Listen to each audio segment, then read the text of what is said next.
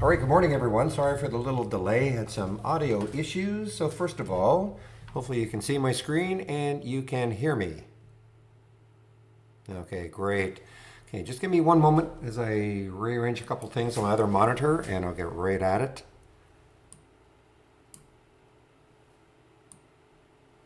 Okay. So I actually did a pre-market trade, guys. I haven't done one. I don't think I've done one this week. Can't remember the last one, maybe a couple of weeks ago. So it actually worked out pretty well. Could have made a lot more if I had also done it on the short side. I took that VCNX right around here. VCNX. I've got it right here at 444.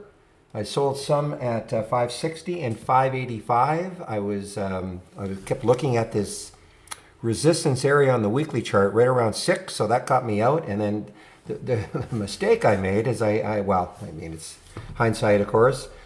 A tremendous short on the way down also. I mean, this went all the way from 6 down to back down to 4, and it's popping up again. But anyway, certainly not unhappy with what I did this morning on VCNX.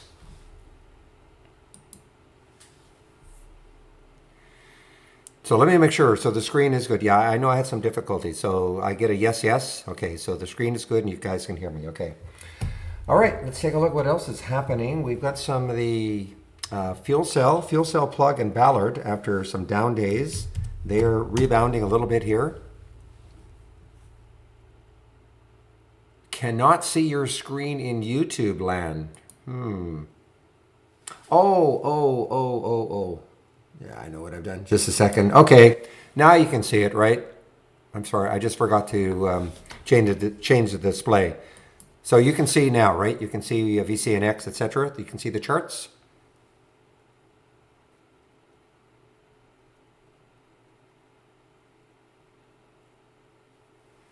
No on YouTube.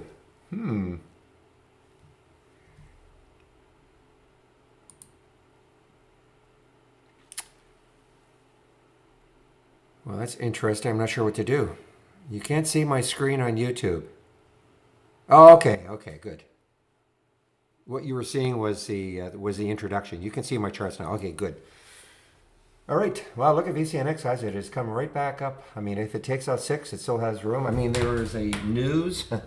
I put in quotes, 2 deals with unnamed companies. That is their news for VCNX this morning. JMP is another one. I almost took this one. I held off, and I'm kind of glad. Obviously, I'm glad I did. JMP jumped. This was an after-hours play. Jumped after hours on earnings, and I actually have an alert set up here. It may not happen now, but around 11:50 for jump JMP.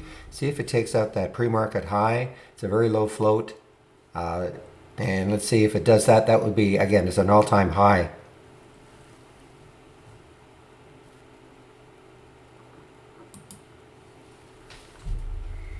MP is a rare earth.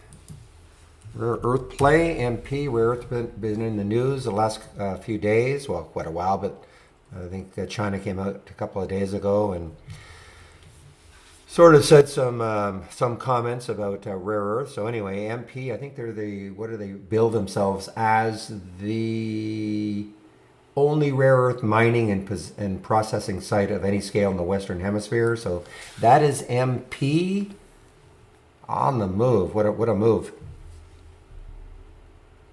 Viot, V-I-O-T, V-I-O-T. VIOT is a gap up. It's a China stock. I'm just trying to see if there's any specific news on it.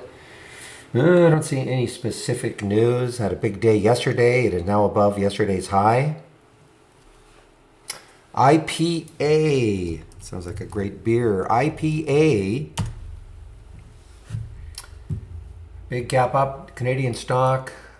Out of near my hometown. So big gap up for IPA. What's the high up here? Way up here is $33. That's a low float. 14 million in the float. I think they did have some news. That's his pre-data from pre-clinical study. So there is some news on it. Look what it popped up to. All the way, I mean, 29, almost $30. Big pullback.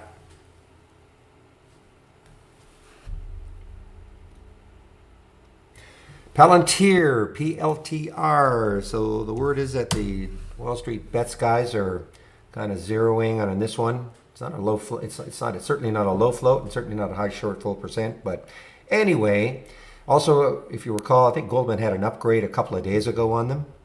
So there's PLTR. Could be an interesting swing, guys.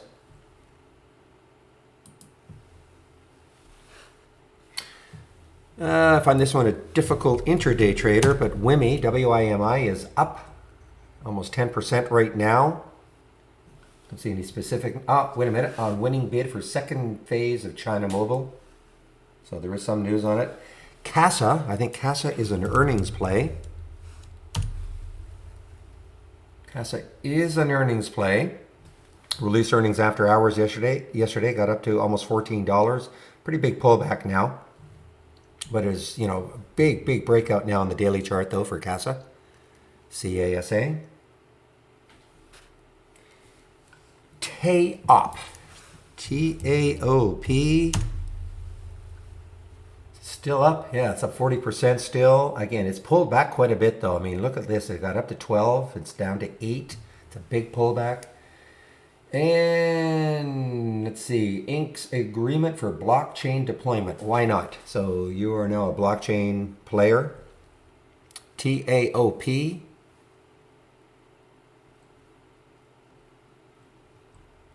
Well, that VCNX is right back up. It takes out 6, guys. It's got room. And NBY, this has been on the move here. NBY has been on the move. You can see what it did 2 days ago. Then yesterday, the only issue, of course, is that it sold off. We got up to 179, sold off to 140. There it is now at 160. I don't see any news. I don't really see any specific news on it.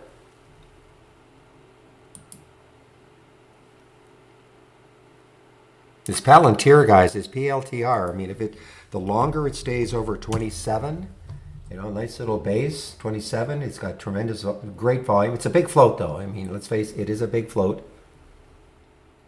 But remember from where it has been at some point, way up here at 45.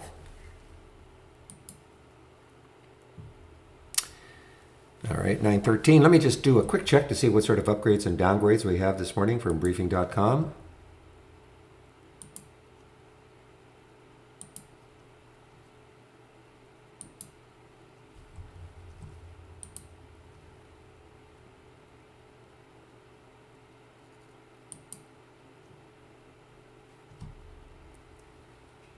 Give me a moment here. Just going to load my email and see what briefing.com has this morning.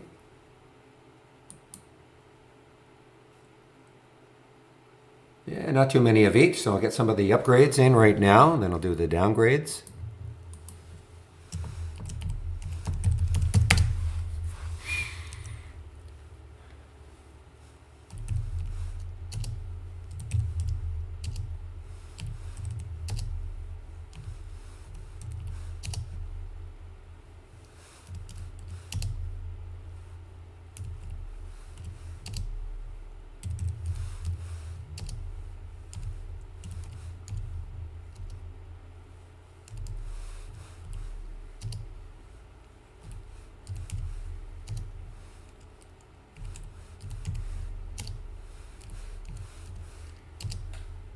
A few more to go. All right, there are some of the upgrades from briefing.com. I will get the downgrades in now.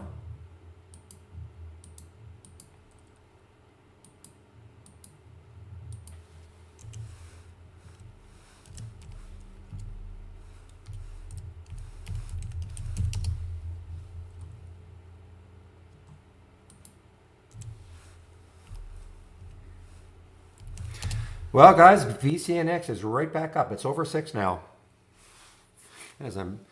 What a great one first on the way up, then on the way down, and now right back on the way up.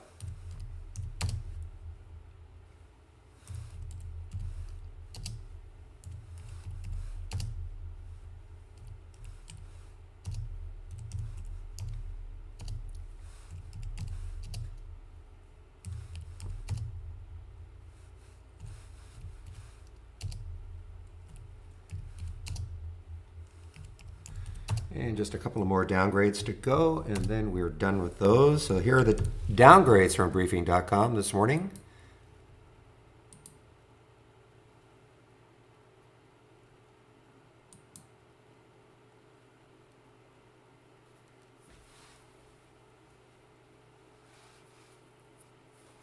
Yeah, I did see Romeo. I saw Romeo this morning, RMO, Romeo Power. Been in a steady decline from, wow, $39, and then there's a 200-day. It didn't get that close to the 200-day moving average. But yeah, a little pop.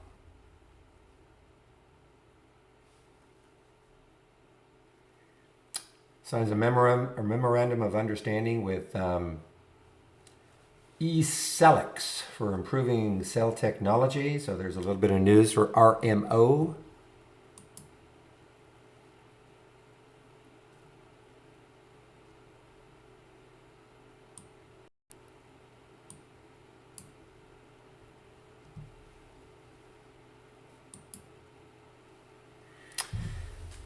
And guys, well, I'm just going to wait.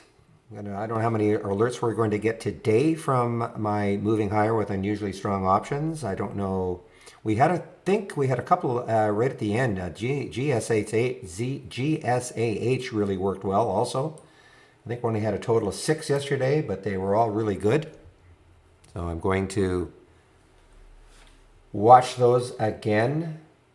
May all, it's all I really want to do is just watch that particular scan, see what sort of alerts we get from them.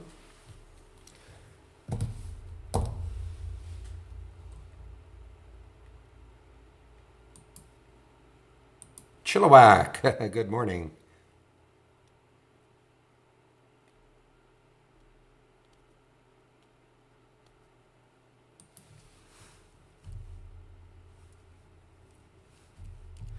Okay, Palantir on the move here, guys. Palantir, PLTR is on the move.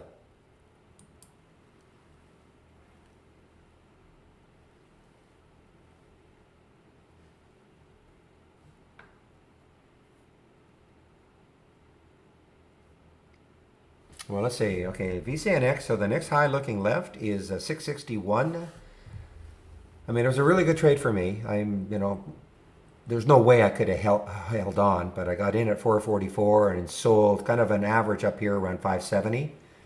This is in the pre-market, and it pulled back. And now that's a big pullback. Remember now, this got up to 597, pulled all the way down to 4.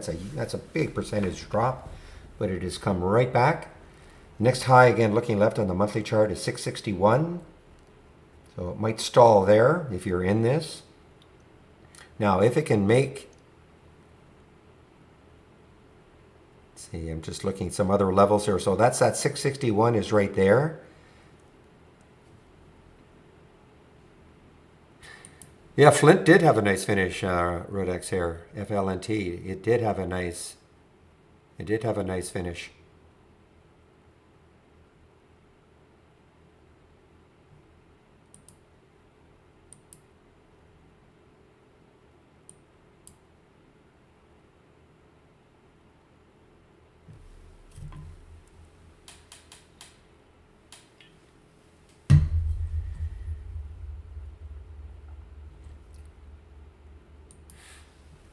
Little disappointed in this one. I mean, I had my alert is set up here. It's probably not going to happen now, the JMP. I thought this might be the really crazy one today.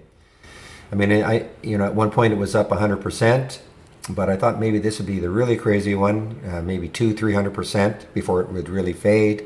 Was an all-time high.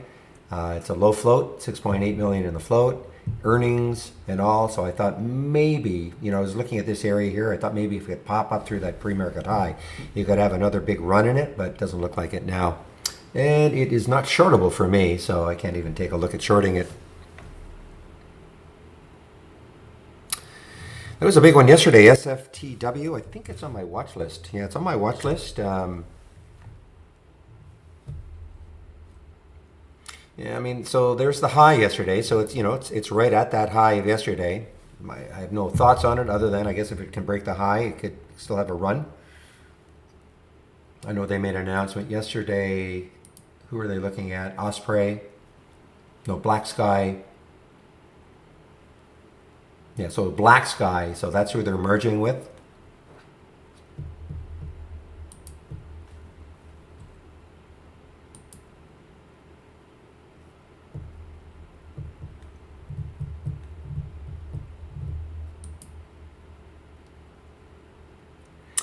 Well, Palantir, there's no question. Palantir is on the move. PLTR on the move. That was a nice break right out here. There's a pre-market high. I mean, it's an interesting swing idea. Not because of the Wall Street bet guys. Okay, they've got maybe something to do with it, but, Goldman did put a upgrade on it a couple of days ago. It had earnings. Obviously, the reaction to earnings was not good.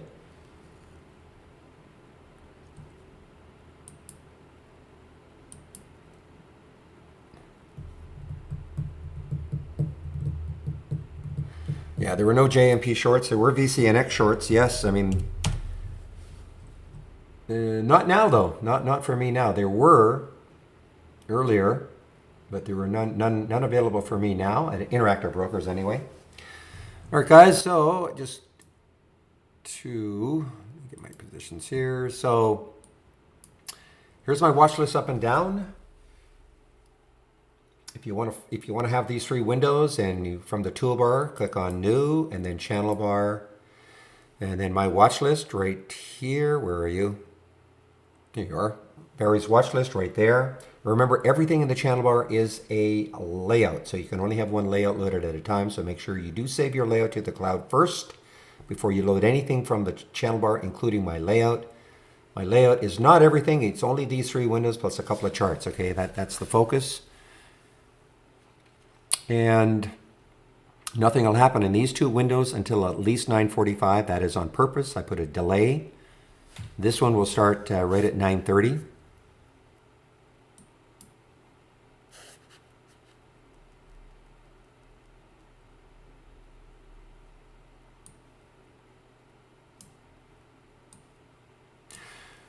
Well, the problem, I mean, JMP, you can't know what's going to make this move. All right, this was after hours yesterday. They released earnings, and my guess is that popped, really quickly. You'd have to look at a 1 minute chart. My guess, I mean, they released earnings after hours, so you can't know it's going to do this ahead of time. So.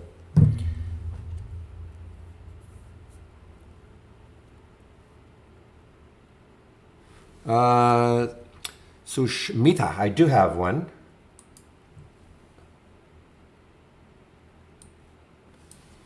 Just pop that in the room here.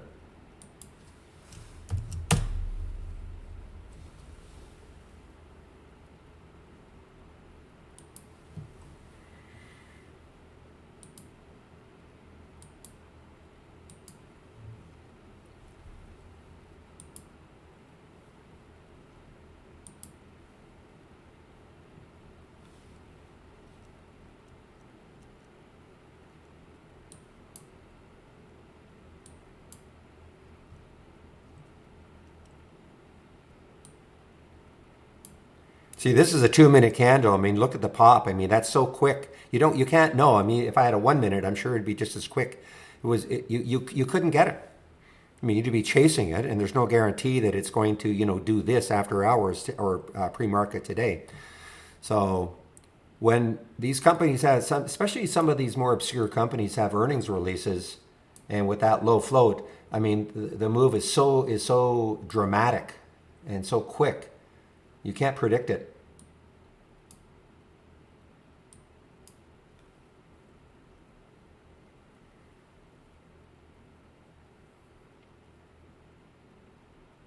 When you say, are these new highs, you mean for today? Yes.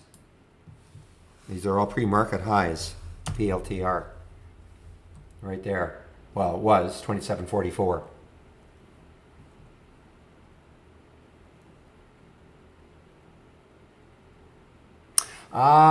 You know what? I'm sorry. I am sorry. Yes.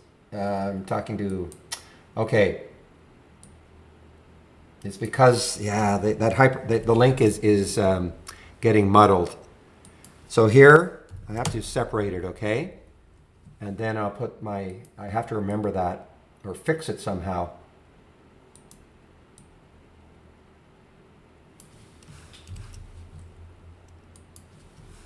Okay, so I've had to separate it. So there's my homepage link, and there's the promo code to use, okay? You're absolutely right, Ali. I don't know why it says sorry, Dave, but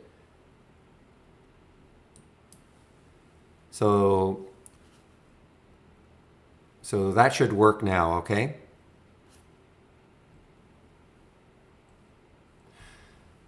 All right, guys, I am going to get rid of these two.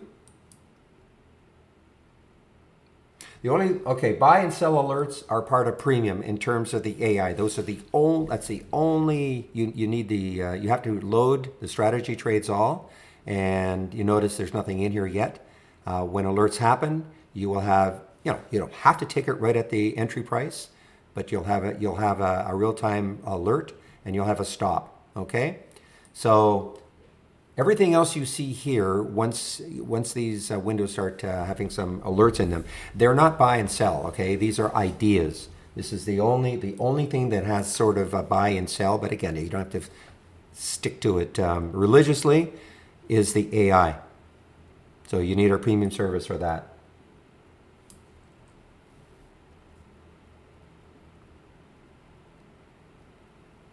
So standard, no, I mean, again, trade ideas, that's what we're called. We're called trade ideas. So everything you're going to see here is an idea. It doesn't mean you see an alert, well, you buy it.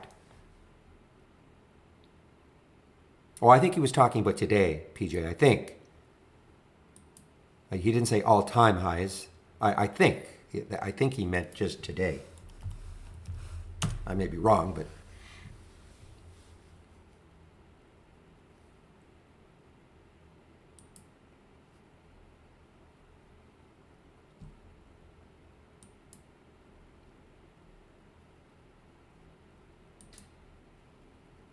There is room. There is room.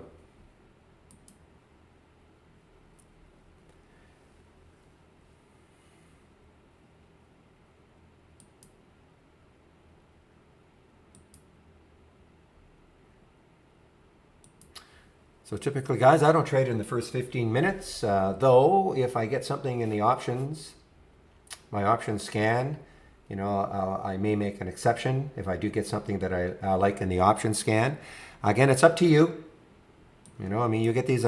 If you have this scan, again, don't wait for me to tell you to buy or sell or do anything. It's up to you.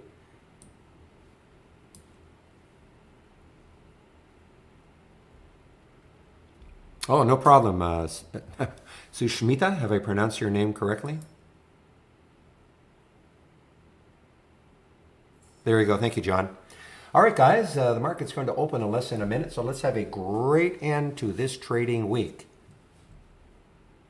Tiger's on the move here, TIGR. There's the all-time high right there. So after a couple of down days, looks like we're having a bit of a rebound. How's that FinV doing?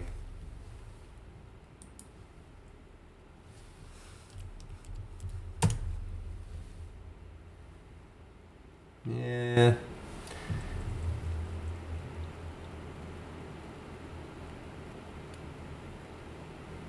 I don't know. Okay, guys, market's going to open in 3, 2, 1. We're open.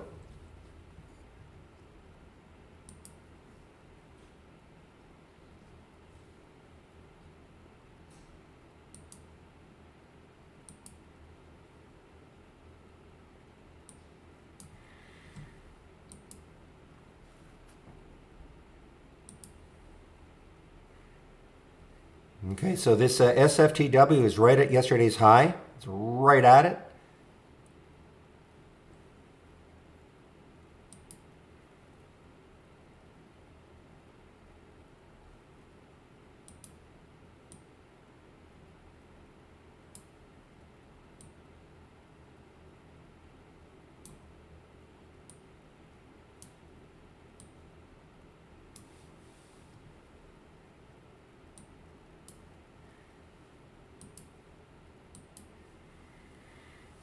Oh, here's a pop for CAN, guys. I think this is a blockchain or a crypto play. I think this is a crypto play. CAN. So look at the volume that is just coming in. Had a little gap in the pre-market. Didn't really notice it that much, but look at this move now for CAN, getting close to that magic 20. A couple of days ago, it did get up to 22.31. Okay, give me one moment.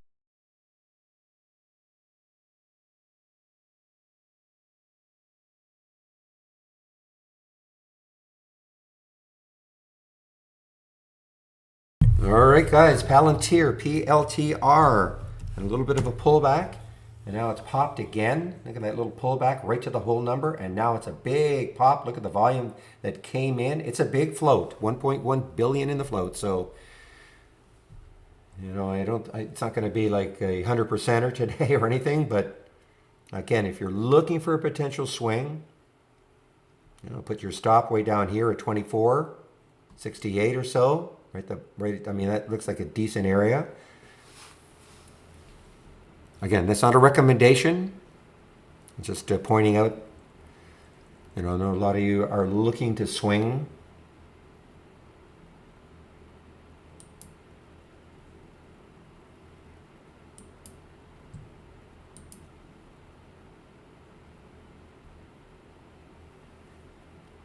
Yeah, I'm not sure what that was doing there. Look at VCNX, guys. Wow, what a comeback from that bounce off 4. I'm just going to do something here, guys, and give me a second. Well, there goes VCNX, and it's in the options play.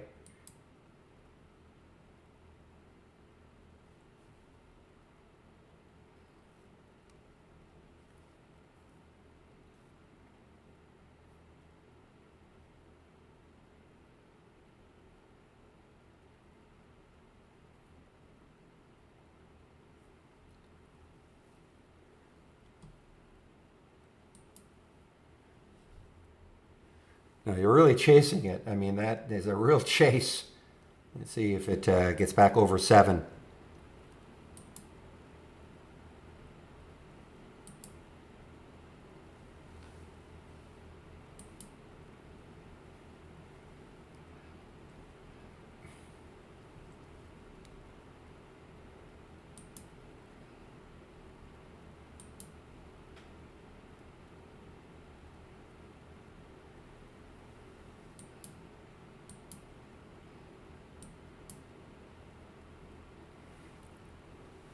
All right, guys. You know, so what happened here is I have my options on auto trade, okay, on the entries, and I just decided to take it off. When I say off, I just sold it. This is in the simulator.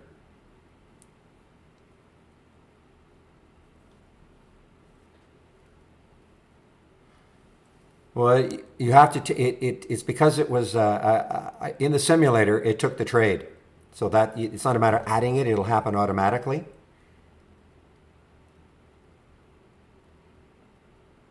So you don't have to add it. If you do anything in the simulator or in your real account, if you have an Interactive Brokers account, these little flags will get added. It just shows you where you bought and where you sold.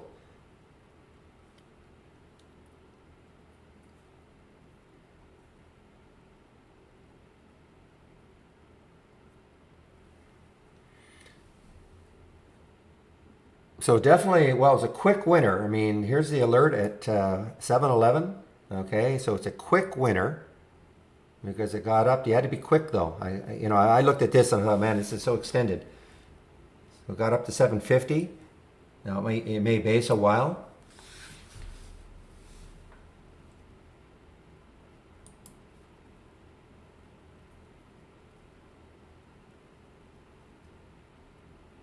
Now here's typically why I don't like trading in the first 15 minutes. Look at Palantir, look at PLTR.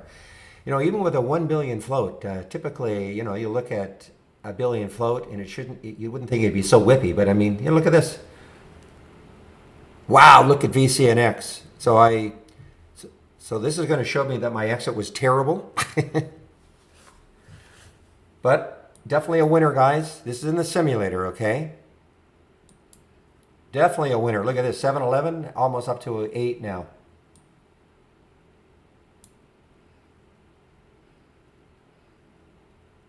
Wow. Look at this, right through, popping right through 8.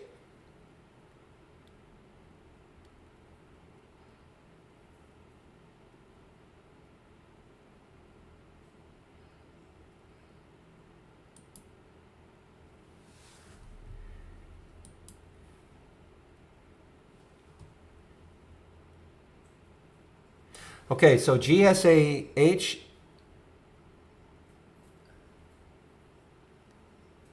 Why didn't it take the trade?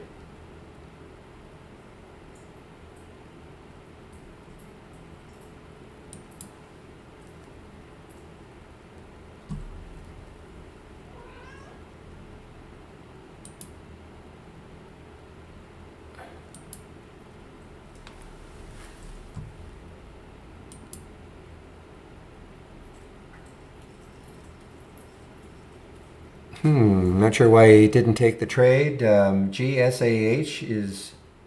Oh, I know why, maybe. Yes.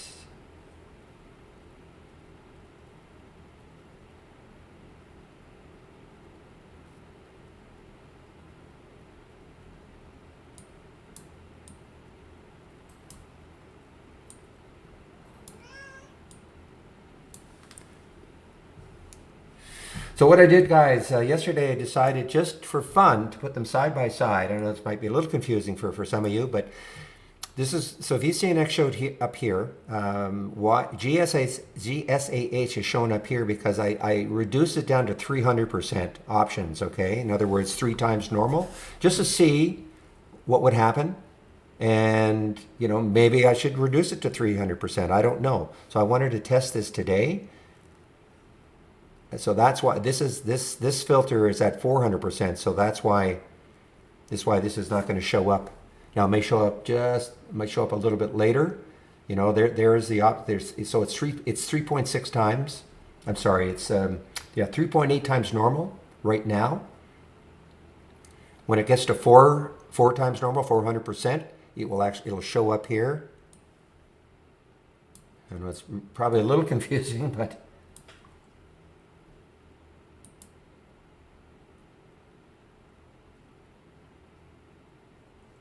and we have a halt. We had some halts here. TAOP got halted on the way up. And PRFX just got halted on the way up also.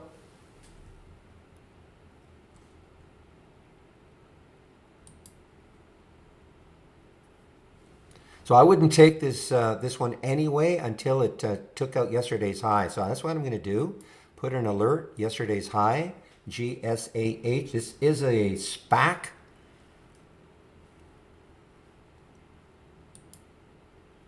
I don't know who they're looking to buy.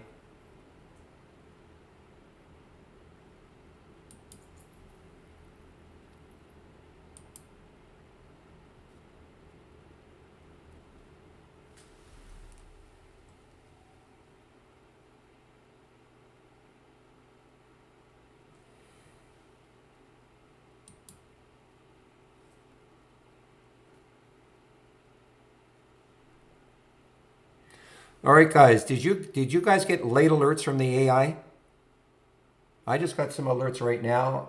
Entry time at 9:35. Of course, it's 9:40. I want to see if it's just me. Okay, thank you. I have to.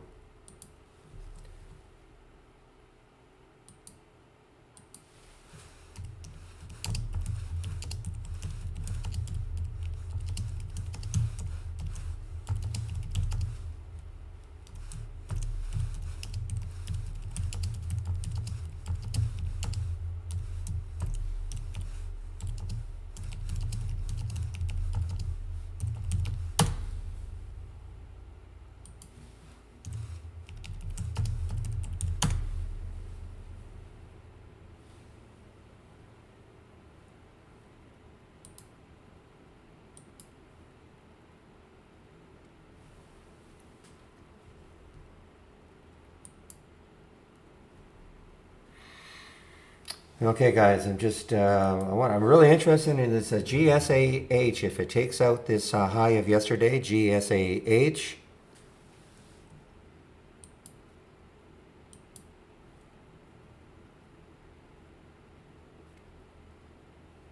Okay, guys, there's VIOT on the move here. This is not going to show up in my options. It doesn't trade options. VIOT.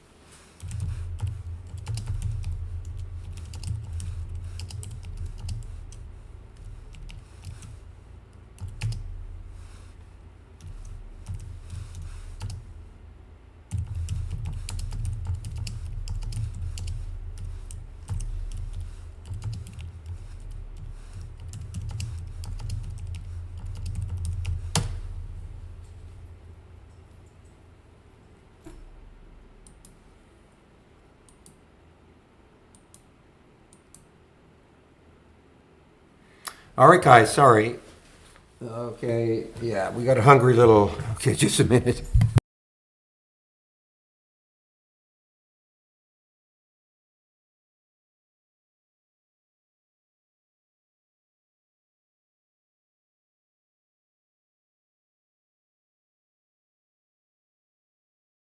Now look at Palantir. I mean, that's is right up again, guys. Right up again.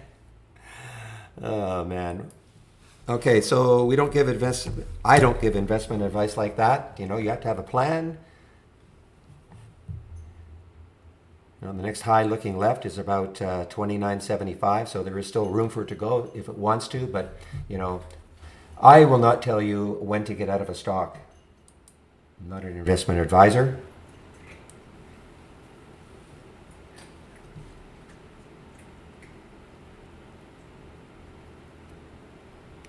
No, no. There's no way to do that. I mean, the green is just. I mean, you can change the color, of course, but no, there's no way to change it, like different symbols, different colors. No.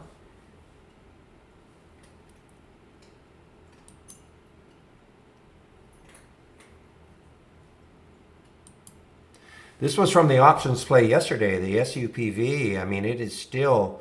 I mean, it's not. It's you know. I think it's in my watch list. There's probably no way it's going to trigger here because it has to take out yesterday's high. Doesn't mean though that it's not an interesting play. It got all the way up to 364. A massive sell-off though. That's a big percentage sell-off, but it is still alive here.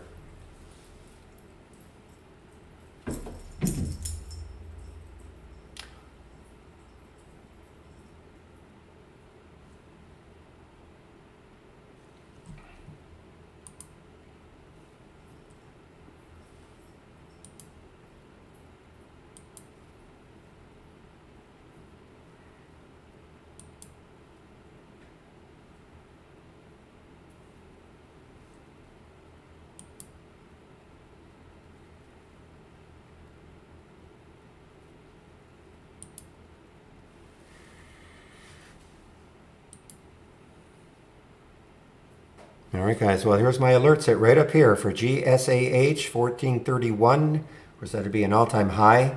This is one of those SPACs. Let's just see if it pops through that high of yesterday and moves a bit.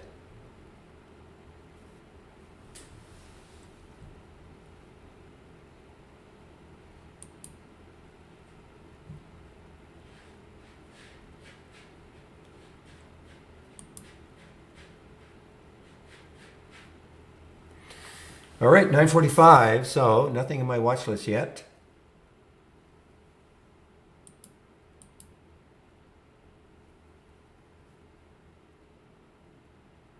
So this was a great move. I mean, I lost sight of it. I mean, look at this. It took out yesterday's high, 1472, got all the way up to 1746. So once it took that out, it just blasted higher. And that is the SFTW.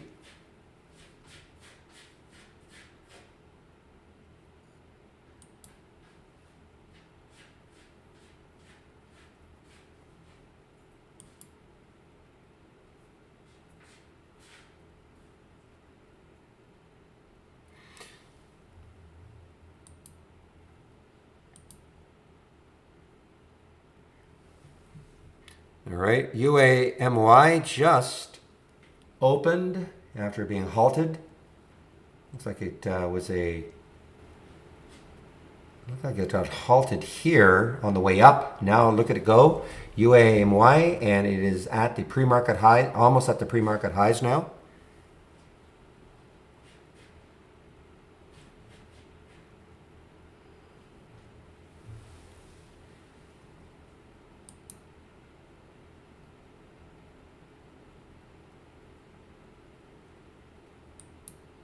Okay, guys, here is a word about the AI. Never mind the fact that we got these alerts a little bit late, but look what happened here. So Viot, there was an alert 1377. Look where the AI got out. Okay, 1349 for a loss. In a million years, you should not ever allow that to happen. You get an alert at 1377. It goes up to almost $1. You cannot let it come right down and then below and then get taken out as a stop.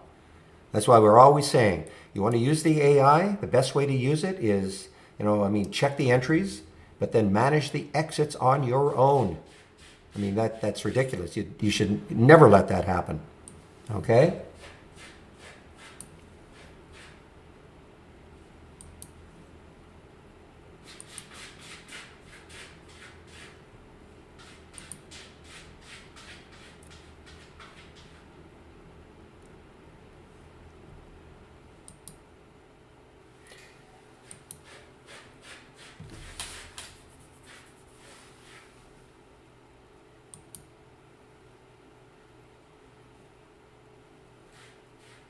Now, let me see.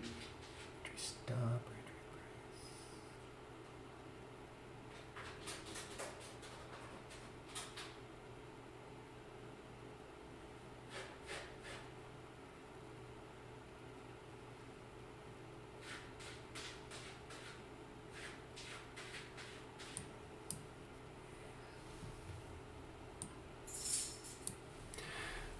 Wow, VCNX. Wow. I mean, it's been, a little bit of jumpy. Well, not as jumpy if you look at these lower time frames, but look at VCNX now. So again, guys, 711 on the alert, 18.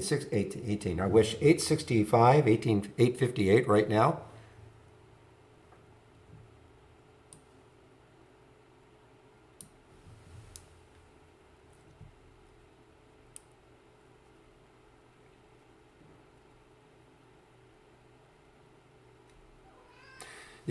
Yeah, you can't do it vertically, Jaybird.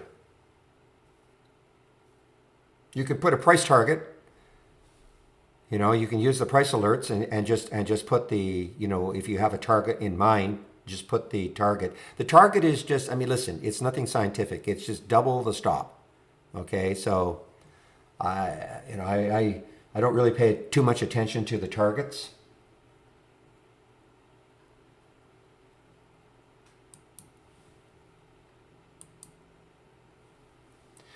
All right, here we go, guys. Ears is halted now because of volatility. Ooh, look at the room this one has. Ears 662 is the next high looking left.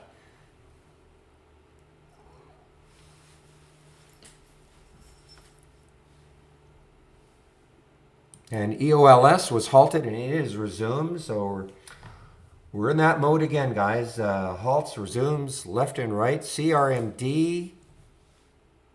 This is an AI alert. I can talk about it now. 1746 was the alert.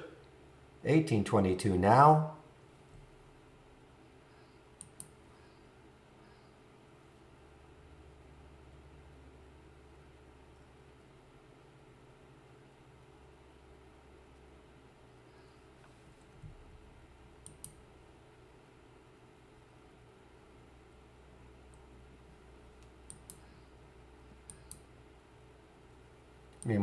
Give me a moment, please.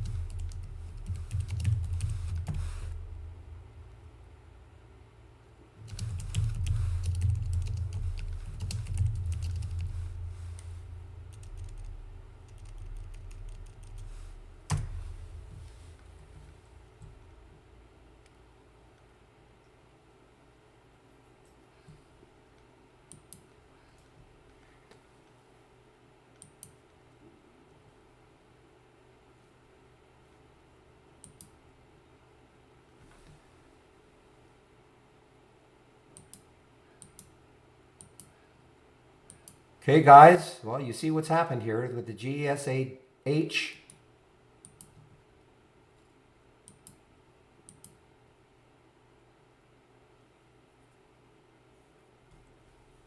So it did trigger at 1424. Let's see if it holds.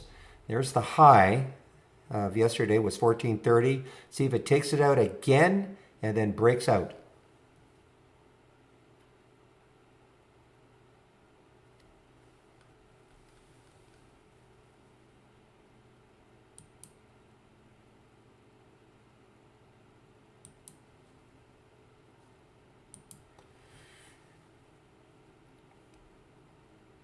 Okay, guys, on the Viant, we have a re-entry price of 13.56.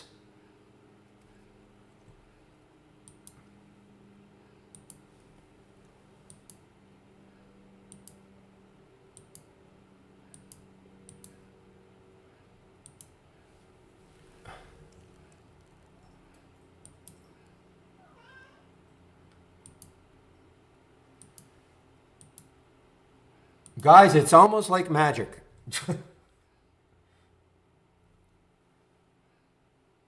I'm telling you, it's almost like magic. So here's the alert, 1424. We're at 1467 now. Got up to, you got to be quick, okay? I'm not saying this is going to just continue and run all day long. But if you're looking for quick hitters, I mean, it's almost like magic.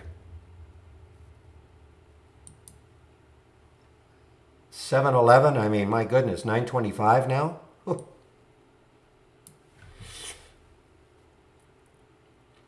Yeah, you're going to have to go to info at, obviously I cannot help you, Libra. I have no idea why that's happening to you. So you're going to have to go to info at trade-ideas.com. You can see that they're doing it for me.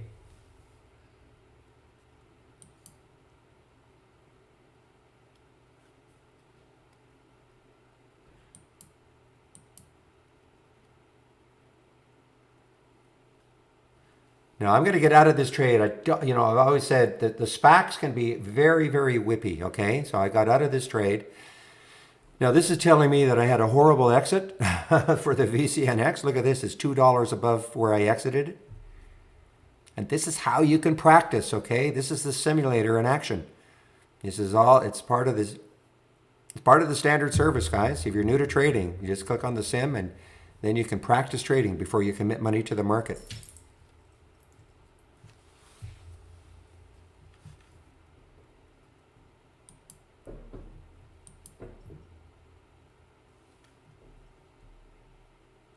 So you can see why. I'm just waiting all day for these. I mean, I might only get 4 or 5. You could get 10 alerts in the entire day. I'm just prepared to wait to get these alerts. Now again, if you want those alerts, you want that particular scan,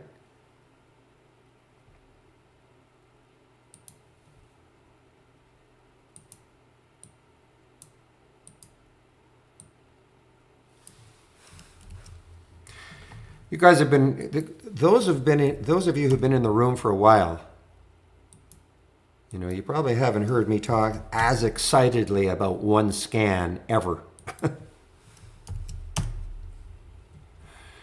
So this is how, okay, if you click on my home page, the home page tab in the trading room, and I pop the link into the YouTube room, click on my home page, click on my link that's there.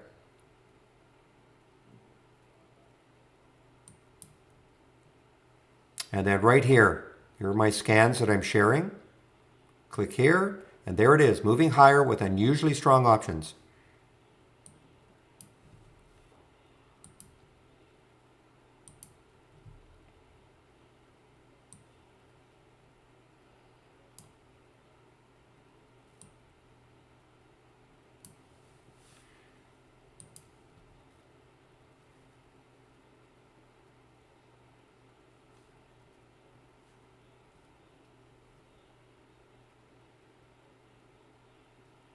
No, I know, PJ. That's why, you know what? I mean, I see all sorts of other things flying around me. I'm not saying I'm going to ignore everything else, but pretty close. Why would I do it? You know, and if you're new to trading, you know, the beauty of it is that you don't get very many alerts during the day.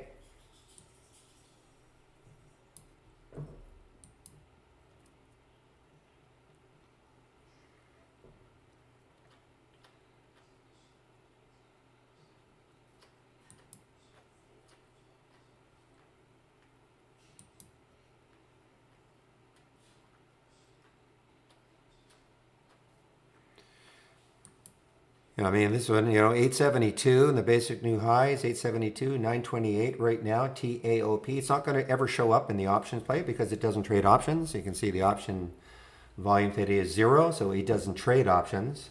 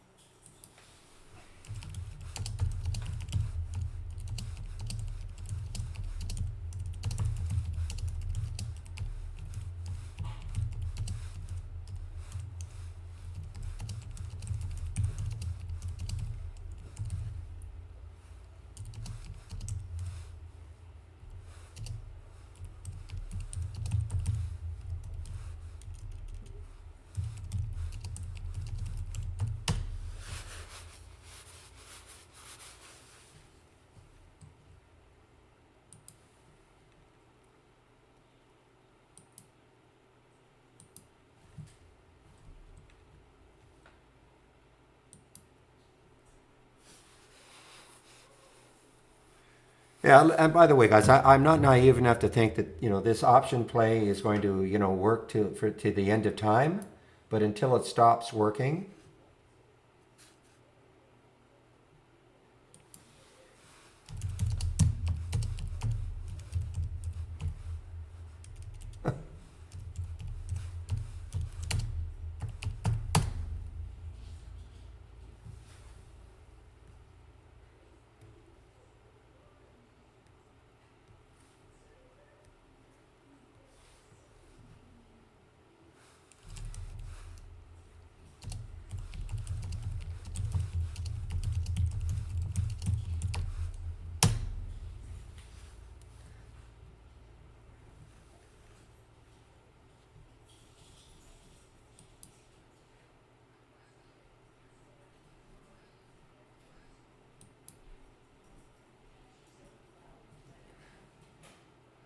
Well, unbelievable. Look, I mean, this is in this simulator. This is telling me that this is one of the worst exits I've ever done. It's $2, 221 away from where I exited.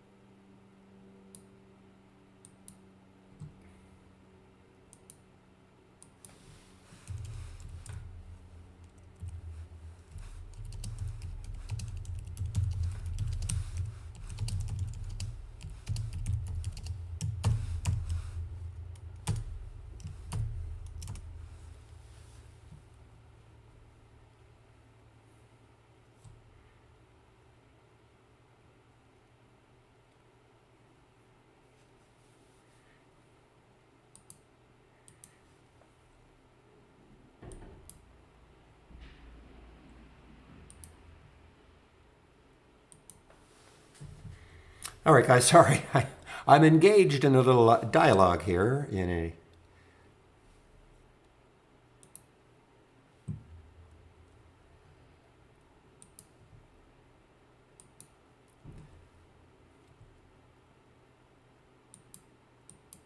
So as I was saying with the ZSAH, you've heard me say this probably a few times.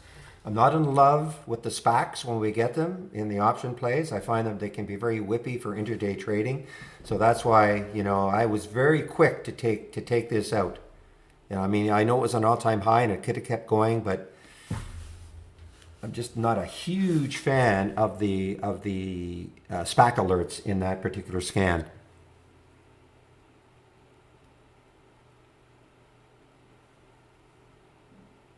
Very dangerous, Tom. You can toggle back and forth, but you'd have to know. You can toggle back and forth, but you would have to know which if you're in simulation or.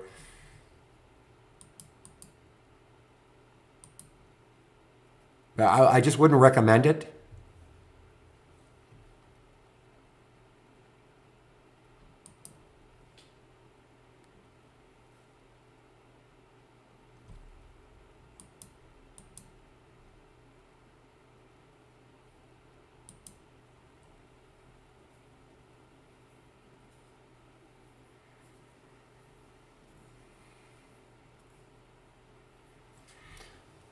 All right, guys. So I am just going to bide my time. Wait to see when we get the next one. I mean, there may not be another one, but I'm talking about the moving higher with unusually strong options.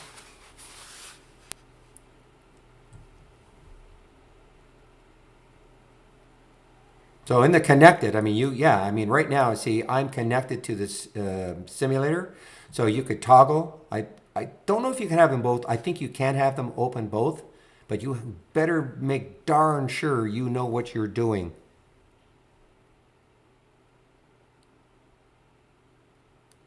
Yes, Bruce, it has. Yes, you need our premium service, Tom. That's what I'm doing here. I'm auto trading my entries, okay, I'm auto trading these entries right here. This was I guess I forgot to close this one out last night, TCS. That's why it was here. So I am auto trading the entries, and you need our premium service for that. In order to do that, you can watch this video.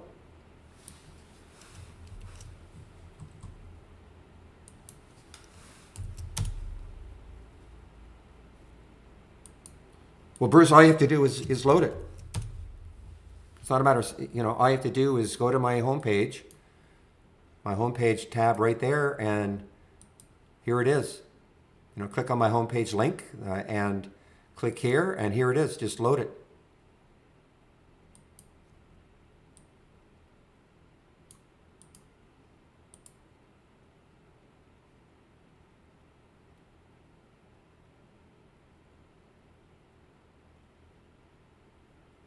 So in order to set these up in auto trade mode, you create your strategy that you want to do, that you want to auto trade, save it to the cloud, and then you go to this tab right there, strategies, and then you right click, you right click and load from cloud. Highlight it, load it. I'm not going to do it, it's already there. Now it's in here, and then now you have to create the strategy, okay? Like, how do you want to trade it? So you have to go to edit trading strategy. I can't tell you how you're going to do it, but these are your options up here. Then the next step is to turn it on. Right click, strategy. Right now, if I click this, it would disable it. You see how it's enabled? You just highlight it and click on here, and then it gets enabled. You have to do it every day, okay?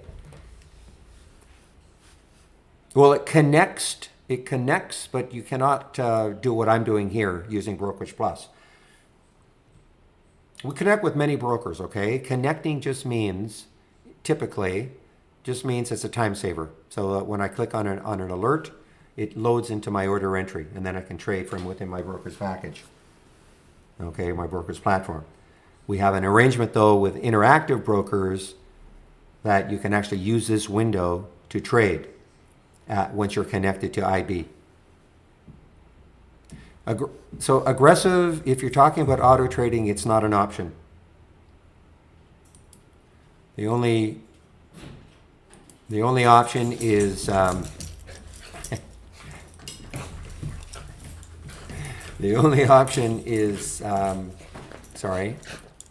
conservative or moderate, okay, not aggressive.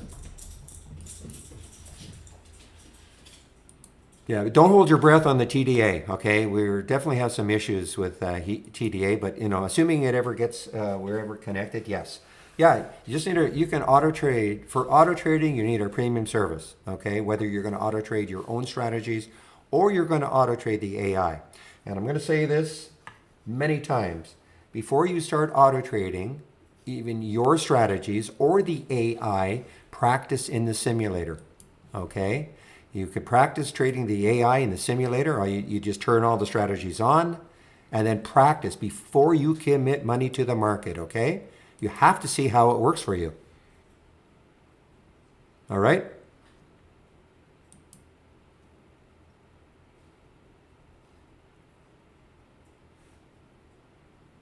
Do not rush into auto trading or any sort of trading unless you've practiced.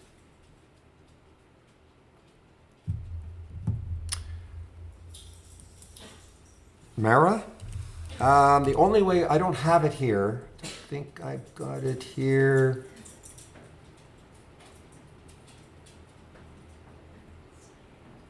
Yeah, you'd have to look at the short float percentage increase, okay? So you can use this filter.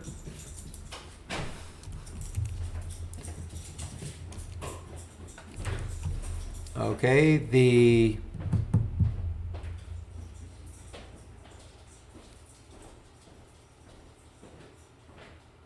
have we taken that out?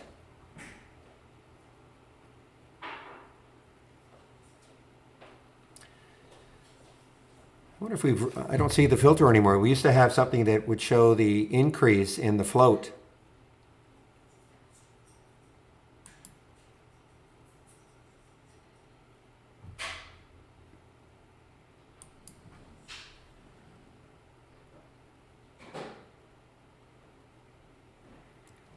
Yeah, I don't see that filter anymore. It's you guys still have that. You know the one I'm talking about. It would show the short float increase,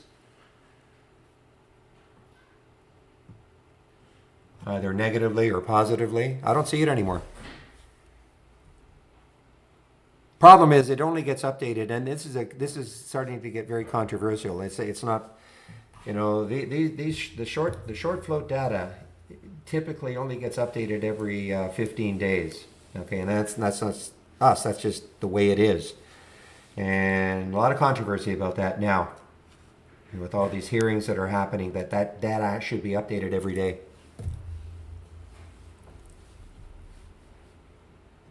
Ah, right. That's why I really don't. Yeah, you're right. It's short float, short growth. Yes, it should. That's crazy. It should say short flow. There you are. So short growth. You're right. So you can add that filter then, and you can see what the growth is. Negative number will mean it's decreasing. Positive will mean increasing.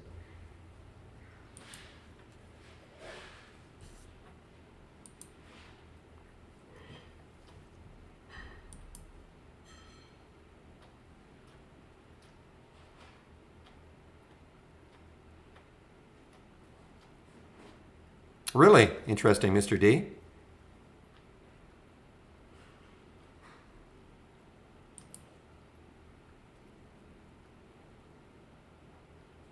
Yeah, so the number of alerts today more than 30 just means it's made at least 30 new highs. Okay, so it's just another way of looking at momentum.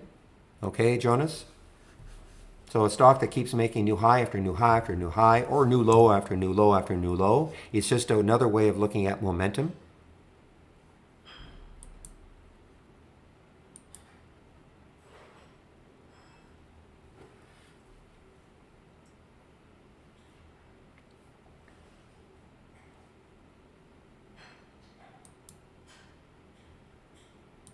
Okay, now GSAW is right back up again, GSHH. So now it's maybe settling down a little bit. I mean, it had the big pullback down to underneath 14. So I mean, I will use this as a watch list all day long. Sometimes, you know, you'll get the pops, and then they'll drop, and then they'll settle, and then they'll move again.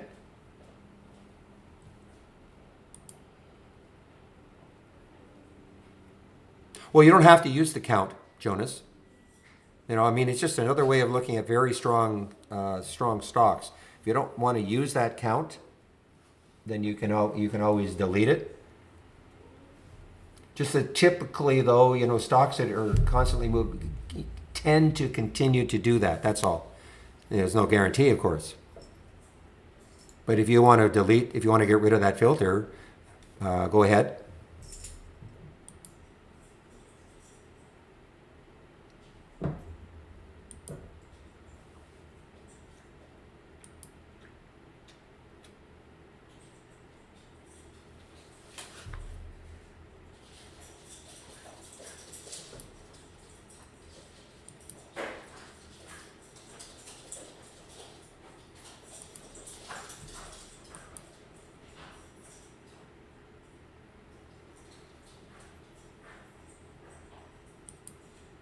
I mean, one of the reasons I don't get very many alerts in here, and that's you know, by design. You know, I've got some pretty tough filters. You know, I mean, well, first of all, I'm only looking at this price range. You know, so if you take this, if you load this window, I mean, you can adjust the price range if you want. This is the price range I like to look at. You know, it has to be trading at least 300 or 3 times normal.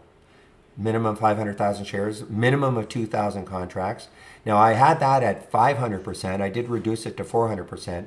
So it means that it has to be trading at least 4 times the number of contracts that it would normally have done over the last 10 days. Okay, and then the number of alerts is 30, so it's had to also have made 30 new highs. So these, typically are going to be very strong stocks, typically. And then when it makes a new high with all these filters in place, I get a real-time alert.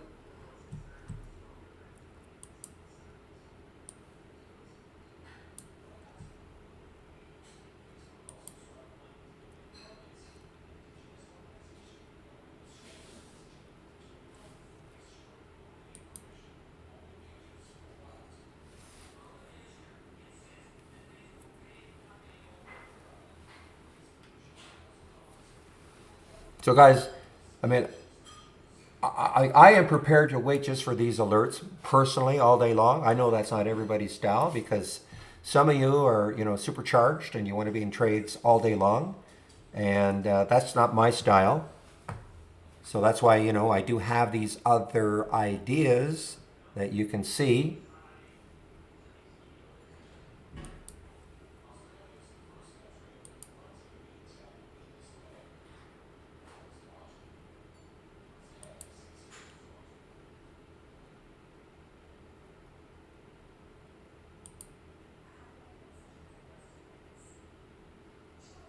Yeah, I don't do that, Bruce. I'm sorry. I don't do the one-on-ones, and we don't actually teach trading here.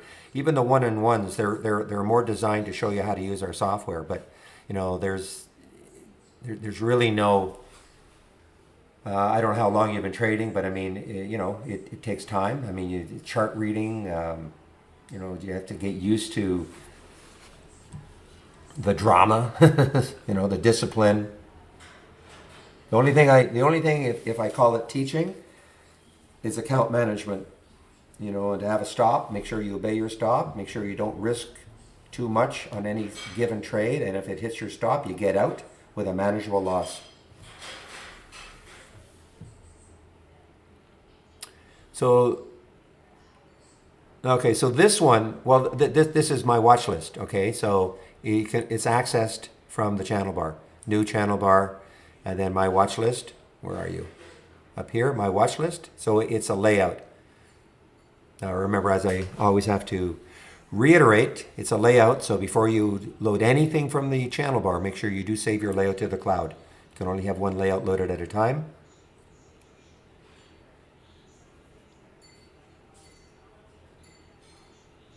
CRMD, okay, CRMD. It's not terrible. I mean, it's 7 cents right now. I mean, it may have been jumping all over the place, but it's 7 cents right now. So for an $18 stock, it's not. But as you know, that spread can change. But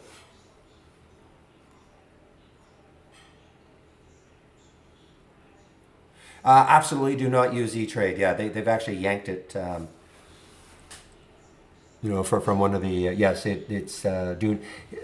Guy like Panda, I think yesterday Panda said you I don't know if you're in the room. You took a trade, auto trade using E-Trade and Brokerage Plus.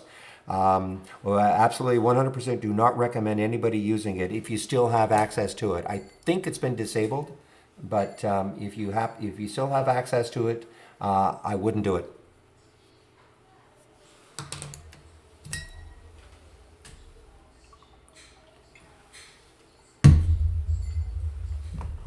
I mean, IB works great.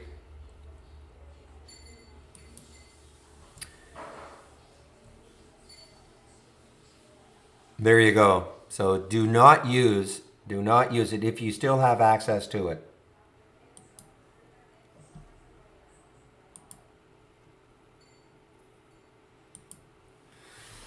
Well, I should be back in this GSAH, I think.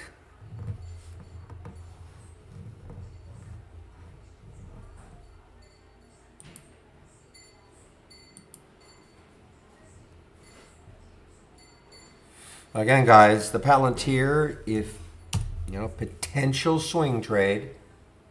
I mean, you can see where it could get to. They're up to this area. It is coming back. Earnings are past now.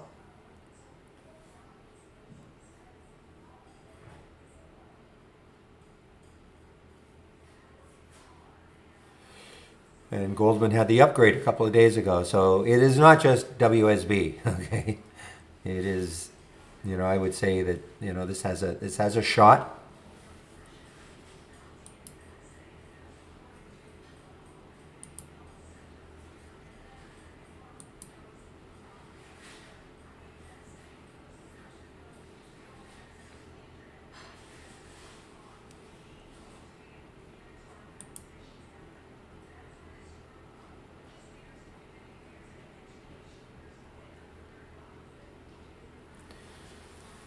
Um, I know there. I mean, there are other people in the room that might. I know there's obviously if you Googled, chart reading, candlestick. I know there are books out there. Others in the room might. I off the top of my head, I can't say. This is the book you should look at. I'm sure there are. So the question is, any suggestions on where to find information, how to read charts better, and learn about indicators? I'm not a big indicator guy. Number one. I've got the 200-day moving average, and it's almost I really pay supreme attention to. There you go. So SQ is saying Martin Pring. All right, Zelly, good for you.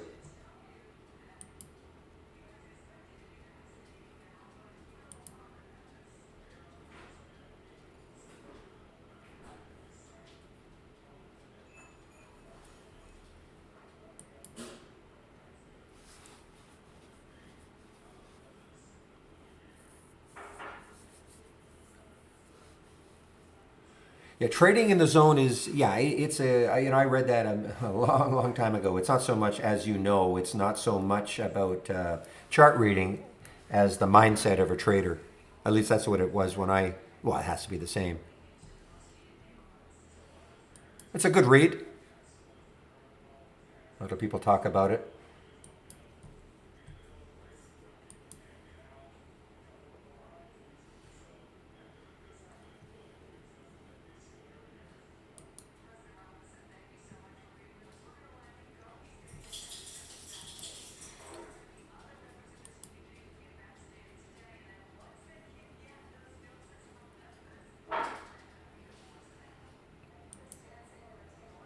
There you go. So you've got all sorts of ideas now, Keith.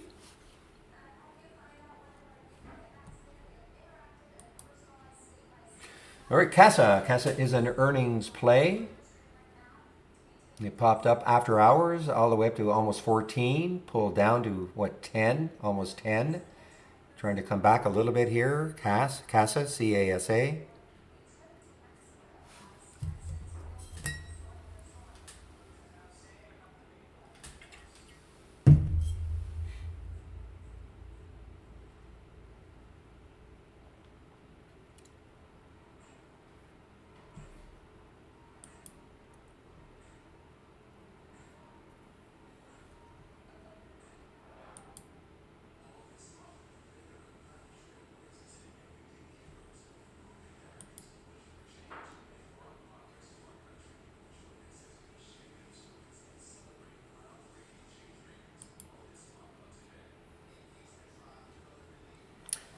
Sabre. So what's happening in the airline industry? Are the airlines moving a little bit? Sabre is usually, let's see what Jets is doing.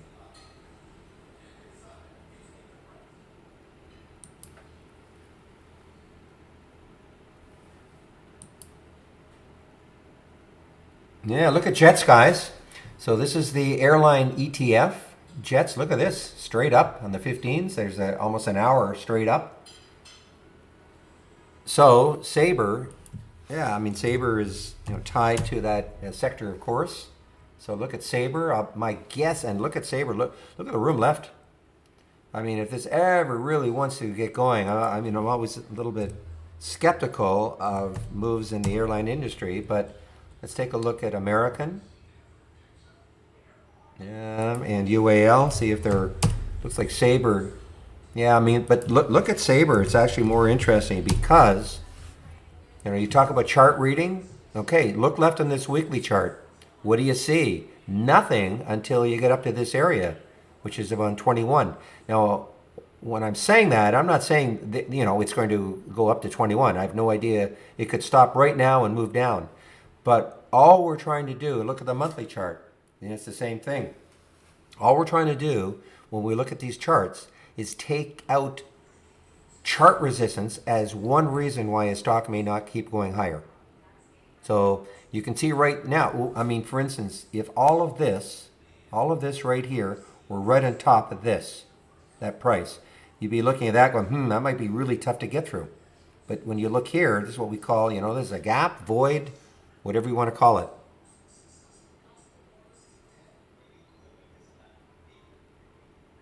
Here we go. Another candlesticks by Steve Nison, Nison. Another.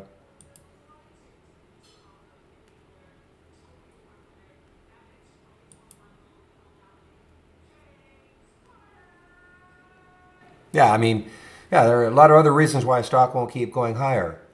Maybe, people look at this and say, wow, this is overextended. I'm going to, profit taking coming in. You have to be aware where the 200-day moving average is, but, that's way underneath it or way above it. If you're real were here, you might talk about channels. It's, it's getting extended on a channel break, things like that. I just look. I try to simplify things, so I just look at these weekly, monthly, and the daily charts, and these are the sort of ones that gets me excited because there's nothing really blocking it.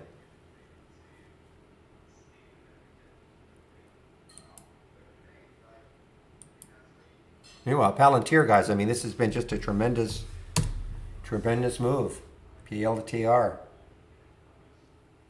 And, this up 13%. I mean, that's a big move for a stock that has $1 billion in the float.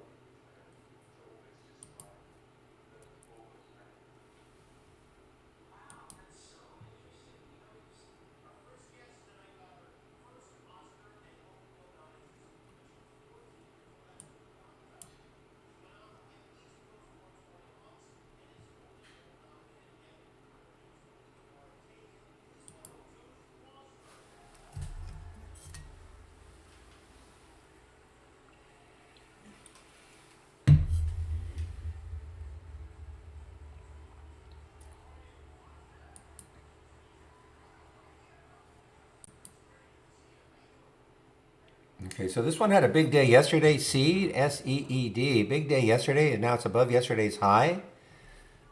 S-E-E-D.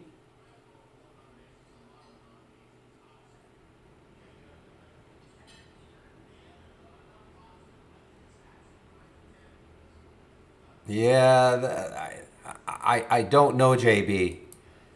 See, I don't use Brokerage Plus to place my orders. Okay, what you see here is the simulator. When I do my orders, I'm just because I'm not in very many trades at the same time, and it's not that big a deal for me. I mean, before we had Brokerage Plus, of course, I was just using the order entry within IB. So I'm so used to doing it that way. So I'm not actually using B Plus to place my orders. There's no way I'm going to do this, and no way I'm going to toggle back and forth. So I don't know if I can help you. Well, I know I can't help you.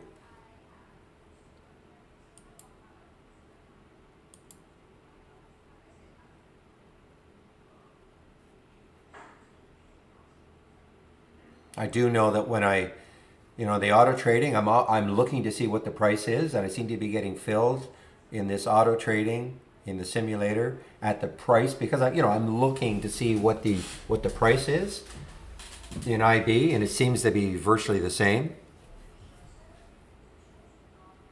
I haven't seen a big discrepancy there, so don't know what to say.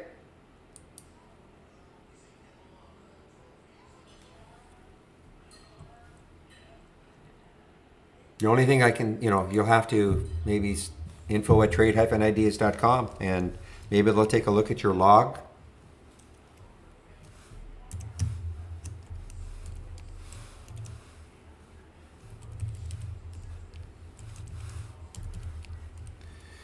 What you really, you can, you go to help and send files to support, okay?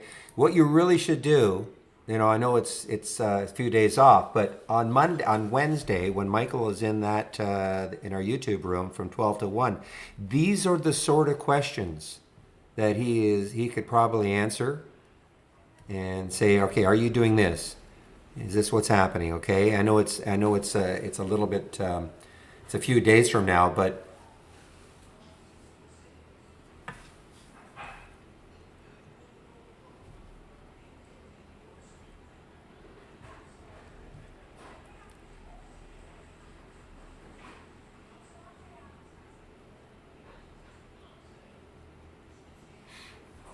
all right. Well, how fast moving was it? I mean, I have no idea how fast moving it was.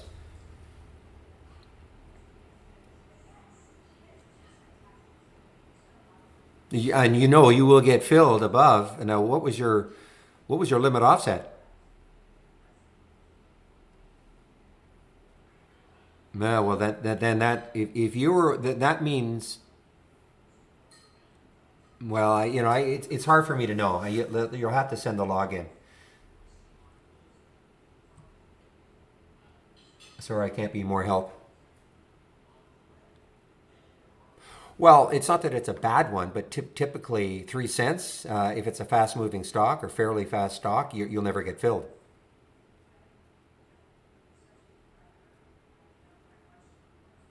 So, I mean, that's it. Well, it's hard for me to tell you what is going to be a good number, okay? Because it's up to you to determine, okay, if I get an alert at $10, I mean, listen, if I get an alert at $10 and there's lots of room and the stock can go to 15, who cares about the offset? You could put a 10 cent or 15 cent offset, right? In other words, you will if it's a fast moving stock, you'll take it all the way. If you had a 15 cent offset, you'll take it all the way up to 10.15. So it's hard for me to say, well, you should use 15 cents or 10 cents or 5 cents. It all depends on how close to, the are you in for scalping, or are these designed for longer term holds? If it's a longer term hold, then you probably want to have a higher offset because you want to get a fill. I'm using 15 cents in this. I'm not recommending. And rarely I'm looking. I'm seeing where the fills are, and I'm also checking to see what the price was. It's rarely am I getting a fill like 15 cents away. It might be 3 or 4 cents. I've put 15 cents just because I want to ensure. I think these are pretty fast moving stocks, so I just want to ensure that I get the trade.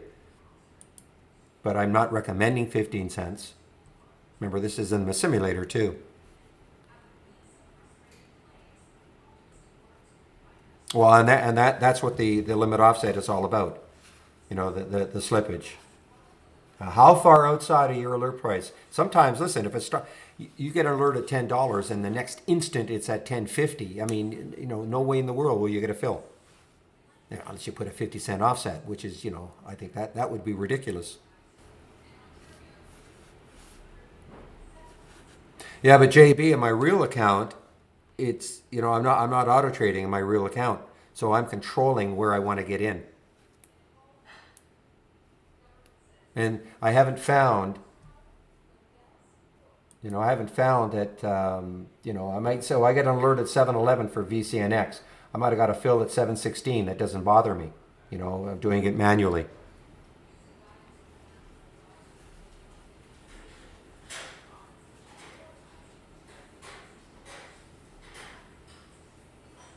Okay, one Stevie. Yes, so it's very easy. Just right click on the alert window. Wow, it's 10:30 already. Fast morning, so I've forgotten my intro to everybody. Well, first I'll just help you, one Stevie. So right click on the alert window, properties, actions. All right, this is the box that'll pop up. You check the play sound, set up the sound. Now, you can have one of your windows text to speech, okay? And the reason you only want one, because the whole idea of putting sound alerts on is that you want a different sound alert on each window. So when you hear the sound alert, you'll know which window to look at. So of course, you don't want them all text to speech, otherwise you'll never know where the alert's coming from. So you can put one text to speech, and then if you want, you don't have to. And then otherwise, check that, the use custom sound, select it, and then we have 3 folders here, and each folder has, oops,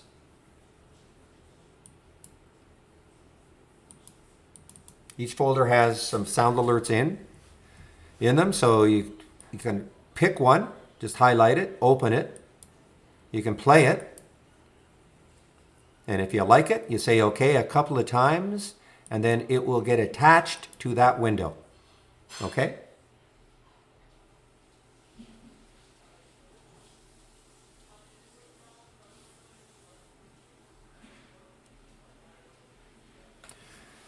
Well, you know, I've been asked a question about currently with Robinhood, don't judge, but with the recent developments, I want to move brokers. I know I talk a lot about IB. Why do you recommend them? So it's not so much that I recommend them, okay? I've had IB for 4 years. I've had 0 issues with them. They never have, I think maybe once in 4 years, though I don't even think that's happened, that I've been actually frozen out of the account. So I find it highly, highly stable, number one.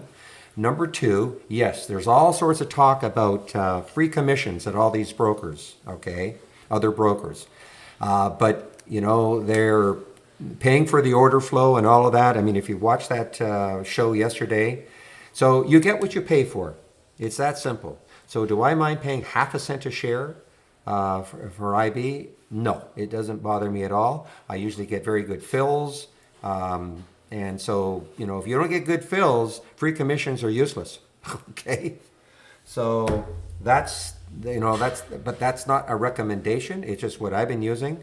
And of course it works, you know, works with our Brokerage Plus. All right? So that's why, I mean, again, it's not a recommendation. It's just, that's what I've been using, and I've had 0 problems with them. Everybody talks about poor customer support, and you know, I just haven't had I haven't had that experience because you know, I only had to talk to them once in the first week, and I haven't had to talk to them since. So,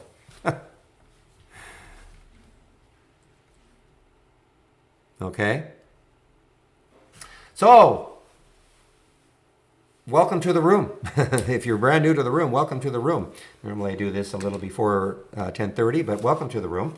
This is the format, Monday to Friday between 9 a.m. and 3 p.m. Eastern Time.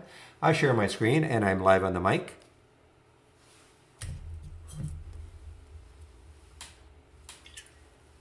Yeah, and my last word on IB.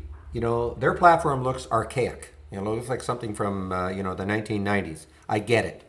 It doesn't bother me, okay?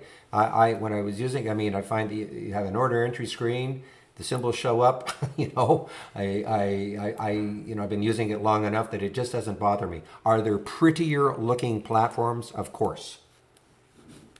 But it just, I view these brokerage platforms as no more, no less than just a commodity. Once I get used to it, I don't care. All right, so I want to talk about, well, how you can take out a subscription to Trade Ideas. So I'm just going to pop into the YouTube room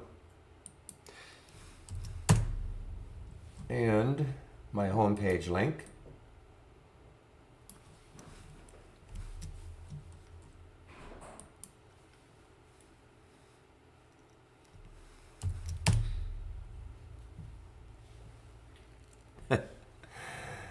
All right, so in this in the room right here, okay, you'll see there's a tab, Barry's home page, and right there is my link to my home page. When you click on it, this is what you will see. Yeah, but again, you get what you pay for. So yes, you can talk about commissions at IB, but if you're not getting good fills, you know, then your commissions, the fact that you're getting a free commission is not, or if your platform is not stable or reliable. I mean, I hear so many people talk about TOS, charts freezing up, doing this and that. All I'm saying is you get what you pay for. But, you know, I'll get off that, my soapbox for that. So here is the promo code you can use, Barry for Alpha. 15% off the first month or the entire year. Click on Get Trade Ideas. I'll show you how much Trade Ideas costs. Okay, we have 4 plans. We have premium and standard on an annual basis. Premium is $22.68 a year minus the 15%, and the annual is $10.68 a year minus the 15%. The big difference between premium and standard is the AI. There are other differences, but the main reason people want our AI is so they have access to what you're seeing here. You know, it's you don't do anything. When I say you don't do anything, the alerts happen automatically. There's nothing for you to do. You trade them as you see fit. You don't have to take out an annual plan. You can go month to month if that's what you want to do. Standard is 118, premium is 228, minus the 15% for each. Remember, only for the first month. Okay, the promo is only for the discount's only for the first month. So after that, you'll be paying full price, 118, 228. On my homepage, you can also sign up for the trade of the week. It is sent to you before the market opens every Monday morning. I do a recap. I think I'm going to be able to do it again today. I've had some issues with my capture program. All my scans that I'm sharing right here, and here's the one I love, the moving higher with unusually strong options, but I have a lot of other scans that I'm sharing. Education link right here. Okay, and I want to put this one link in on its own.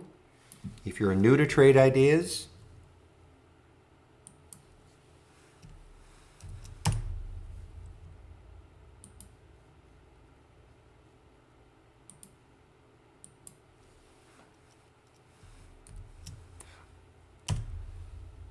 no timeline, and I don't think I mentioned it. It has been mentioned that they are talking to Fidelity now. Yes, but you know, I'm not going to put a timeline on it. I mean, we thought E-Trade and TDA would be up and running now, but we had some major issues with TDA on delayed quotes, and obviously we ran into some issues with E-Trade. So there's no way I'm putting any sort of timeline on it. Okay, but we are talking to Fidelity. Yes. So I put the link in for the 20 short lessons. So if you're new to Trade Ideas, again, I really strongly recommend you take a look at this. You know, it goes over all the basic features of Trade Ideas. What is a top list? What is an alert window? Building them, creating them. Okay? If you don't have Trade Ideas, you can also look at this so you can see what some of the basic features we have are. Look at Palantir, guys. I mean, this has been a great PLTR. It's just been a great trade off that 27 so far. More education. Daily support sessions. So between 12 and 1, another trader takes over for me in our YouTube room. Today it is Andy. Okay, so he'll be in the YouTube room between 12 and 1. That's when I take a break at noon. I'll put the link in before I take a break. This is, of course, the free trading room. This is this one here this one here. That's the free trading room right here. Daily webinars, Monday to Thursday at 5 o'clock Eastern Time, all archived. Though I think it's hard to find. Somebody mentioned that yesterday. Educational videos. A lot of educational videos right here, and some ebooks that we created. So a lot of information from my homepage, and there's the tab right there, okay?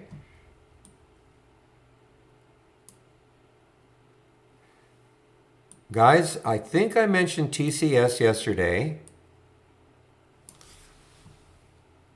Ooh, no, did I miss one? Okay, so I see CASA. CASA came into my option plays.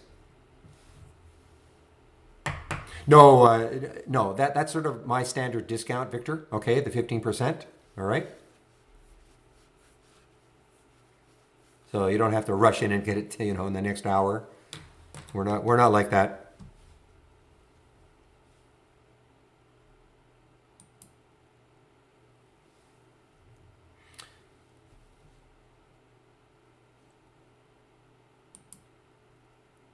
All right, let me Let me just stick an alert here because for CASA, I think it really, it should probably take out that whole number.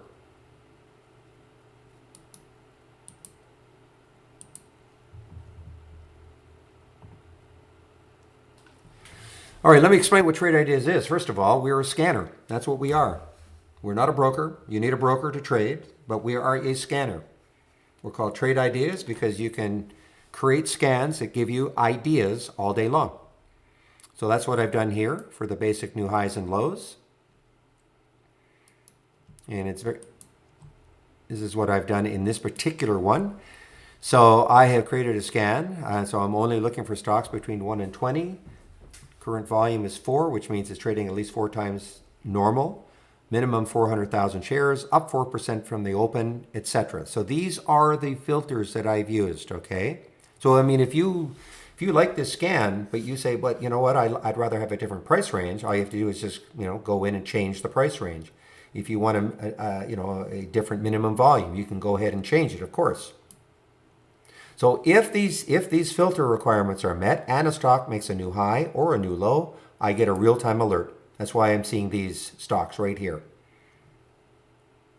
Okay, so what we did was we said, well, instead of forcing people to learn a programming language, we did something a little bit different and we created a lot of alerts. These are all the alerts. Okay, I'm not going to go over them, of course, all of them, but lots of different alerts. And then when you see this icon, these are the filters. So I would say for the vast majority of you, you can select the filters and the trigger, meaning the alert, to create the type of ideas that you want to see. So you don't have to learn a programming language.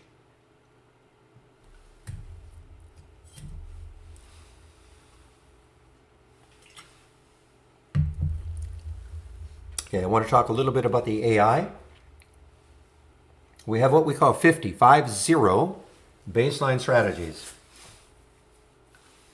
And these strategies, once the market closes, the AI gets to work with an optimization program for those strategies. That's what happened last night. Once the market closed, out of the 50 strategies, these are the ones that made the cut. Why'd they make the cut? They had the right profit factor, win percentage combination, and there were some other factors that went into these strategies making the cut. Now, I know I say it every day, but I'll say it every day. I don't care what strategies made the cut. All I care about is show me the alerts that I'm going to get from those strategies that made the cut.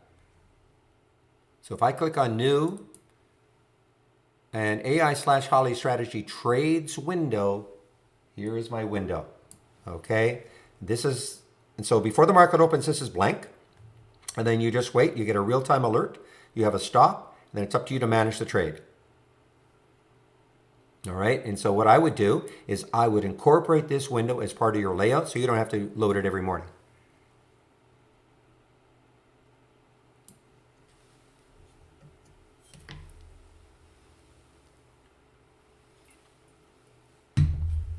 Okay, Victor, well, you go month to month. If you don't like our program, you go month to month, and if after a month you don't like it, you can just say, hey, I don't want it anymore. So that's what the AI is all about. Okay, now I want to talk about linking. We have a tool here, Tools, External Linking. Now, everything I'm going to talk about now is only available with the downloadable application, not available if you're using the web-based version. So, we link with many brokerage platforms. All linking means is this: it's a time saver. If you're like me, you're clicking on a lot of alerts all day long. Instead of when you get an alert in Trade Ideas, instead of having to type the symbol into your brokerage platform, you can establish, most brokerage platforms, we can establish a link so that when I click on the symbol, it just loads into your order entry, and from there you trade it. Okay, if for whatever reason you can't establish a link, doesn't mean you can't use Trade Ideas. And I say that because we get the question many times. Well, I have ABC Broker. Can I use Trade Ideas with it? And we're a scanner first and foremost, so you can use Trade Ideas with any broker. You know, we don't limit it. It's just a nice time saver if you can establish a link so you don't have to, you know, keep typing the symbol in. That's all it is.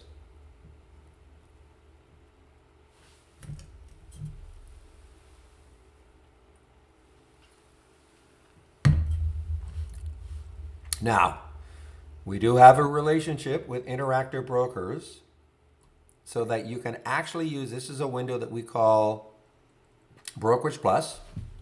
And I'm going to pop this. I should be, by the way, guys, I should be out of this trade now, the CASA trade. Okay. If I'm really paying attention, you know, because first, a couple of reasons. You know, I didn't like the fact that the entry was just underneath the whole number. So I would have been watching this. Well, had I been really watching this, I would have been looking at this and saying, might be really tough to get through that whole number. The minute I saw that top tail, I would have been out of this trade right here. Okay, so this loss in the simulator is way more than I normally would have had if I'm paying attention. But of course, you know, I'm explaining things as I'm going along, so I did not pay attention. But of course, you would never do that, right?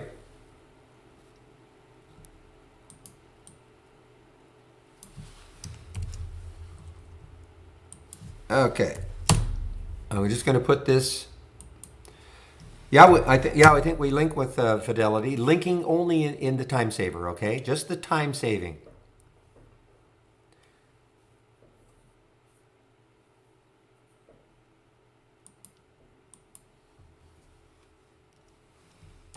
Oh, I have no idea, Bruce, what strategies worked the best before. No idea. I don't look at it like that.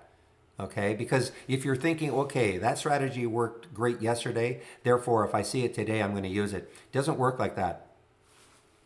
If you're talking from the AI, I just don't even look, I just don't, maybe somebody else, you know, I just don't look at it like that at all.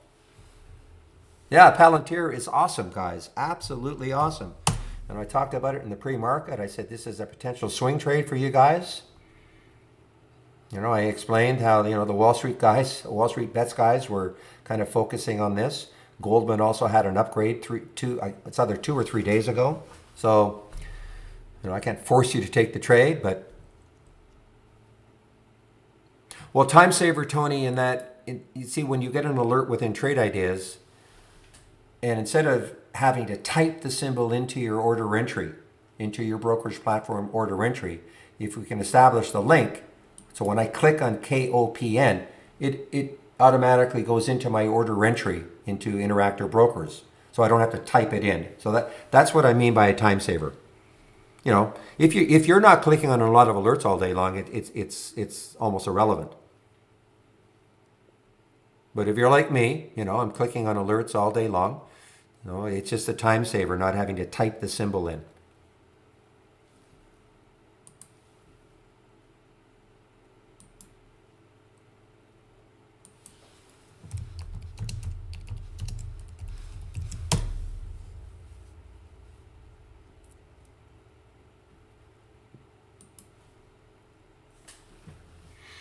Okay, so now I am going to talk a little bit about Brokerage Plus and the fact that if you, and I pop this link in here, okay, the B Plus connections, only look at IB, Interactive Broker. And it's going to show you how you can actually use this Brokerage Plus window to trade once you're connected to Interactive Brokers, okay? Only available again in the downloadable application. If you're using our web-based version, not available. So you watch that video and then you'll see how you can do it. You would click on live and then you are connected to your Interactive Brokers account and then you can use this window to actually trade. So why would you want to do that? Well, here's a few things. You can see right here, let's just say I look at KOPN and I think, wow, okay, I'd like to trade it. So I go back and I hover over this trade and this box pops up. So these are, I've set this up obviously ahead of time and that video explains how to do it. You can set up your own trading, I'll call it options, I'm not trading options, but your own trading options, and then you just pick how you want to trade it. So this is what we call one-click trading. Okay, so that is one reason why you know how you can set up ahead of time a trading strategy, and then you just pick the strategy that you want to use in order to trade. Okay, these are hotkeys.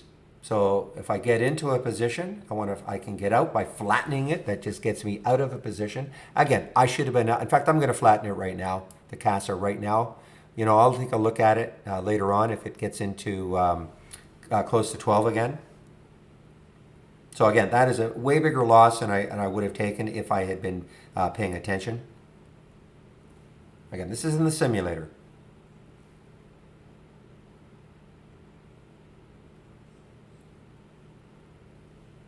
But you have to look at CASA. I mean, look at the room it's got. You know, so this could be it's an earnings play too. So it should be active all day long.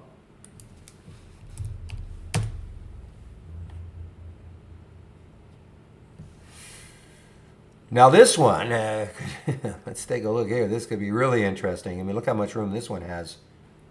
Make sure that the highs are, yeah, so definitely keep an eye on this. It's a big float, 271 million in the float. So, I mean, this is, you know, take a bunch to move it, but look at the room it's got. Looking left on that weekly, the monthly, the daily, the whole bit.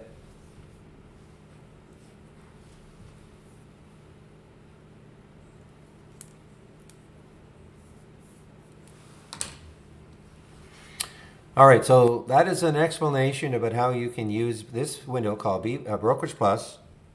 And if you have an Interactive Brokers account, how you can actually use the window to trade, okay? Now, here's the other huge use of Brokerage Plus. As a simulator, you click on Sim. Now you're in simulation mode, paper trading mode. And now you can practice trading. So, you know, I'm going to emphasize again that if you're new to trading, don't start trading with money, your real money, until you have practiced trading.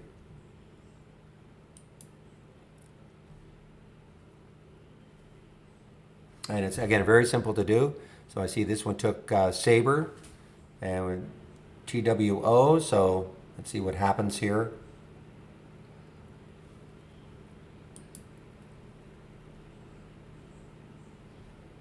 I mean, look at the room this has got, Sabre's got. I mean, SABR.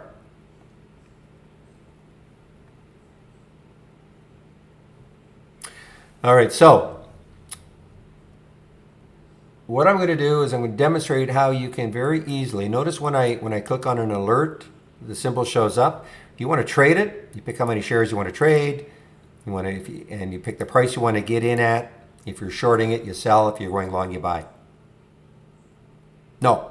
So Tony asked the question, do you need an Interactive Brokers account to simulation trading? No. I have to emphasize that. In the simulator, you're using our real-time data, so it doesn't matter who your broker is, okay? You're using our real-time data.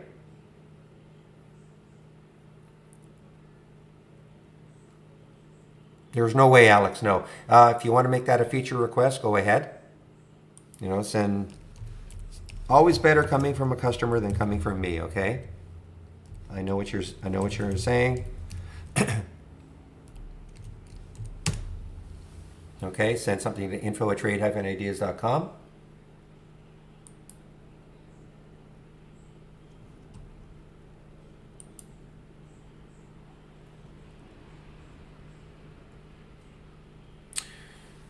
Okay, so what I'd like to do is demonstrate how you can maybe take a trade on a pullback. Okay, let's say you wanted to take Sabre.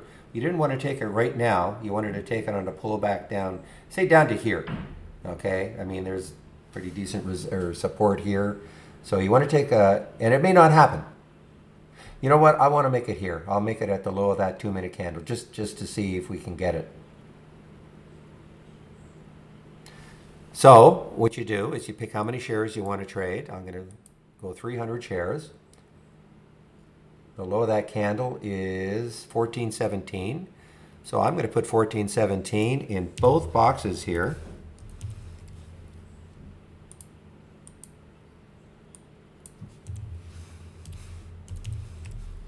And I'm going to click buy, and you're going to see a blue line appears on the chart. So if Now, Sabre gets down to 14.17, it will take the trade. And that's on a pullback. A lot of you I know like to take trades on pullbacks, okay? Now, if, when you look at I'm looking at the market. The market is, it's kind of interesting, all these bottoming tails and all. But let's just say the market really started tanking. Then you didn't want to take that anymore. You just have to go to the orders and cancel. Right click and cancel the order. And everything I'm doing here is if you were also connected to your IB account. Okay, I'm just showing you in the simulator.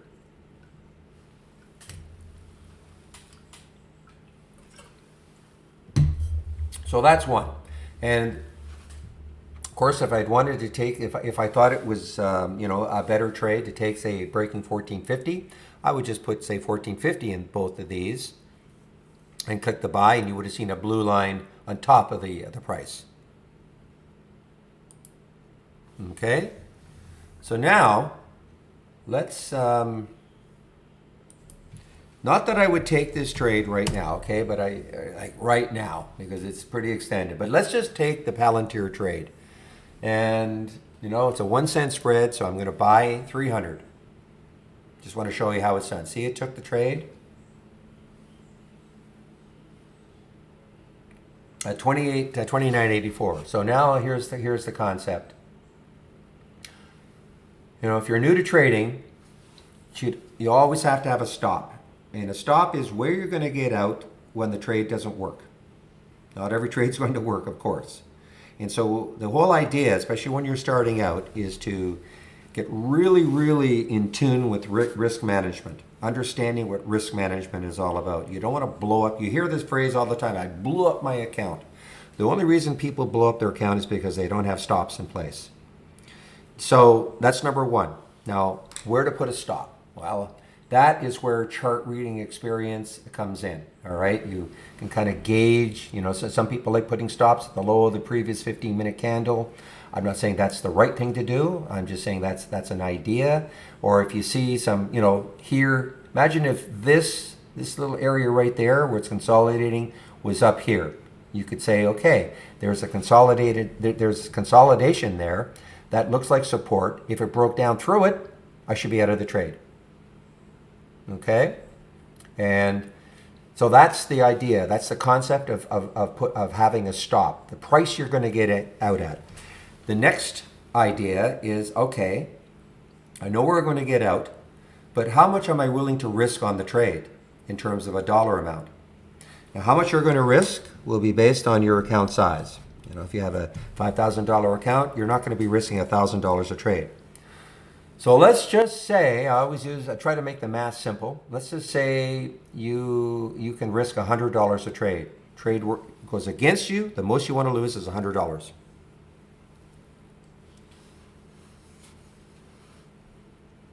Okay, Philip, just give me a moment, okay? So where did I get into this trade at 29.84? Let's put the stop. I'm going to put the stop 50 cents away, okay? Not that is so at 28.34. I just want to make the math easy. Okay, 28.34. That wouldn't be too bad, but I'm just trying to make this math easy. So now, before you get into the trade, you know where your stop is. Okay, this is not an afterthought. So I'm gonna show you 29. What did I say? 34. Yeah, so that's 50 cents away.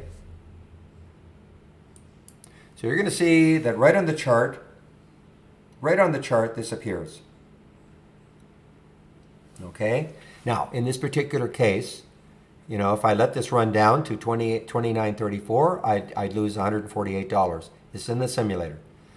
If the trade starts working well, I can move this stop up, almost like a trailing stop. I can move it up to maybe another area on the chart where there would be support. So if it broke down through it, I should be out of the trade. Now, I don't have to. If I don't like the way it's trading right now, and there's Casa, guys. It's come right back. So if I don't like the way it's trading, sorry, guys, just give me a moment here. If I don't like what those Palantir, if I don't like the way this is trading, I can get out of the trade right now just by, flattening. I can highlight Palantir and I can flatten it. I don't have to wait for the stop. This is what I call the get out of town. I mean, there's no way I'm going to let it go below here. Now, why did I put it 50 cents away? Just to try to explain the math. This will help you share size. Because if you're willing to risk, if your account size dictates that you can risk $100 a trade, and you have a 50-cent stop, you could buy 200 shares. How do we get that? 400 shares. Sorry. Just one moment, please.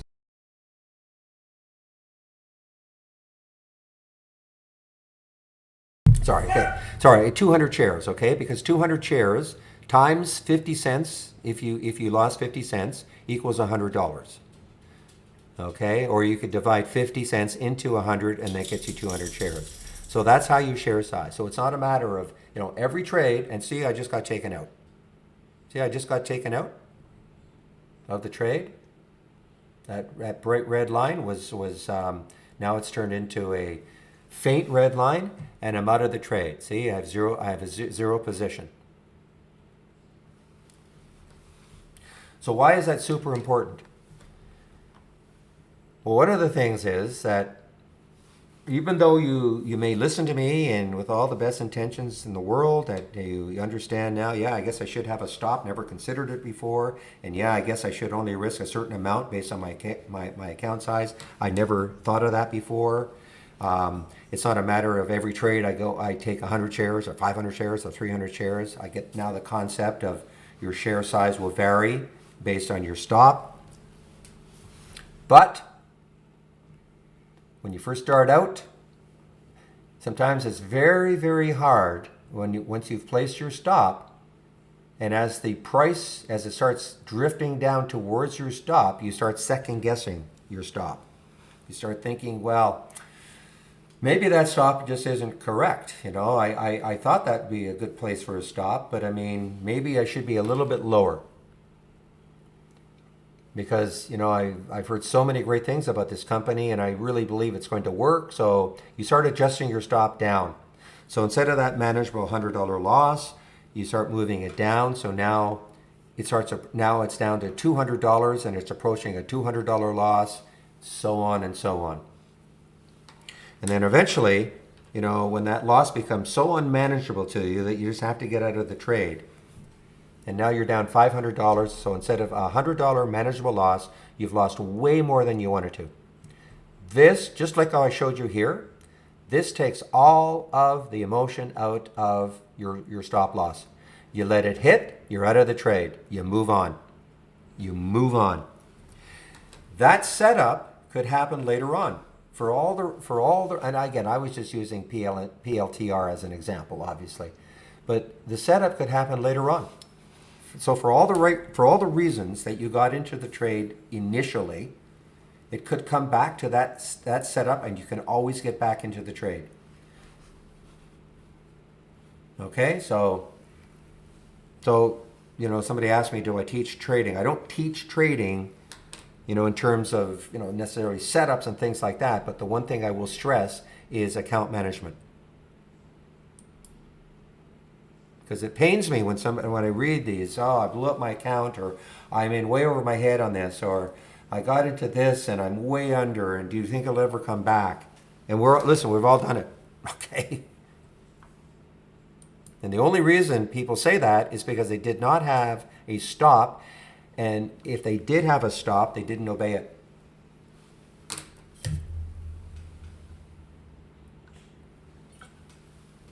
Yeah, you have to live to see another day. You do not want to blow up your account.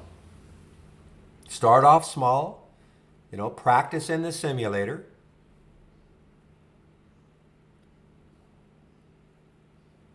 Before you commit money to the market.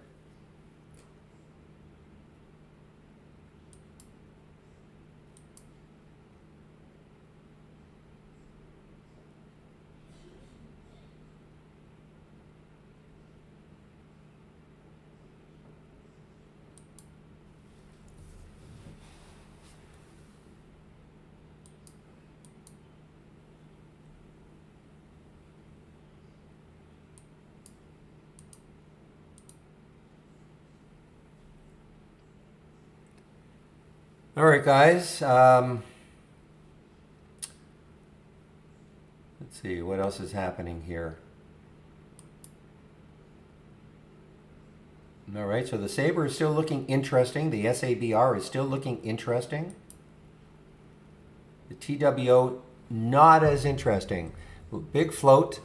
It's a huge amount of room. That's why, I'd be holding on to it just a little bit longer. But again, it is now giving up that whole number. There looks like a little bit of a support area down here that if it broke it, I should be out of the trade. Oh, Philip, yes. Okay, so the simulator, you have to be using our, if you're using our web-based version, it's not available, okay? So all you have to do is so if you're using our application, downloadable application, then it's right up there where it says Brokerage Plus, and you just click on Sim. If you're using our web-based version, it's not available. So again, if you don't see this in your toolbar, then you're using our downloadable application and you don't see it, then you must be in an awfully old version of Trade Ideas, okay?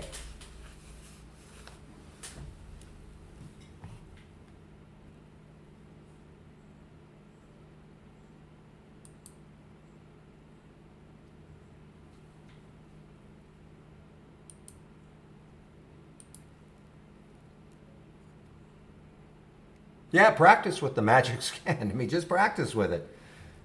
Today, I mean, obviously the VCNX and the GSAW at the beginning of the day, maybe all you had to do. I mean, especially the VCNX at 711. I mean, I know it's pulled all the way back, but I mean, to go from 711 to 957, I mean, not going to get too many better ones than that. Now, since then, the CAS has been a bit whippy. But, it is an earnings play. I believe that it'll still, it's still going to be active. It's 31 times normal. And I think a lot of people will be looking at this void action. I mean, on the monthly chart, 15, in theory, it could get up to that 16 level, in theory, without encountering too much chart resistance. And this one, I just mentioned this one. If this keeps drifting down, I'd be out of that trade. And then the Sabre is looking still, pretty good. It's holding the level here. So all we need is some volume to pop it up and see if it keeps going. Because look how much room it's got. We talked about this one before it was even an options trade.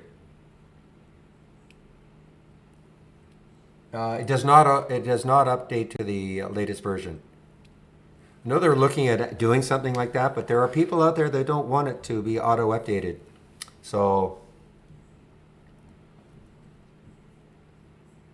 but I think you can tell in Help or Account. I think if you click on Account, somewhere it doesn't show on mine. I'm on a development version, but I think it can show if you're on the latest version or not.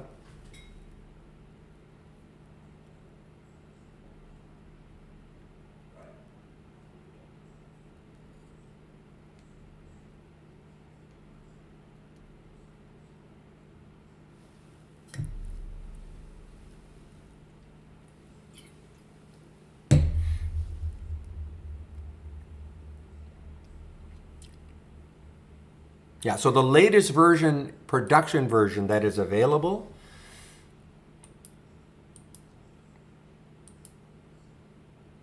if you go up here, so here's download software. And this is the latest production version, 4.2.182. So you should have at least that. But if you want things like the country flag, I believe you have to have, no, the beta is even gone. So the beta is not even available anymore. So I think the reason is that they yanked E-Trade from it. So this is the latest production version, 4.2.182.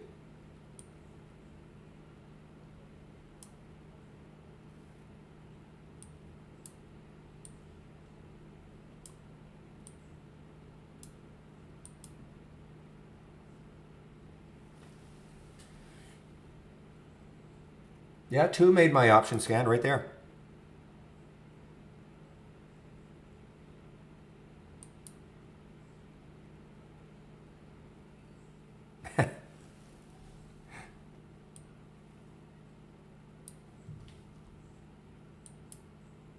Yeah, Casa is pretty whippy. You're absolutely right.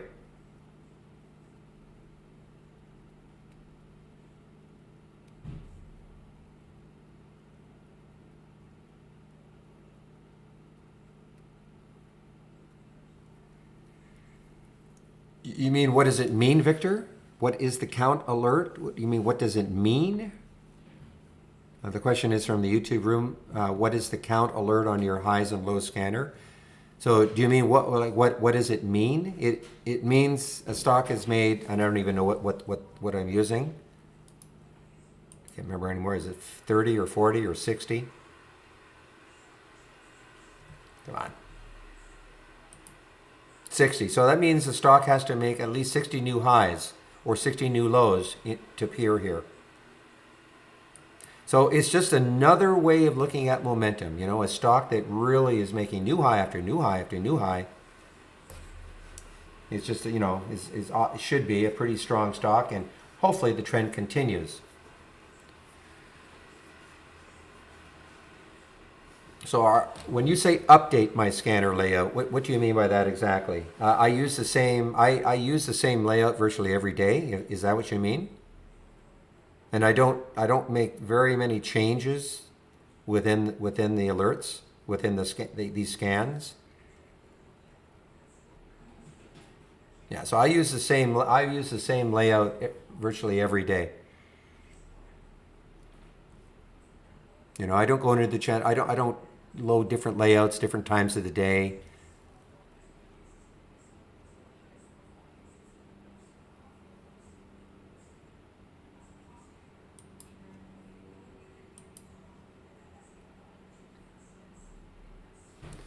Well, on this particular one, stock unhinged, I use 60. Okay.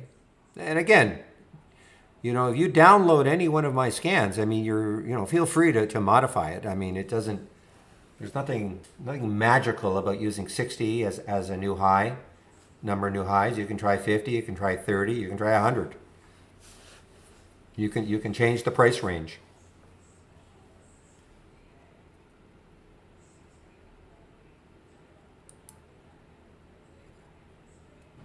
All right, so Sabre doesn't look good right now.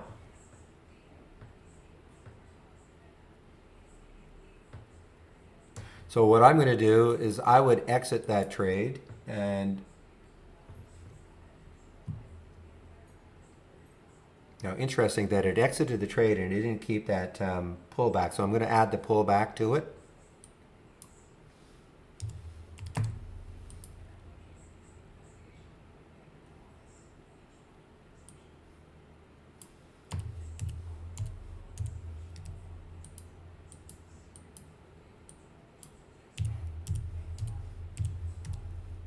Okay, so I've put it back.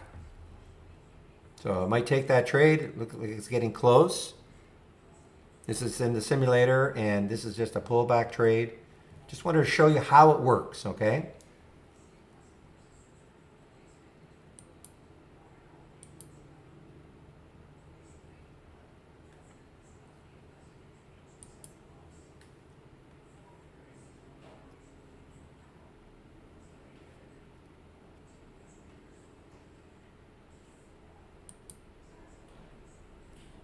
Wow. Wow, this has been very whippy, but VIOT is still alive. Well, no, I was just demonstrating, Bruce, how on the chart, how you can, like a lot of people wanted, like to pull, it's not a strategy. I was just demonstrating on the chart how you can set up an area where you can take a pullback trade. It's not a strategy. It's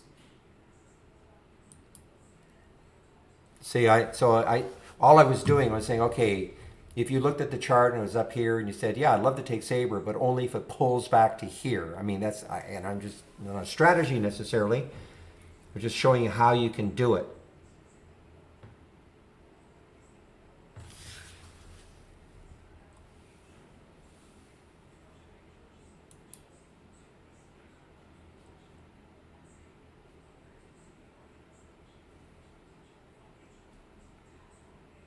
So I'm not saying this would have been easy, guys, but notice we have the reentry price of 1356 for VIOT. It got stopped out, and there was a reentry. If you don't have these columns, the reentry time and reentry price, I would absolutely add them if you have the AI, because what happens is, just kind of like I was saying earlier, you get stopped out, but the setup may be still valid. And so it came back to this reentry price, which is, scientific, halfway between the entry and the stop. That's 1356. So it gave you another opportunity to get into the trade. Now, the reason I'm saying it wasn't, because that was at 951. I mean, it still dropped again, and then it really picked up. So, I mean, that wasn't what you'd rather see, of course, is that on the reentry, it did something like this immediately. But I'm just saying, this is another great tool in the AI.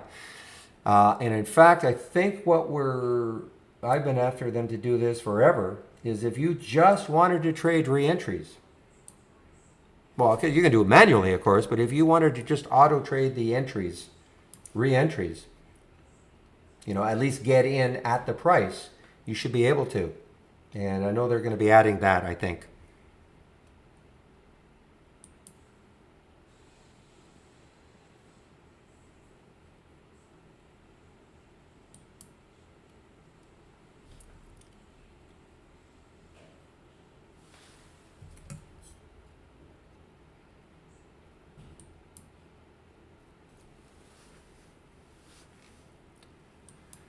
All right, so you see what happened. So Sabre took the trade at 14.17 on that pullback, pullback line that I put on. Now at this point, again, as I always say, you have to know where you're going to get out before you do this. You say to yourself, okay, I'll take the trade at 14.17 if it pulls back there, and then my out, you have to have where you're going to get out of the trade if it doesn't work. Same thing. Meanwhile, Casa is starting to move here. So I'm going to get out of this trade also, the flatten this. I mean, I just wanted to demonstrate how to take a pullback trade. Not a pullback trade, how to put a line on the chart so that if it got to a certain level, that's where you want to take the trade.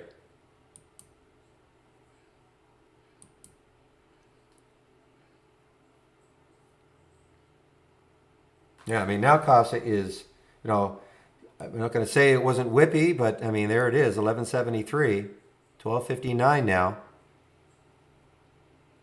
This is the one I don't know. It looks like it's just, see, there's a pretty big area that I think I broke through. That might be over. You can always get back in, if it takes out 7 again. And listen, Sabre could come right back. I mean, I can honestly use this as a watch list, okay? I mean, Sabre could come right back later on in the day to this level and start to run.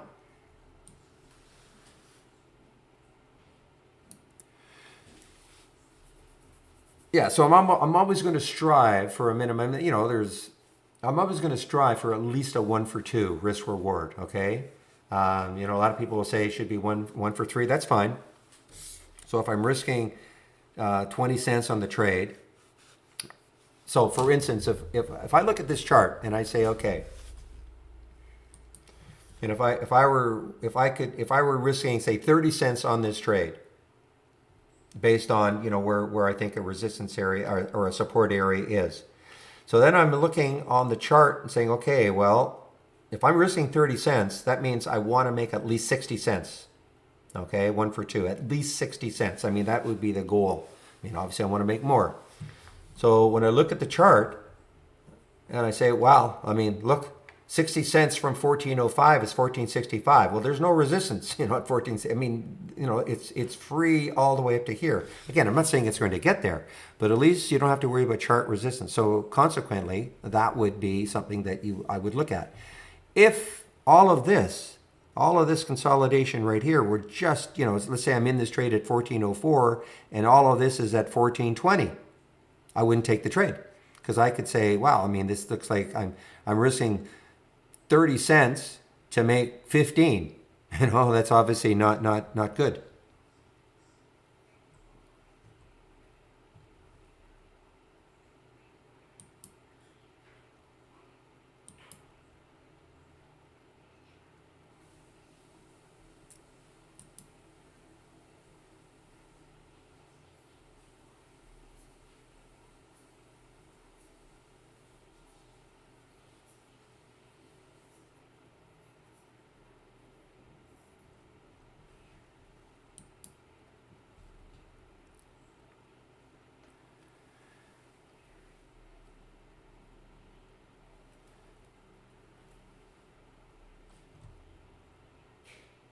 Okay, so the only one I'm really watching right now is this TWO. I'm going to stick my alert right back up here to see if it takes it out later on. Again, it's a big float.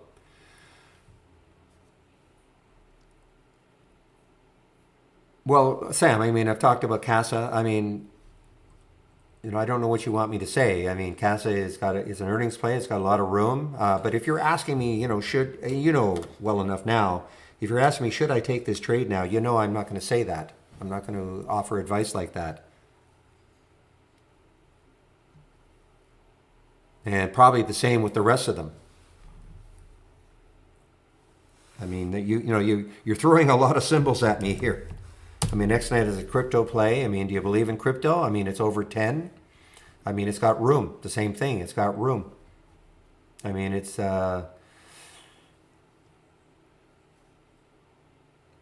But you know well enough now to look at these higher time frames. And what do you think? I mean, the sector it's in. You can see the room it's got. If you believe crypto is going to keep going, well, Viat came from the AI first. Okay, that's where it came from. That's where I saw it first.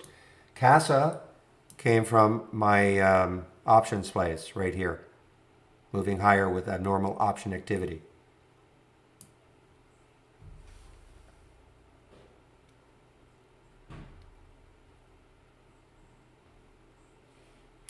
Yeah, Marcelo, I'm not a good dip player, so don't ask me. The question was, everyone always says, buy the dips, not the rips. I'm a momentum player, so I'm the wrong person. There are people that are way better than me that, I mean, buying the dips. I mean, listen, I mean, if I saw something that, let's say Viat moved down here again, and it rested here for a while, and you had maybe some bottoming tails that, sellers kept trying to move it down, but it kept coming back up, and then it popped. Then, that would get me interested. But, I'm just not a big dip player. Could I become one? Come one? Yes. But I've decided early on that I'm a momentum player. You have to figure out what type of trader you are. What do you like to see? And me, I like to see stocks making new highs with a lot of room on the monthly, weekly, and daily charts. That's been my kind of formula. It doesn't mean that people who play dips, or I'm not trying to tell people that that's what they should be doing. That just suits my style, my I guess my mental outlook, the way I like to see things.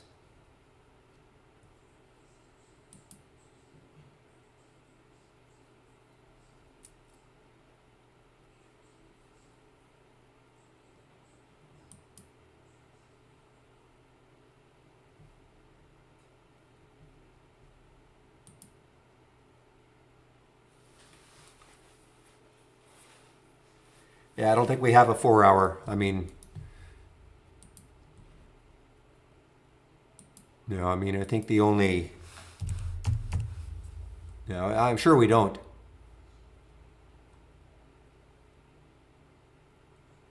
Yeah, 120-minute, 2 hour, but not 4 hour.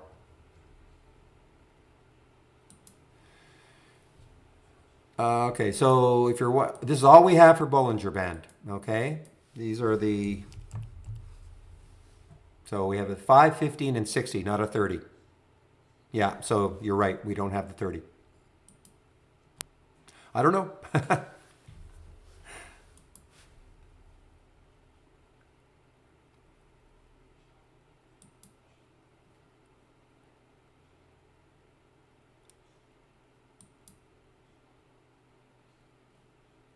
So I think I'm going to flatten out of that TWO trade, put an alert back up here. And if it triggers later on.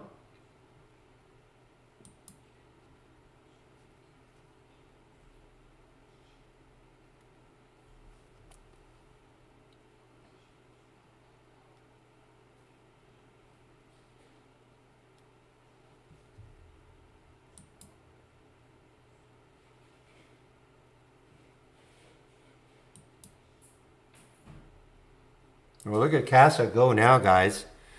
So you saw how I re-entered with 400 shares. Man, look at G. So guys, I mean, if you have the wherewithal to hold on to some of these, I mean, there's a GSAH, and use it like a watch list. Okay, you can get it different setups during the day.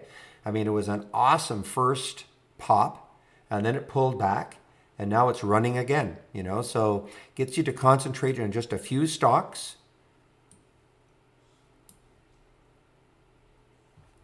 Well, okay. This is when you say a breakout. So this is what I would do. 120 minute range. So you can put a narrow range.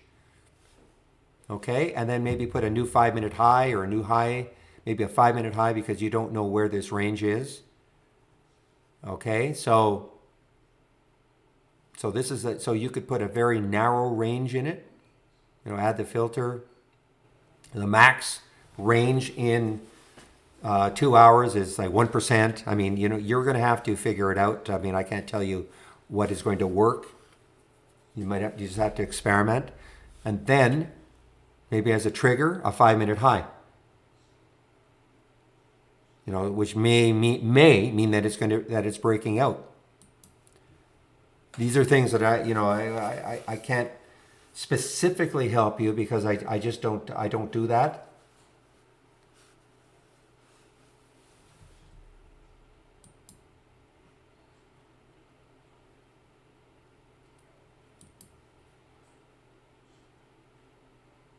So Norman, here is my simulator.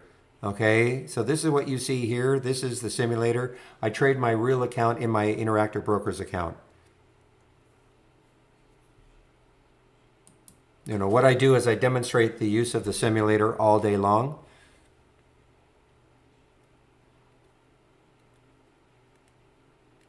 And as I said, I mean, I'm not going to toggle back and forth between the simulator and my real account. Obviously, I mean, I cannot devote 100% of my time to trading.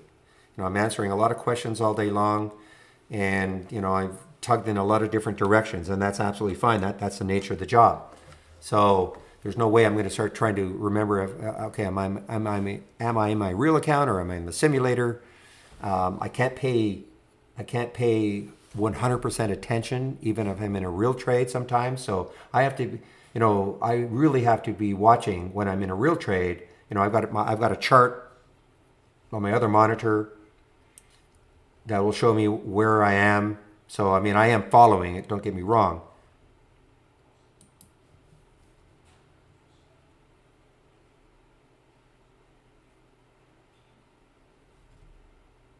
But again, and this is just to further entrench it. This is not a room in which I will tell you what to buy and sell all day long. We'll talk. I've told you. I mean, I've only had this up and running. I think this is the second week. I've told you I love this one. You trade it how you see fit. I'm not going to tell you to take trades. I've told you I really like them. And if it's another type of a trade, like I told you about the Palantir this morning, I said many times this could be really interesting, guys. This is the Wall Street Bet boys have got a hold of it. Goldman Sachs put an upgrade 2 or 3 days ago. I'm not going to say, okay, you should take this trade when it breaks 27.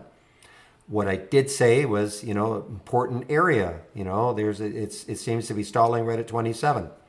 Takes out 27, that could be good to go. But I'm not going to say, okay, now everybody should be in this trade.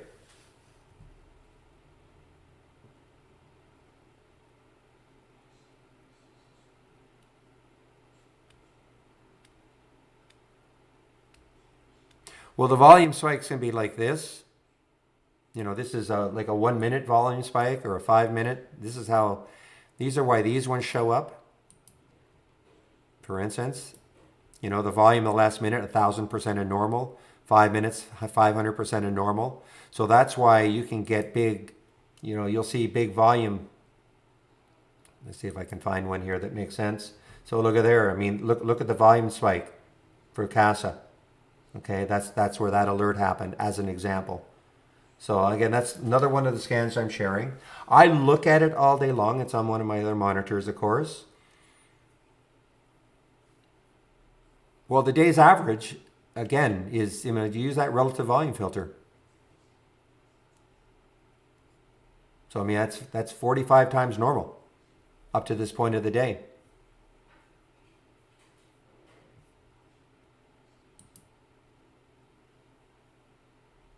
Yeah, so that channel is gone, Jonas. Okay, we used to have the StockTwits channel or filter, but we have stopped our relationship with them, so we don't have that anymore.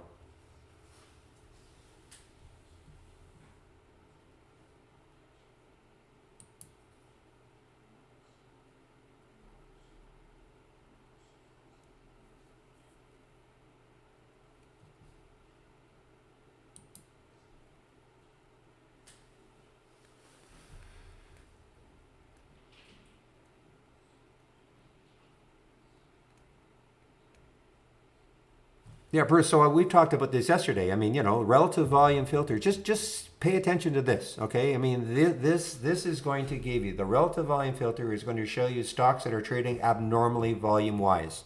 I wouldn't try to overcomplicate it after that. If you want to see stocks that are trading abnormally, but then all of a sudden have a big volume push, okay?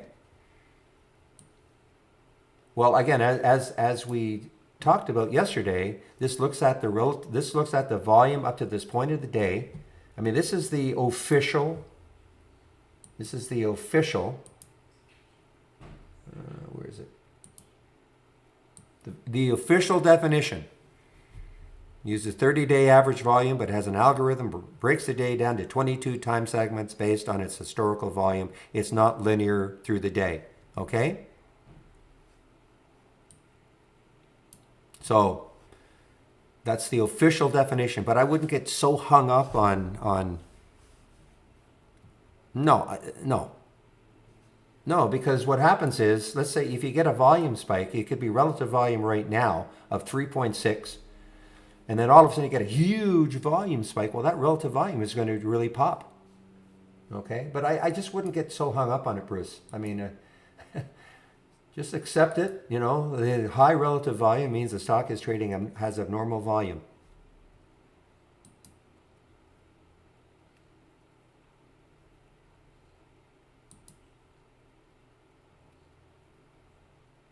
Yeah, Jonas, we found though that, the relative volume really, I mean, yes, the StockTwits, you could see how many people, like the mentions and all that, but it was so directly related to, say, our relative volume that it really doesn't matter. If you want, you can send something to info@trade-ideas.com, because I think some of the other traders, they created a scan that they thought could mimic it, okay? So if you send info@trade-ideas.com and say, okay, I realize you guys don't have StockTwits anymore, or not measuring StockTwits data anymore, what scan do you have that I could replace it? And because I've never used StockTwits before, so I don't have something like that. But you can ask, and I think Chris has got one, and okay, so just ask for it.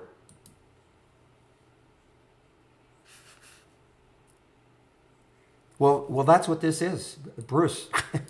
Man, this is what this is. This is a volume spike in 1 minute, and this is already trading abnormally, okay? To make it into here, it's already trading abnormally, and then it gets a volume spike, okay?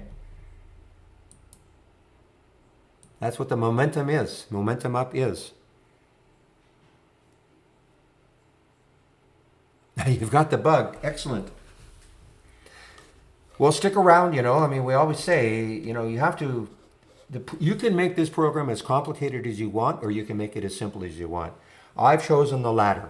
We have so many alerts and filters. I probably have used only 0.5% of them. Okay, I personally have a very simple style of trading, and so I just don't try to overcomplicate things.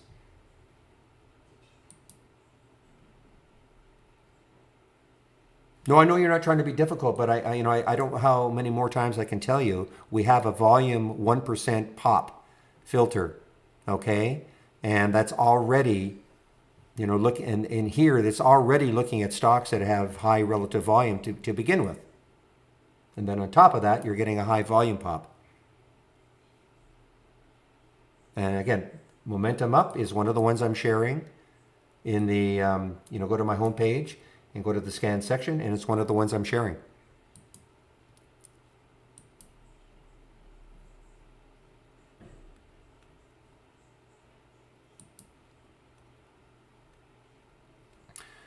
I don't know. RRC is, what is it doing?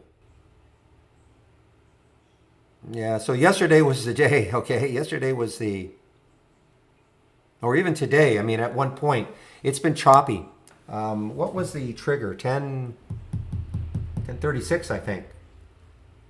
So, I mean, yesterday, it did get up to 1166, so it was $1.30 above the trigger.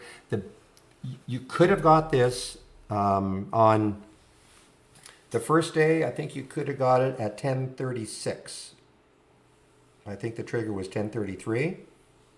Okay, and so 2 days ago was the day. I mean, it did get up to 11, but it's been choppy.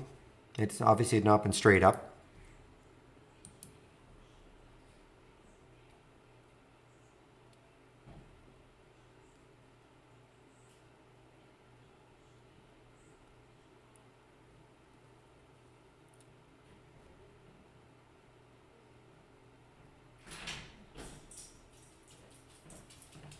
Yeah, you know what?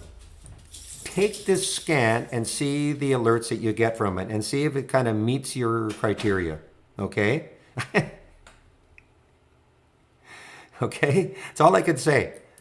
These are already stocks that are having high volume days in terms of, relative volume. And then on top of that, at the time of the alert, you get a volume spike. That's about the best I can do for you.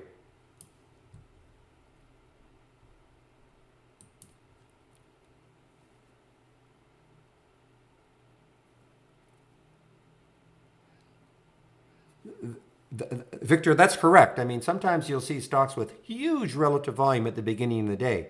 And then, of course, because say a stock doesn't trade very much, and then at the beginning of the day, it's going crazy. When I say trade very much over the last, say, 30 days, at the beginning of the day, it's going crazy. So, yes, you'll get some really, really high volume, relative volume numbers. Then, normally, a stock will not continue that pace. So that's when the relative volume starts to drift down. Shoot! Well, unfortunately, I missed this one while I was talking. The KLR guys just popped in here.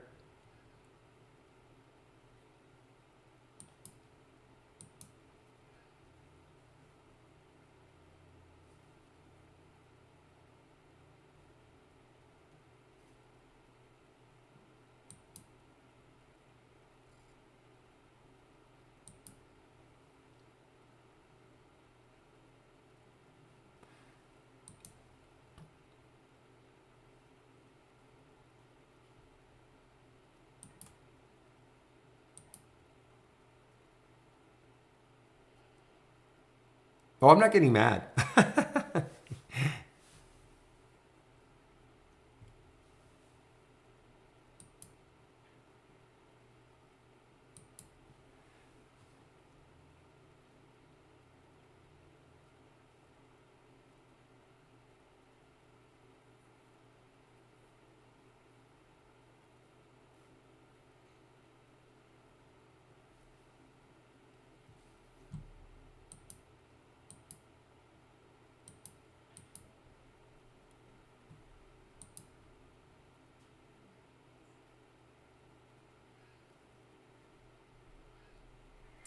Wow, GSAH. Woof.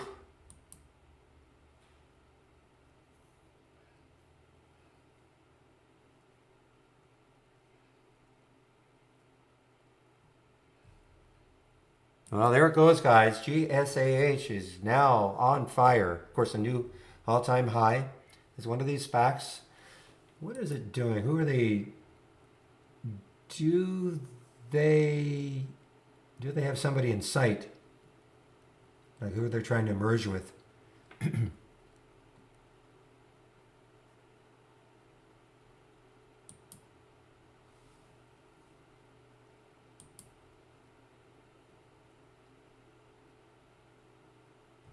Afraid to look at SOS.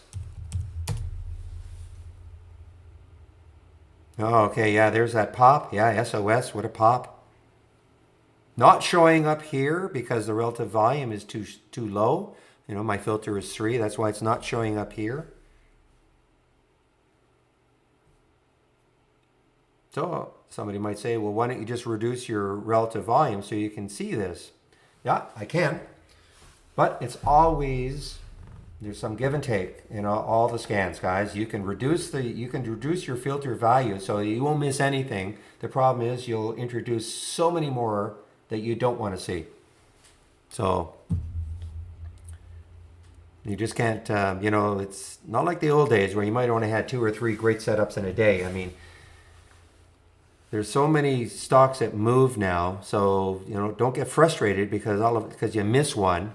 You say, well, gee, I really wish I would have seen that one, because there's always stocks that are moving.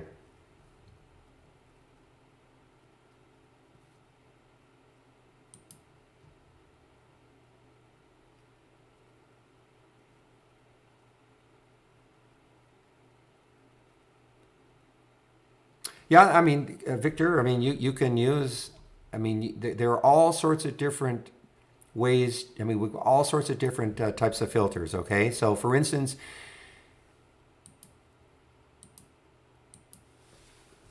let me just show you change.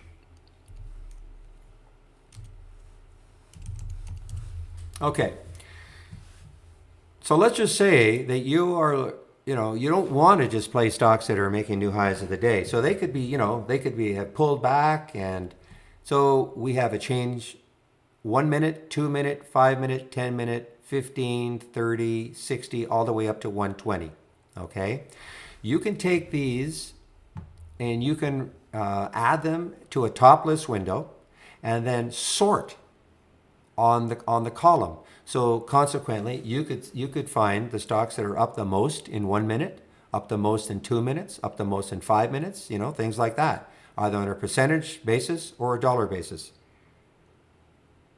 You know, there's all sorts of different ways you can use it.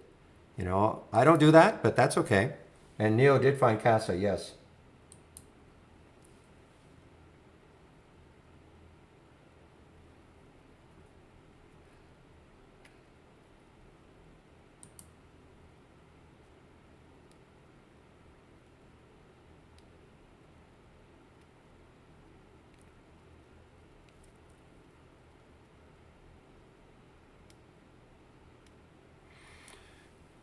Okay, so are you trading your live account, Yambo, or is this in the simulator? Simulator. Okay, well, that shouldn't happen, of course, because, and have you created a strategy? As you're aware that you have to create a strategy, then you have to assign one of them to how you want to, when you click on the buy, you have to assign one of them. So for instance,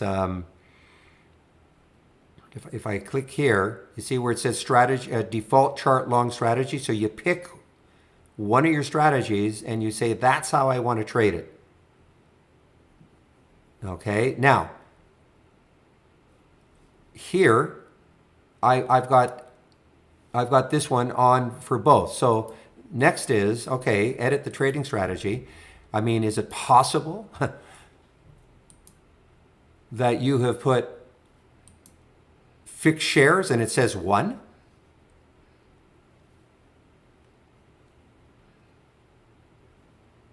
Go, Casa, go. You know, that's the only way I can, it's the only way. Well, what does it say? You might have to, I mean, I don't know how else I'm going to help you. What do you have for position sizing and order details?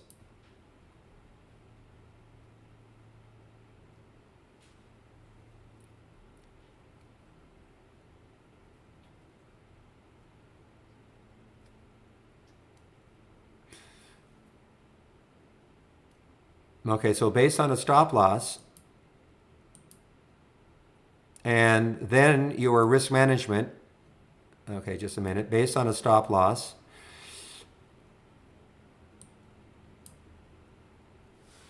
okay, so I'm going to put 100 here, just, so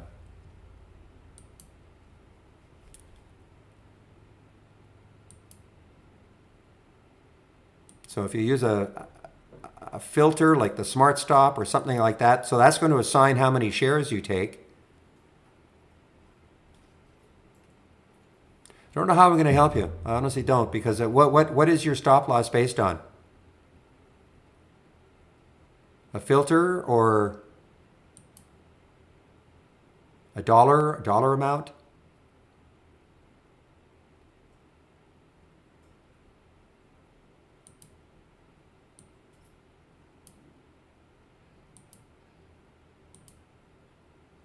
Man, Casa, guys.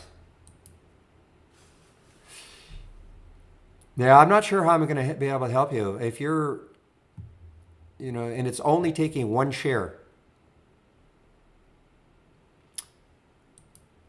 Okay, I'm going to have to send you to info. Yeah, you stumped me on that one.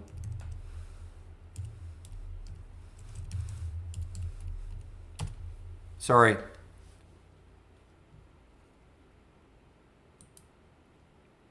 Yeah, so I had a question. What is the difference in the Alpha Predator channel and the active trading channels? Not that much. I mean, the Alpha Predator channel is in theory looking for stocks that are really moving, okay? But so is the active.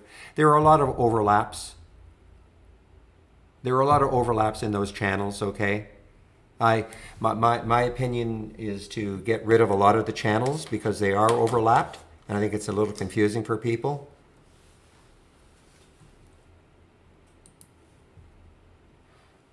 Whew, guys, it's almost 12. I'm almost ready for my break. This has been nonstop talking. It's great. I love it. I'm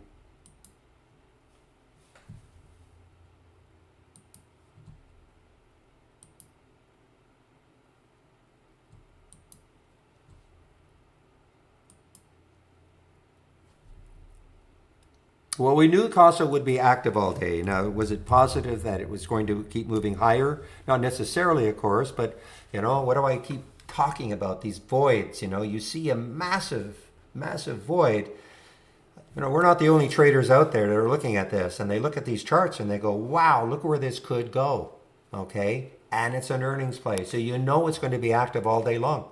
It's an earnings play. Typically, when a company has earnings, they release earnings after hours. Look where it got to after hours. It got up to 14. So typically, when a company releases earnings, you know, it's going to have a very, very active day.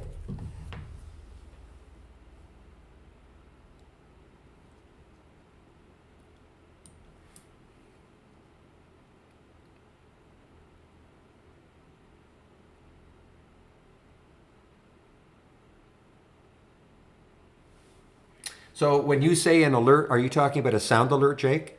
Because the answer is yes. You can, yes. It's if you're able to do the sound alerts on the alert windows, it's exactly the same. You just right click, actions, and so have you created an alert or a sound alert in an alert window before? Because now it's exactly the same. You just set it up. Oh, you have not. Okay. So this is what you do in alert windows. It's the same format. So you click the play sound, set up the sound. So you can have one text to speech. If you want to have Holly, reading out the symbol to you, that's fine.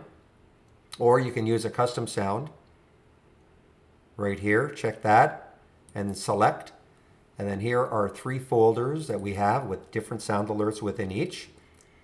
You can pick one. and then open it, and then play it. If you like it, you say okay a couple of times, and then that sound alert will get attached to the window, in this case to the AI window. But you can do the same thing for alert windows. So the whole idea is to put a different sound alert on different windows, so when you hear a sound, you know what window to look at. Okay? And don't forget to save your work, okay? When you exit trade ideas,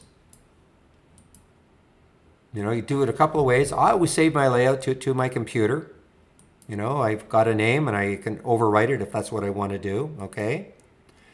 I always save everything to the cloud. File, save, or share to cloud. I click on entire, I give it a name, and I save it. When I exit trade ideas, and I can't click exit because for whatever reason it's going to, even though I don't follow through with it, it seems to destroy the Interactive Brokers link that I've got. So when I click on exit though, it's going to say, do you want to save your layout? And you can click yes. So what all that means is that when you load trade ideas, say Monday, everything that you've done will have been saved.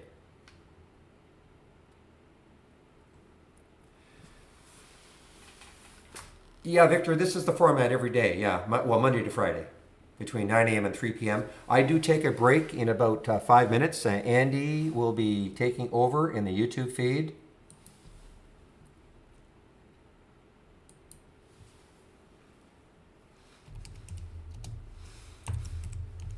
Because I do take a break just before noon, so I just wait for him to tell me that he's in YouTube, and then I take a break, and he's there from 12 to 1. For those of you more interested in swing trading and things like that, in fact, this is what I'm going to do. I'm just going to put the YouTube link into the room, those of you in the main trading room.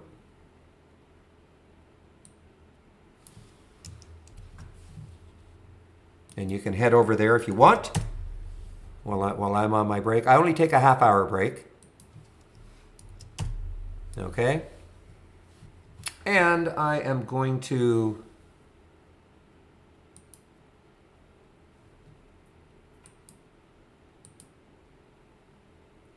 just put the announcement in. I don't have very much room.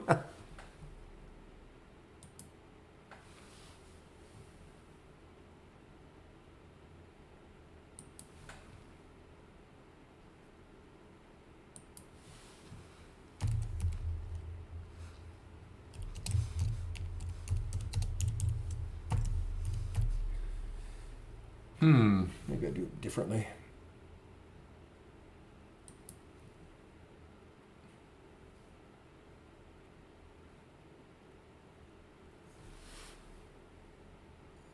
What I'm going to do, I'm going to get rid of all those, give me a moment here.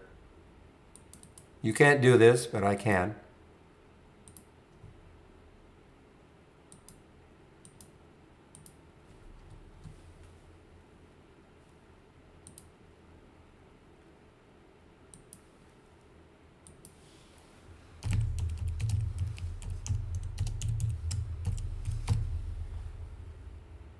Okay, so I'll be back. Testing 1 2 3. Testing 1 2 3.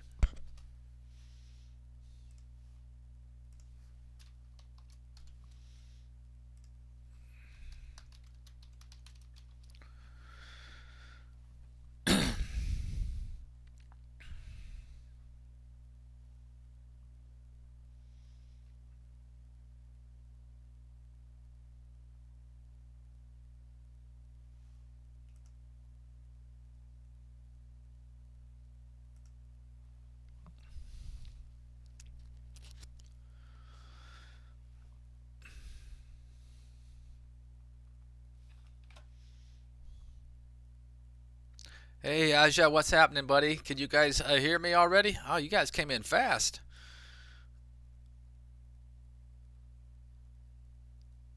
Hi, Iris. How are you? All right. Looks like everything is going smoothly. You can hear me, and you can see my screen, I take it. Let me get something over here to replace this. Oh, that's kind of blank, too. All right, guys, welcome to the Friday edition of the support session. My name is Andy. We're taking over Barry's live stream if it's your first time in here. And hi, Bill. Hi, Daniel. Great. Looks like everything's running smoothly. And what we do is we take it over for an hour, and this is our support webinar for you to come in and ask questions about the software. Thank you, Tony. Appreciate it. All right. Looks like everything, the transition went smoothly, like I said. So I'll be with you for about an hour, and then Barry will resume for, not sure he'll stay on long for a Friday option expiration. All right, so if you do have questions about the software, okay, you're in the right place. Don't worry about anything being too trivial. There's nothing too trivial in here. So if you have just basic questions, maybe you just got the software this week and you've been struggling with something, be sure to ask me, and I will not only tell you verbally, I'll be able to demonstrate using the software. And I'm sure Barry does this a lot for you guys in the room.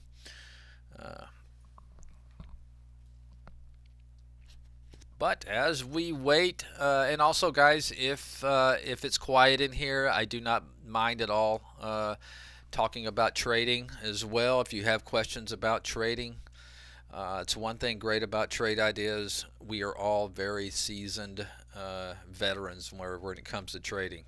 We're not people. A lot of places will be failed traders that couldn't make it in the trading business that go to. It's not the case here at all. You've seen it from Barry.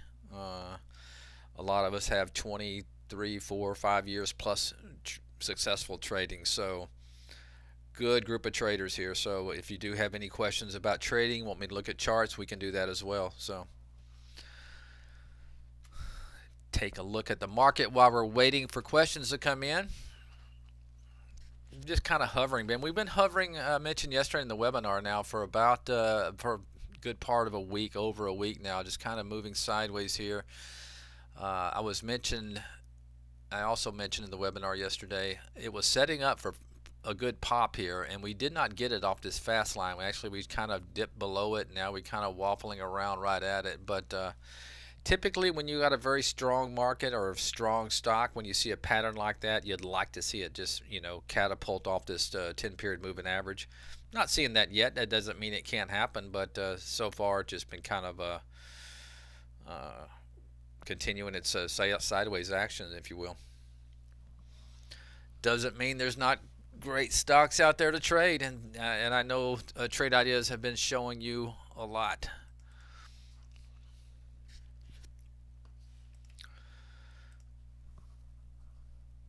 As we look through Extreme Master Blaster, we can see quite a few. It looks like it'd be the same symbols over and over here.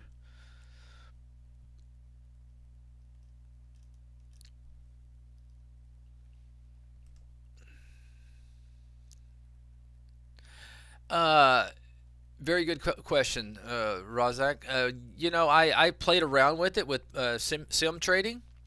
I don't do day trades though. I do. I was a day trader for a very long time, but now Trade Ideas just keeps me too busy, and really I prefer swing trading. It's just it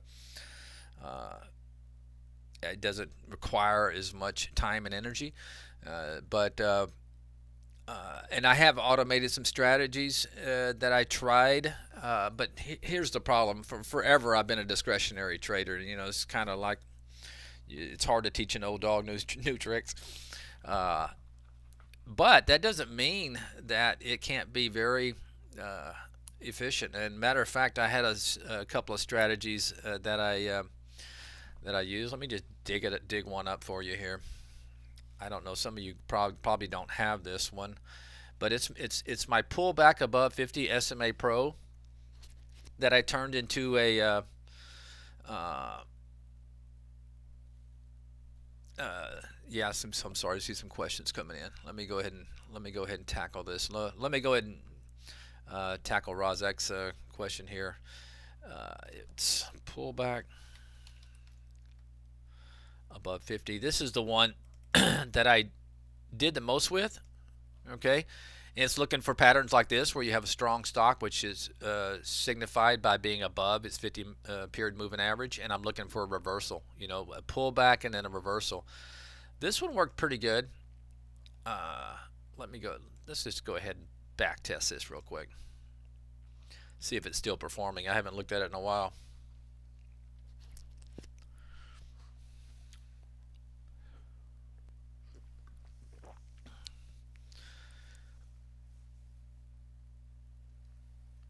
And while it's running, Aja, I can answer your question there about the score. The score is something that I built using about 15 technical metrics and about 4 or 5 fundamental metrics. And what that does kind of gives you an overall health score of a stock based upon those metrics. And to answer your question, it does work, and it changes in real time. Okay, so there is a few intraday things in there, or if it crosses like major moving averages on the daily chart, it will reflect it in real time. Okay, so it's not using yesterday's data like many of your score or your composite rating metrics out there, like IB and IB, and there's another one. Gosh, hold on. So it is real time. I just have to answer it simply. And the back tester is being a little bit slow today, which is kind of uncommon. We've had a lot of people joining up lately, and we probably need to add a server or two. But I can answer some questions.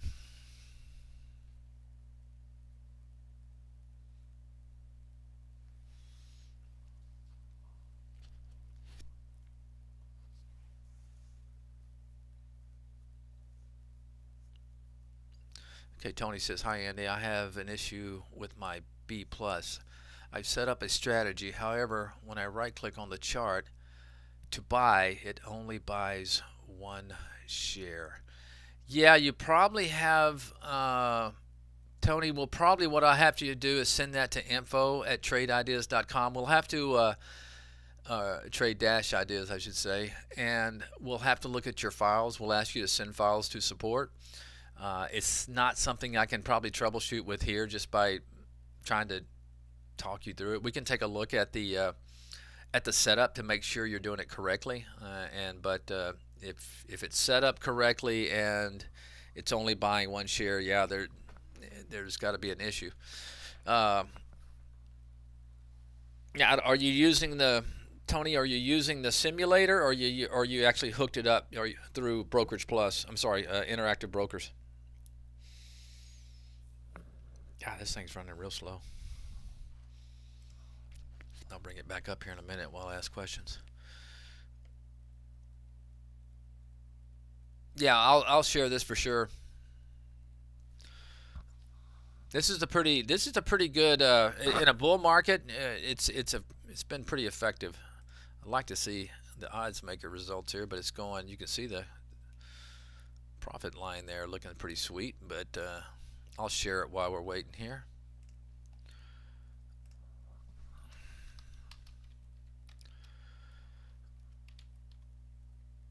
Pull back, there you go.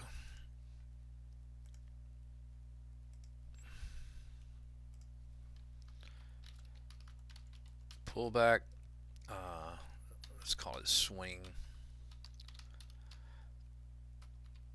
trading. All right, I'm dropping it into the chat room.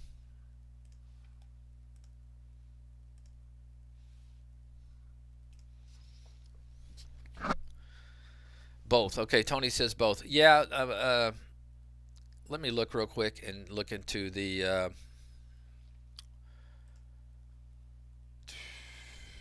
strategies. Okay, these are your strategies.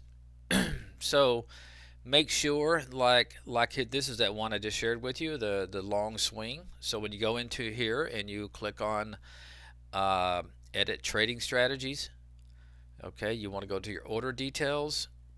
I'm sorry, risk management tab. Wrong again.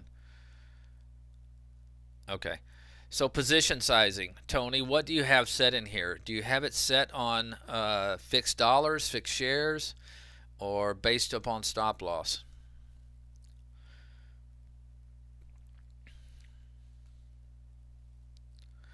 Probably the easiest thing to do when you're just getting started, just set it, I would set it on like fixed dollars, and just set it on, whatever your count size. Maybe you have just want to set it on, I'm sorry, that's shares, fixed dollars, and do 3,000 fixed dollars. If you're if you're setting it on based on stop loss and you have it at a real low amount, say like you don't want to risk over $30, that may cause some issues depending on what your stop loss is. Okay, it may only go out and buy one share. So what you might want to do is just jack it up in fixed dollars, and put it on about $3,000 or $5,000 and see what happens then. If you're still going out and buying one share, Tony, send it to info. I'll drop it in there.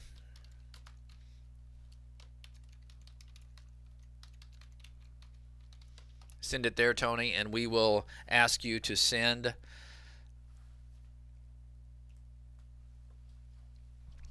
in your files. Now let me show you how to do that.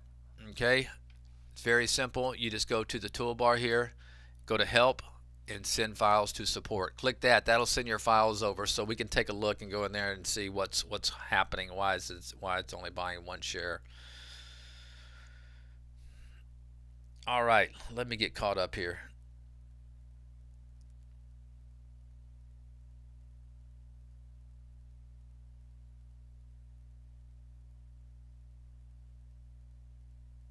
No, Ariel, you're not going to be able to. Now, the only way you'll be able to do that, run multiple uh, uh, layouts, would be to use our what's called pin feature. So if you go in here and you right click in any window and you go to properties, excuse me, let me get me a drink of water right here.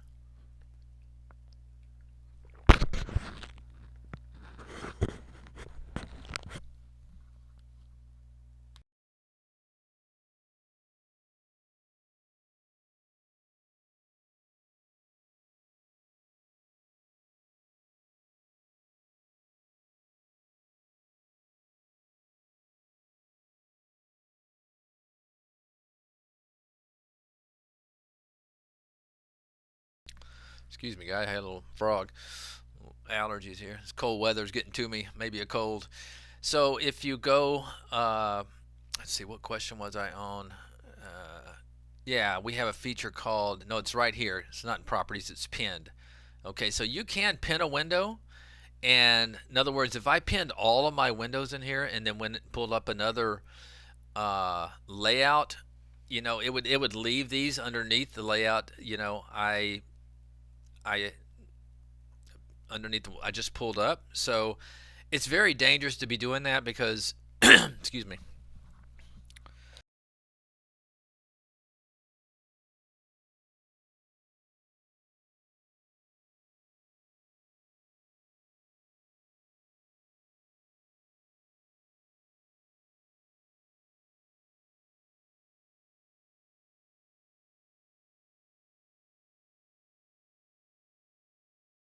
Sorry about the guys getting to me. Uh, but that would be the only way to do that. But you got to be real careful because what'll happen is as you pull up more layouts and more windows over the top of it, it can really cause a problem by duplicating several windows. Barry's really good at this. He knows how to basically go in and out, navigate through different layouts and channels without messing up his pinned windows. If it ever comes an issue, the best thing to do.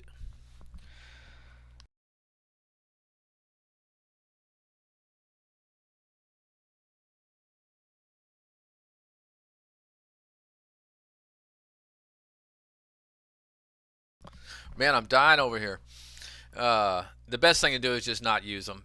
But if you do have a problem, you can go to Windows at any time and put close all pinned, and it'll close the pinned windows.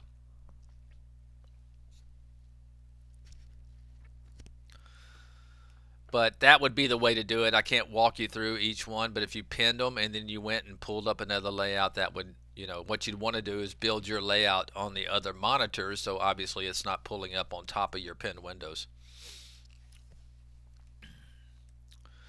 All right, let's see.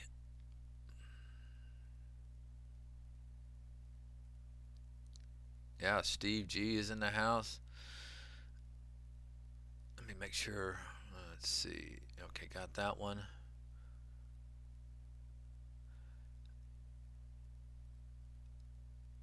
I currently have a standard version. I'm thinking of upgrading to premium. Could I? No, that's tough to do, Jermaine. We do have a test drive that will be coming up in probably, let's see, April. Okay, we'll have another test drive, and what that'll allow you to do, that'll allow you, Jermaine, I believe, to try the premium version for free for 2 weeks if you are already a standard member. Uh, if not, it'll just be a small price that you pay, like just for data, like $8. But uh, no, we can't. We have no way of just upgrading your system without actually, paying. Now you can obviously do it, and then after a few days or a month at the most, you could just call and just say I want to downgrade back. So you'll just basically pay the difference for that one month or however long you use it. Let's see. Victor, I missed that one. Can you advise me a more sensitive scanner at the beginning of an uptrend, say a few green candles continuously or something like that? Uh, yeah, you can, Victor. The problem with that is you're going to get so many, signals coming through, alerts coming through, and many of them are just not going to fail. That's a common question with people that like to trade, that want to trade momentum, but they want to catch it early, and it's really it's really tough to do because it's not it's not really momentum until it gets going. With momentum, you need volume and price direction. Now, you may not be talking about momentum; you're just trying to find a trend, which is, like I said, it's easy to do, but you're going to um, get a lot of head fakes, a lot of false moves, just stocks that basically aren't doing anything. That's why I like to look, for momentum. And a lot of time, people think it's gone too far, but in reality, if it's true momentum, they're just going to keep going. Just like you see this OSS. I mean, probably came through right around in here somewhere, around the high sevens, and I can see where a person may be tentative because, oh gosh, it's already gone 50 cents. I wish I would have caught this right before it broke out, but then look what happened afterwards. Okay. And I can show this over and over, so many cases, of stocks, that will do that. Just continue to keep going. So I can set these parameters. In other words, I can bring down the volume a lot and, only look for a 5 or 10, 15-minute high, and it would look good at the chart, but I would get so many signals coming through that would just be having a couple of upticks for no reason at all, and it's gonna have not really have a move to it. So, I like to. Everybody would like to have a crystal ball to know which ones are going to go. The problem is, it's just it's so hard to do. All right. Sorry, I can't spend a lot of time on each question because we got more coming in.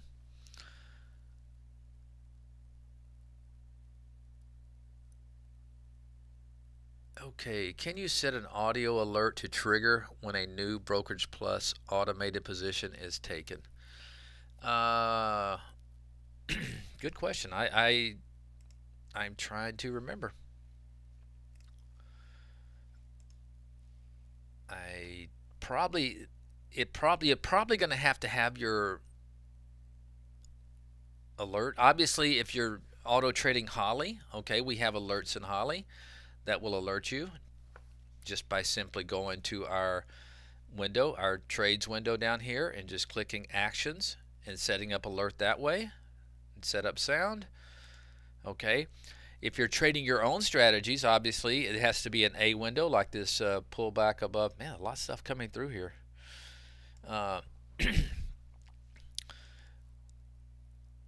You can obviously same principle applies. Go to properties and then go to actions and set it up here. But I don't know if it's actually something designed inside the Brokerage Plus window.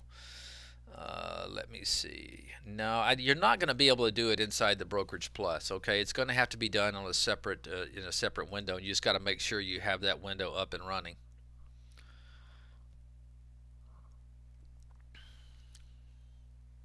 I don't think there's anywhere in the Brokerage Plus window where we can set up the audio. Yeah, this is kind of a separate little interface, okay, mostly for trading. So those are going to have to be done in your single alert windows, which is no problem as long as you have make sure you have it up and running, and you'll be alerted to it. And then obviously you'll be getting, if you're auto trading, you'll be getting those positions fired up. All right, SPY is getting a little bit droopy here as it comes back and tests this 10-period moving average again to see what happens. Let me see.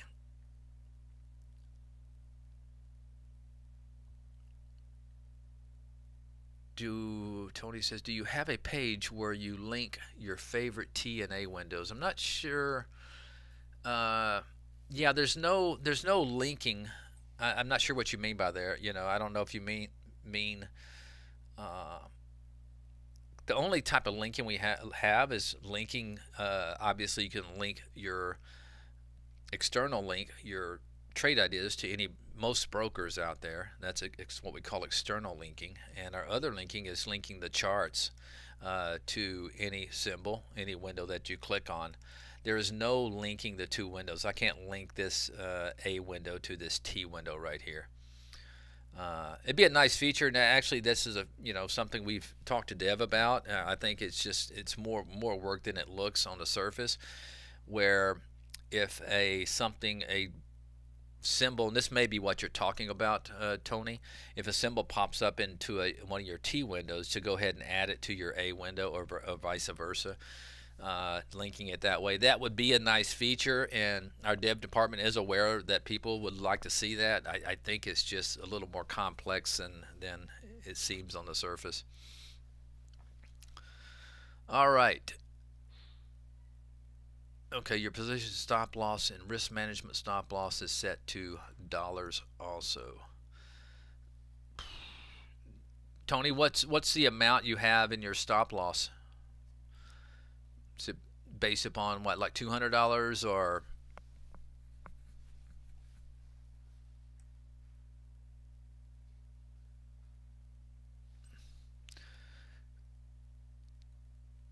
So like I showed you earlier, Tony, if you're using, based upon position size, based on stop loss, you just got to make sure that number in there, you're not trying to come in and do something where you would only lose like 20 or $10 a trade or something like that. Obviously, you can't go out and buy more shares. So as long as you're, sim trading, go ahead and jack that up to around 200 at least or something, or maybe 100, but to make sure it can go out and buy enough shares. All right, Ariel, I am looking to watch different bundles of stock, such as EV bundle and a momentum bundle. Okay. Ariel, is there a question tied to that? Are you looking to know how to do that? If you are, you can easily set up our symbol list. Okay, and if you want to come to our send an email in, I can send you a short video on how to do this. But simple, just go to Tools and go to Symbol List.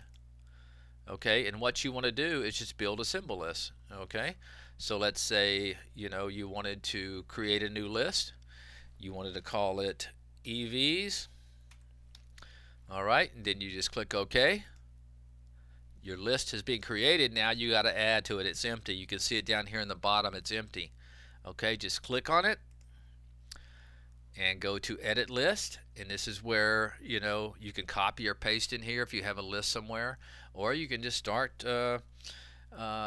typing, and just make sure you type the symbol, hit Enter, and just start making up your list of stocks that you'd want to see. Simple as that. And then once you've made your full list, click OK, and then you would have this new symbol list. All right, so now all you got to do, once you've done that, you got a symbol list. then you'll just go in here and you'll create, create a it's probably with if that's what you want to do, the easiest thing would just be create a T window. Okay, and you could sort by change from close, relative volume, whatever, anything you want to sort by, and then just make sure you point that to your list. So in other words, you'll have to go in here to configuration and click on symbol list, and then just only the following lists. After you build your list and you go into add existing lists, it'll be in here. Okay, so you'll have to go, there's my EV. So I would go in here. I think this is one that's pre-configured for you. If you want an easy one, not have to build your EV, we have one pre-configured in there for you.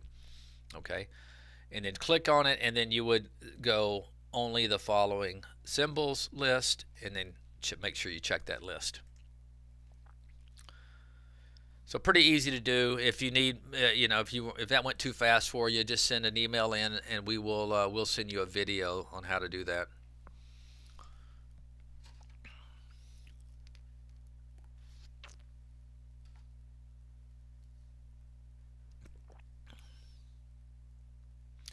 No, that's the thing about Aja, the score. It doesn't go back in history.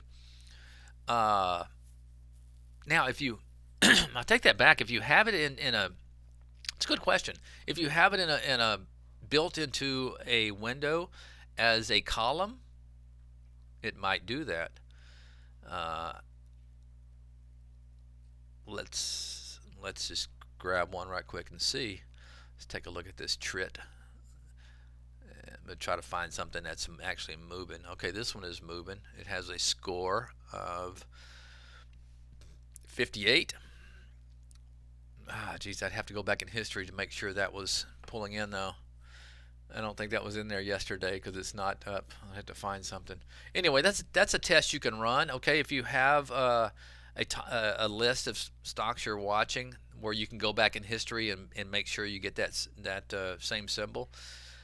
That's a good question. I don't know if it's in a column here, if it's going to pull up that score. I'm thinking it's still going to be in real time. It's going to give you the score that it currently is. In other words, not give you the historic score. But I may be wrong. That's something I'll test. It's a good question. It's something I'll test when I get off here. But you can do it easily by going back in history. Go to current time and see what the score is, and then go back to history and take a look and see if that score is the same as what it is in your single stock window. This is going to be current. Okay, there's no way this is not going to show history.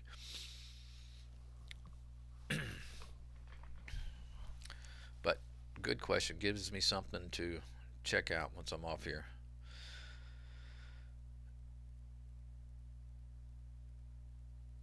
Dawn, that $8.99 for stand. That's the $8.99 price is only our test drive. That's our test drive when you can test drive it for 2 weeks for $8.99. Okay, our standard month to month is $118. So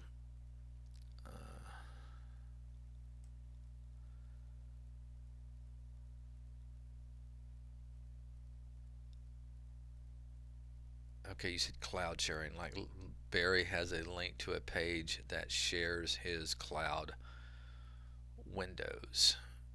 Yeah, I don't have one of those. Okay, I can tell you this, Tony. As far as all my favorite ones are going to be in Trader's Vault. Okay, I don't have a dock built. Maybe it's something I'll do, but really, all the ones you see on my window are going to be in this Trader's Vault. This pull back above 50 SMA is not in there as an A window, but it is in there as a T window. Basically, I've just converted all this stuff. I'm trying to figure out why this thing is so active today. That's weird. So, but no, Tony, I'm sorry. Yeah, I don't have links to my my windows on a dock that I can share with you, or a channel. But they are, like I said, Trader's Vault. If you go take a look in there, there's going to be 34 windows in there. Okay, all the best ones from the traders. I will be updating this probably before the test drive. we always build some new ones and kind of get rid of some old ones and stuff like that. But for right now, yeah, it's going to have all of our strong alerts and top list in it.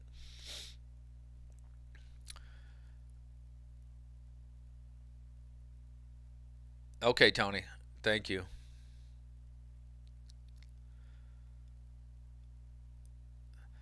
Ariel, how do you watch different bundles? Yeah, Ariel, I think obviously you'll have to create a window for each list that you want to watch.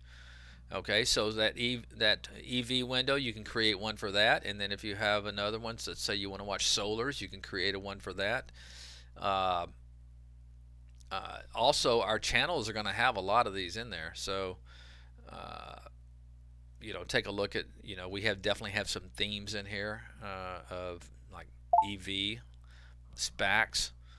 Uh, we have some more energy one. We have, I think, some defense, banks, China. So we do have a lot of things built into our channel bar. But if you want to just follow something on your own default layout and you want to create a window for it, I mean, you're basically just going to have to create a window for each sector or each list that you want to follow.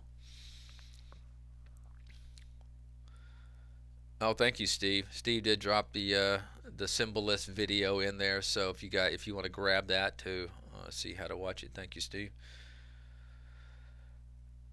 Uh, Ariel says, "What is a T window?" Good question. Okay, so an A window, like you see right here, okay, it's what we call an alert window. Okay, there's always an event associated with an alert window. And what do I mean by event?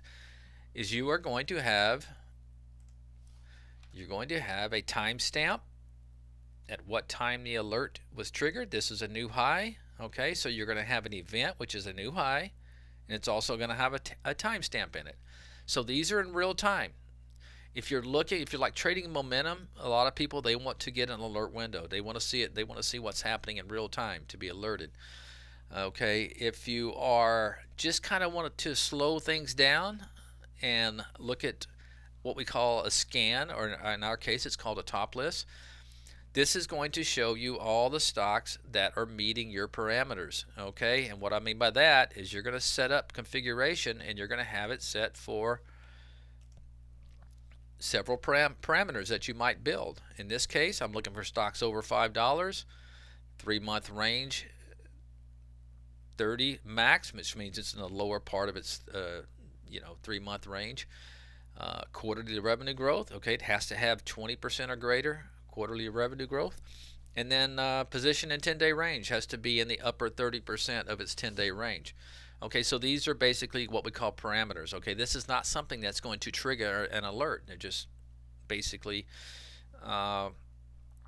parameters is the best way to say it. What you're, So this right here, it refreshes every 30 seconds. And what it does, any symbol, any stock out there that's meeting your parameters, okay, it's going to appear in your top list window, your scan. So this one right now, it's had 2 stocks in it pretty much all day. These are the only 2 stocks out of 8,000 that are meeting my parameters for this revenue growth fishing window.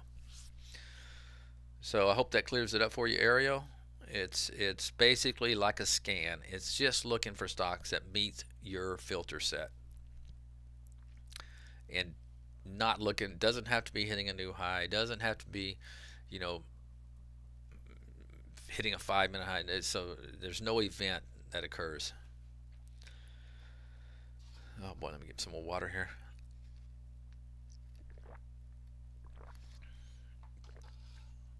Yeah, a custom's not going to work on that Aja, on that previous day's score. Uh, I don't think that's going to help you there. But I can check, with some of the guys who are good with that. But uh, I think a score was basically kind of just me and Michael created it just to kind of give you, an outlook. I mean, or basically a composite rating of how this stock looks technically with a few fundamentals metrics in it as well. So I was thinking about that because I was trying to build some filters I wanted to build a window of a stock that may have had a good score, say a month ago, but now it's fallen down. So trust me, I would like that. I would like to be able to do that, but you're just not going to be able to do it right now. I don't know if there's something.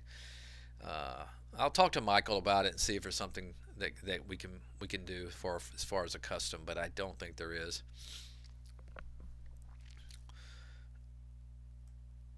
All right, looks like we're finally getting caught up. A lot of good questions today. Does the software auto update when a new release comes out? No, Tony, good question. We are working on that. Okay. As a matter of fact, I thought we'd have it by now, but we don't. So the best thing to do, is either keep an eye on our website, and it's right there on the home page. Just you can click on download software and you can see the version. The way to see your version is go to help and go to about, and it's going to tell you. You can see I'm on a dev version right now, one that you don't have, but or you can go to, I think it's, gosh, let me see if I can remember this. Tools, options, and upgrade. Okay, and you can do production versus. I would do all releases because our dev versions, by the time you get them, we've kicked them around pretty good, and they're ready to go. So no, I shouldn't say dev version, the beta version, So you can just click on all releases, and it will give you an update if there is one. But there's nothing, no auto right now. So just keep that in mind that you'll just have to go check for sure. And usually, if you come to any of our webinars, or we kind of like to keep you updated and things like that in our webinars. Okay, Randall says, is there an alert for largest percent gainers or largest in real time? Yeah. As a matter of fact, I think if you go down, we may have taken that out.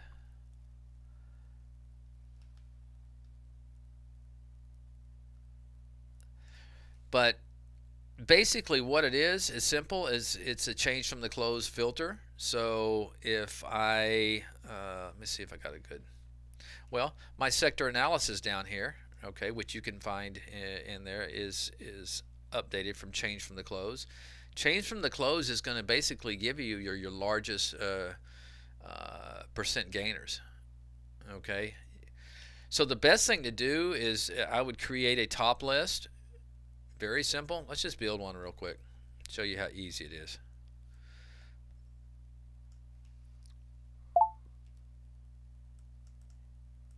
Okay, let's go to top list, and a lot of people think they have to use all these filters when they're building these things, but you really don't, because of our sorting function that we provide with the with top list. So, for example, if I wanted to build a top list real quick to see the highest percentage gainers, all I'd have to do is come in here and maybe set my a few parameters up, like price. I say I'd only want to see between $5 and $100. And then I can go down here. I'll always like putting a average daily volume, okay, and I'm going to put 500,000, okay, and that's it. Now what I can do is just use my columns, and I can sit here and go add what I want to see. I want to see price. I want to see change from the close. That's what we're going to use for our largest percentage gainers. Like to see relative volume, like to see 5-minute volume sometimes, see what's coming in there, and then let's do position in your range. Let's just throw that in there, okay, and we'll call this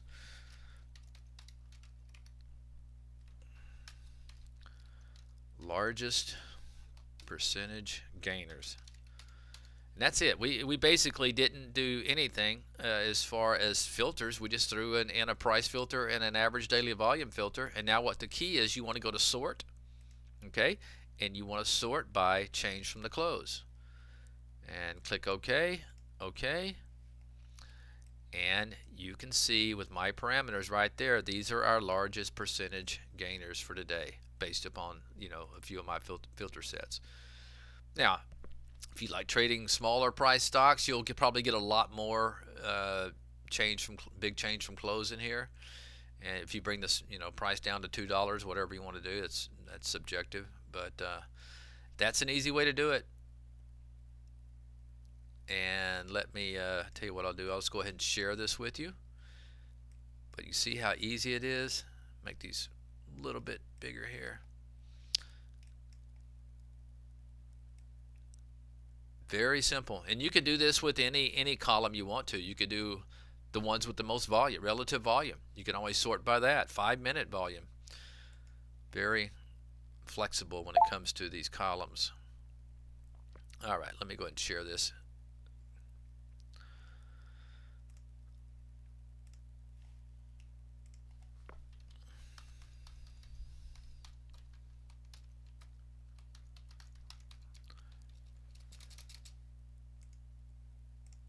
All right, there you go. Let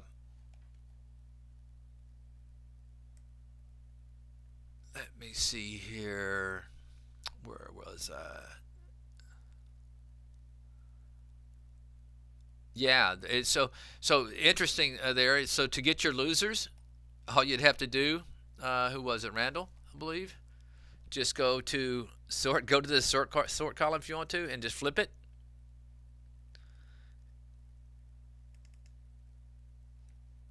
You know what? This is set up for.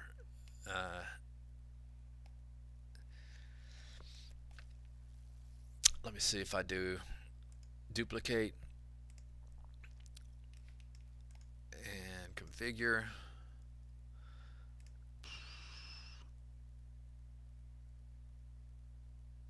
Change from close. Let's do so. Because the problem we have is we built something and we have our historical record, our record count set to 100.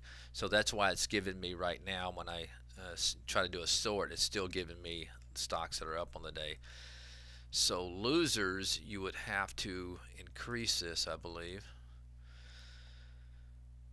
Let's try something. I would come in and do window specific filters, and let's go -5, so they'll have to be down 5%.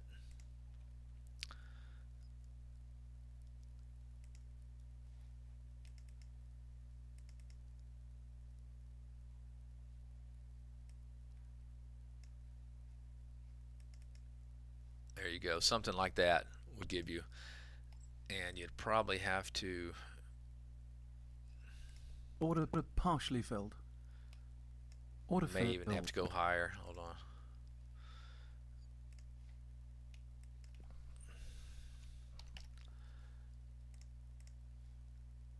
No, I think we got it. Yeah, so something like that.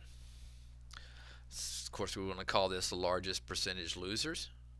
And I think I'm pretty sure we have these in one of our windows over here. I cannot keep up with all these windows. Maybe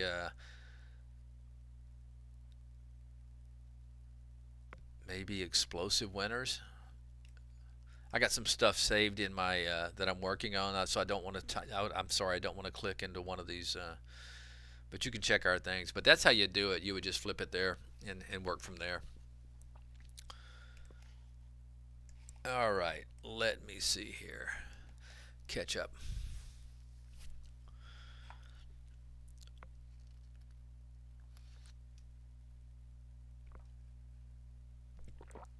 The word new in the toolbar at the top of the screen will be bold green when a new update is available to download. Oh, I did not know that. That is something that I don't know about. So I learned something today. So what Rodak is saying is this new right here in the toolbar will be bold green when a new update is available to download. That is new to me. I probably why I don't know about it, because I'm always getting the new dev version, so I'm always new, so I've probably never been behind. It's weird when I first started using. I was one of the very first users. Steve and I was one of the very first users back from inception. We used to trade with Dan, the CEO. That's how we all got to meet each other, and we were the very first users. And oh man, I think I used the same version for about 5 years, and Dan kept prodding me. Man, we got some new stuff. You got because I'm I liked what I had. I had something similar to this Extreme Master Blaster, and so I just liked what I had, and was just successfully trading on it. And then finally, Dan got me to update, and I was like, whoa, this is. Of course, this was 10 years ago, but. Finally updated. Now update seems like every twice a week or something. All right. You're welcome, Tony. Or Tony's actually saying thank you to Rodak. The odds maker available 20. Yes, that's the great thing about trade ideas. Okay, and this is why I tell a lot of people, man, spend time on the weekend. When I first started using trade ideas, especially once we got back testing come in, oh man, I would sit there on Saturdays 4 or 5 hours, just back testing all these strategies and playing with it, and because our servers they work 24/7, so you can back test stuff all weekend if you want to.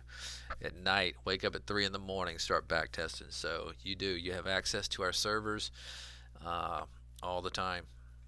Which is great. When test drive rolls around, a lot of people don't realize that you can get access the weekend before the test drive starts, and that's what I encourage people to do, man. Just start getting in there and playing with it all weekend, and that way by the time it starts officially on that Monday, well, you got a good head start. All right. Michael Crum says, I'm having trouble turning off an alert. Will you walk us through the process? Turning off an alert. Are you talking about an audio alert, Michael?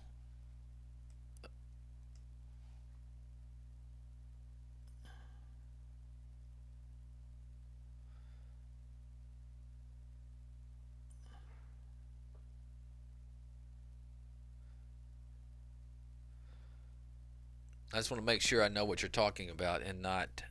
I don't know why you'd want to cut off an alert window, so I'm assuming it's an audio alert. Now, here's what happens most of the time, because it's a pretty simple process. All right, you just go to properties and you go to actions. All right, and you want to make sure this is unchecked. What's probably happening if you're doing that and you're still getting it, you probably have a window that's down here in your taskbar, okay, that you don't have open. So what I would do is go find all your windows. So if I go down here and look and find Let's Go Fishing, and I'm going to pull it up, make sure I do the same thing to all the windows that are down in there, and just make sure I go to properties and go to actions and make sure that the play sound is unchecked, because if that's unchecked, I can promise you that sound is not coming from that window.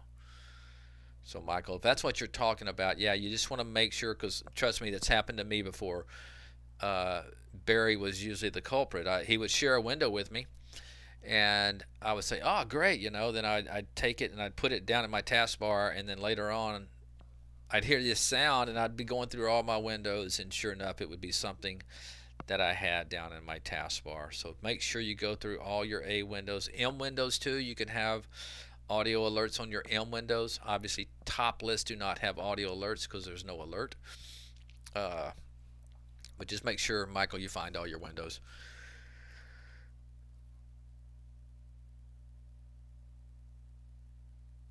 Yeah, you can do, Randall, you can do the change from open just like you can do change from close. That works well too. A lot of times what I'll do is, like you see in my sector analysis down here, I have both. I have the change from close and change from open, which can be kind of nice, because a lot of times you'll see like this solar sector. Look at the change from close is 2.9, but it really hasn't done anything all day. It's just been sitting here not doing anything. So yes, I understand some people like to use that change from open as well.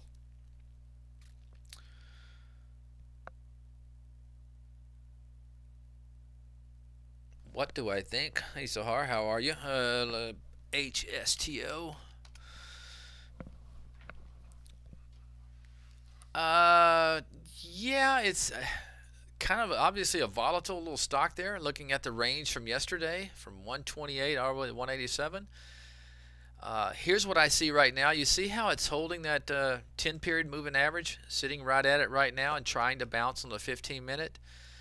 I would like for it to kind of close if I'm going to stay in this. I'd like for it to close above it, uh, but you know, doesn't look bad. It's just I'm seeing a lot of red.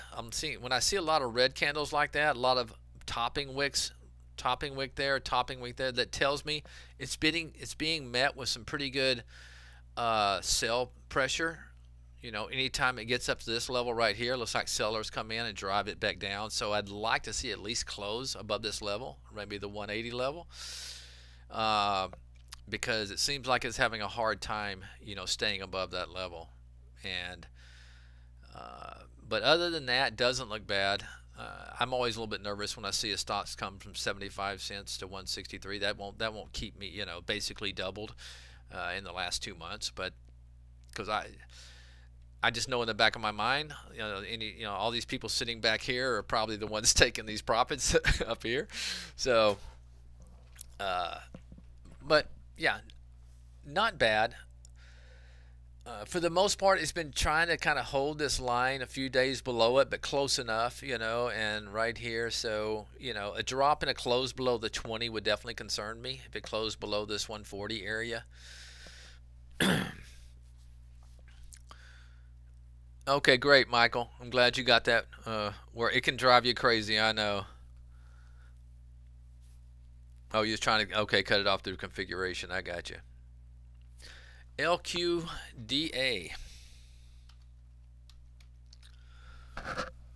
Oh, that's definitely strong today. Okay, let's take a look here.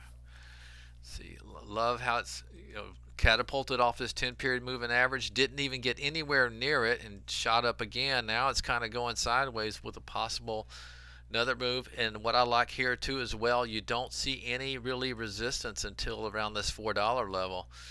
Okay, so it's a good chance. I don't know if it'll do it today, but it's a good chance over the next couple of days anyway that it can make it up there. But yeah, not bad at all, Aja.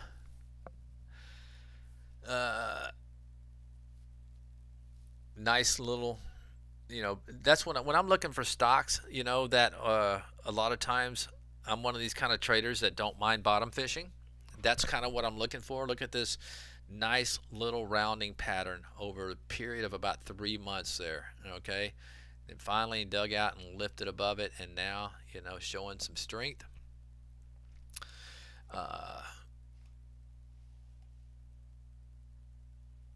Clear that. Let's see. Another thing I like about it, Aja, is I always like companies that have a little bit of cash.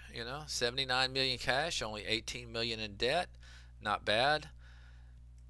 Be great if that was a positive number, but that wouldn't scare me away. Looks like, yeah, not bad. Not bad at all. Good day.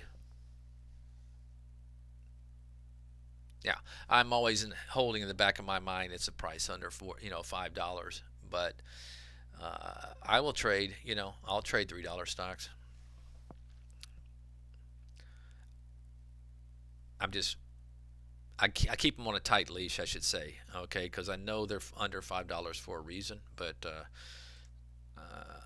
it won't stop me from trading it. Market is getting a little bit spooky here. Nothing major, but went to lows and looks like it's trying to break the 10 period moving average.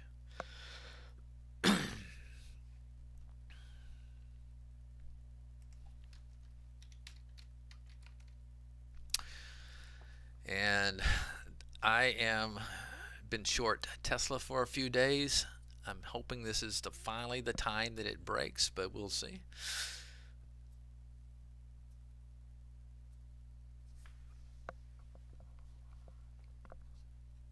Okay.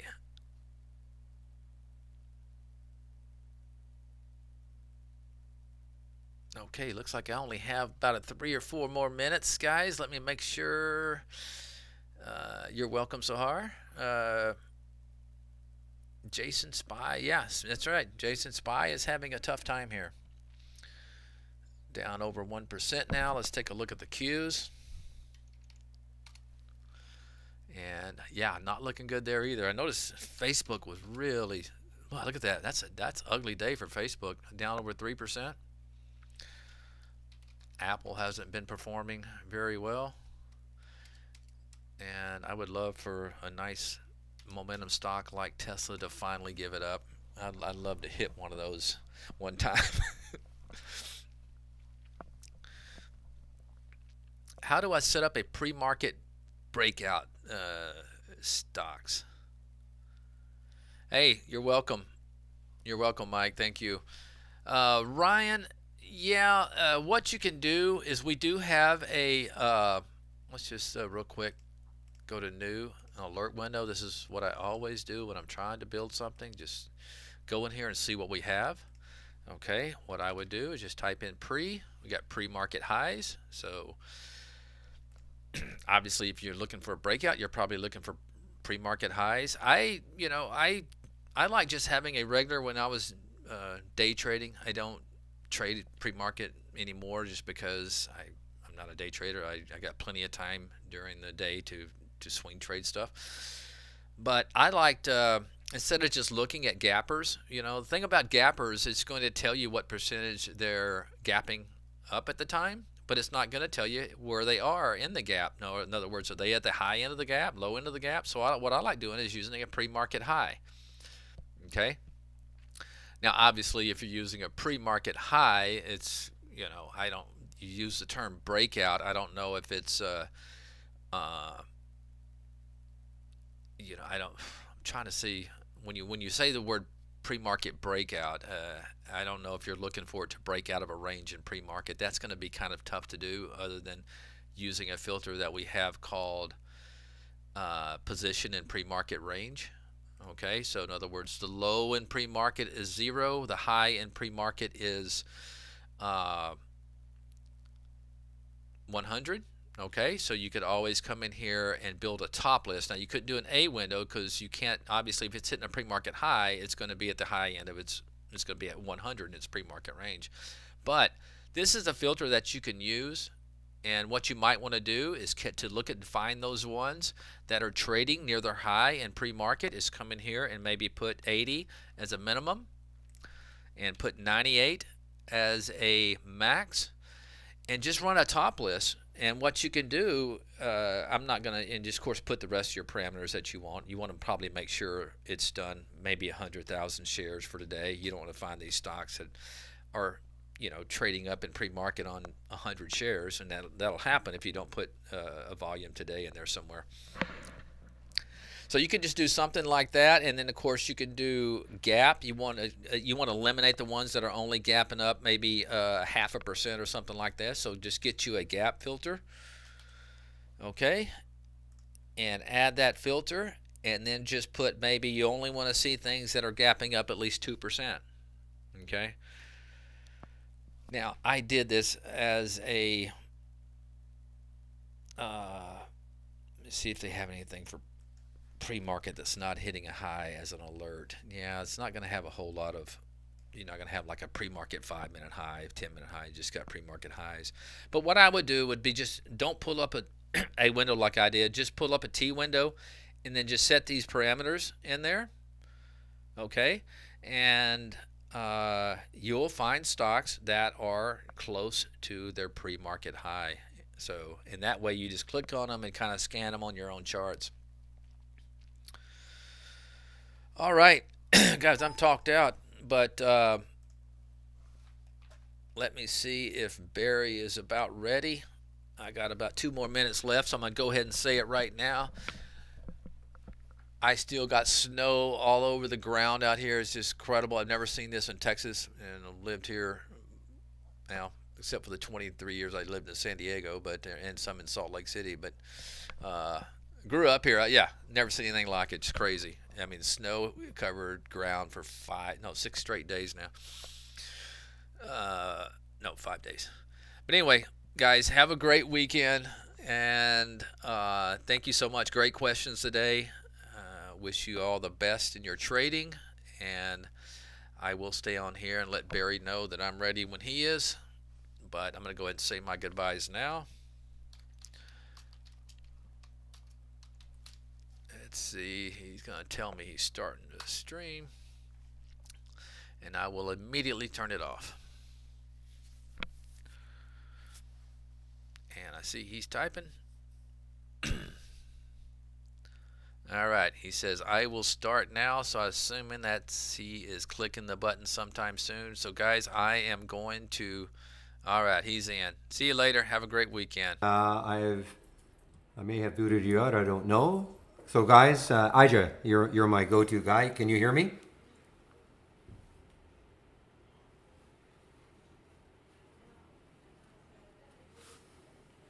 Meanwhile, VIOT continues to rip here. No stopping.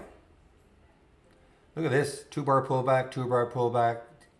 No, I mean, it's an all-time high, so who knows where it's going to go.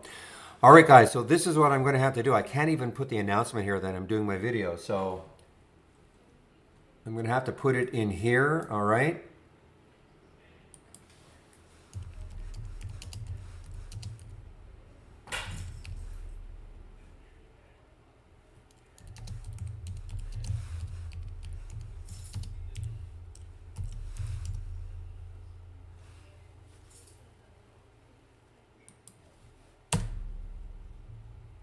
Okay, thank you, Michael. So you guys know I have to do my video now, and it's going to look a little different. You're actually going to see me doing my video. I'm talking to the guys in YouTube. You won't hear me do it. I have to use a different type of a capture program.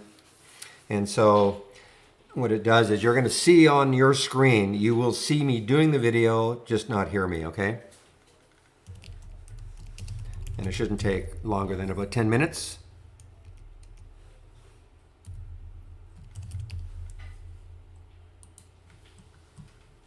Okay, so I'll put myself on mute now.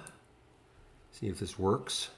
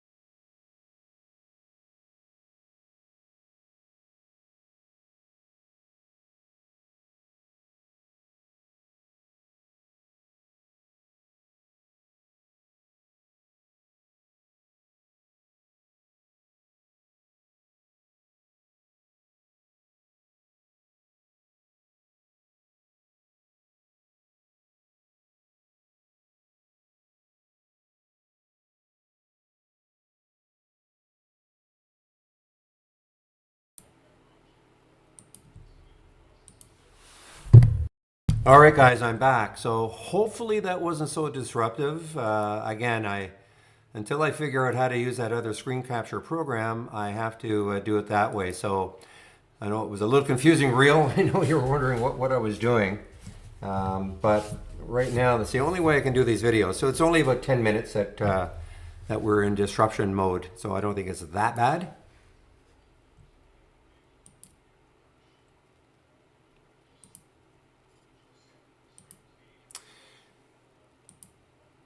Okay, yes, I do. Nico Rico, I do. So if you find my homepage tab right here, okay, you can find that, then click on it, and what will happen is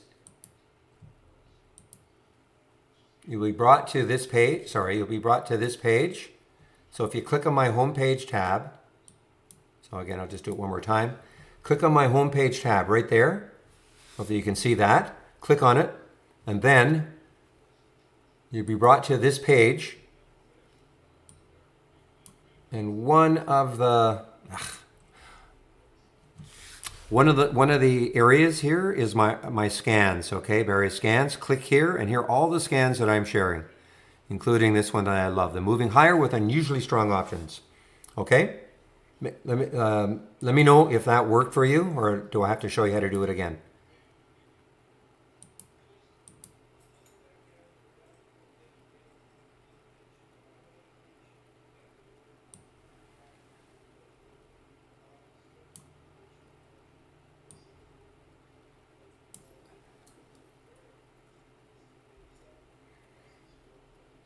Okay, I don't have anything exactly like that, but I mean, you can do something like this, Jonas. What's the time frame you're looking at? 1 minute, 5 minutes, 10 minutes, 30 minutes? Because you can find the stocks that are down the most in various time frames in a short period. Okay, 1 minute. You probably hit the one that we don't have. Let me just see.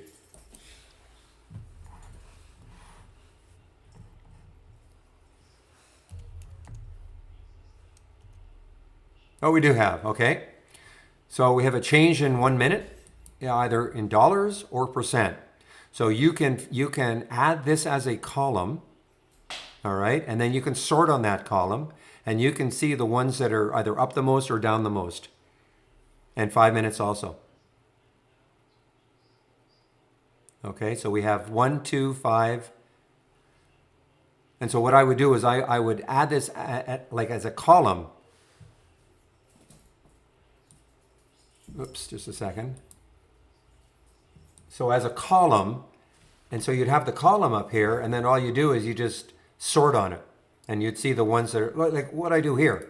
I can see the ones that are up the most, 13.5%, in this particular top list window that I've got, as an example. Or I can see the ones right near the high of the day. So that's what the beauty of the top list. So you can sort on any one of these columns, and it's just a double click left double click a couple of times, and that'll get up to the header, and then just double click left double click a couple of times, and you then can sort on the columns.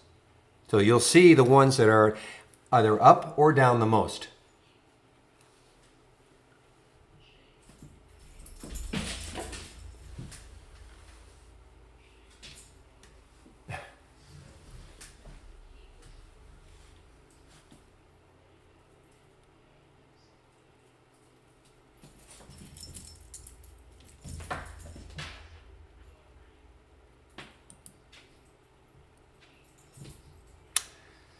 All right, PLTR is making a little bit of a comeback here, guys. PLTR, a little bit of a comeback.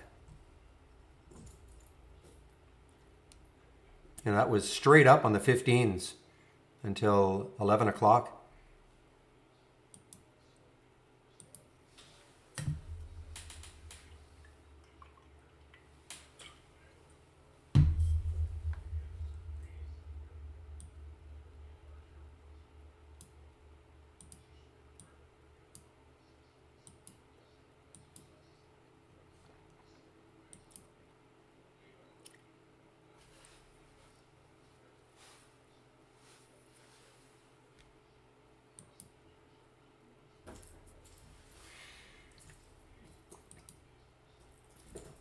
So I see while I was doing my video, Sabre did kind of come back. And then it dropped again. Man, pretty, I mean, it got all the way back up here after doing this, and then it did this. So it actually was not trading with the SPY at that point. Because look what it was doing, and the SPY was continuing to move down, but very erratic.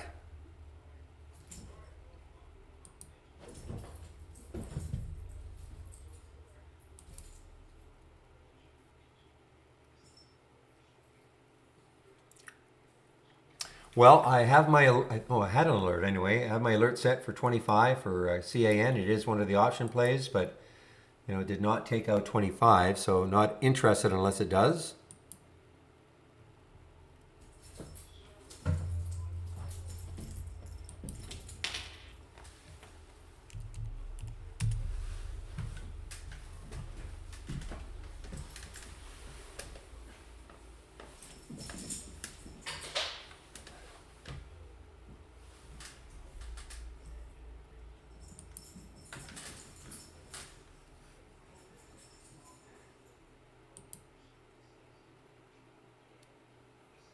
YMAB, I haven't seen YMAB for a while.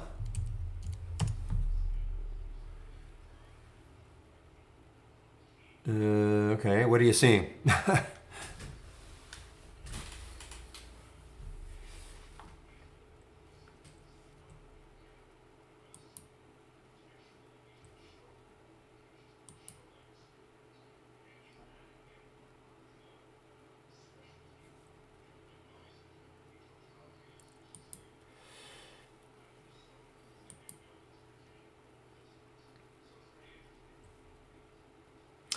Oh man, so I see we have a bunch of new SPACs today.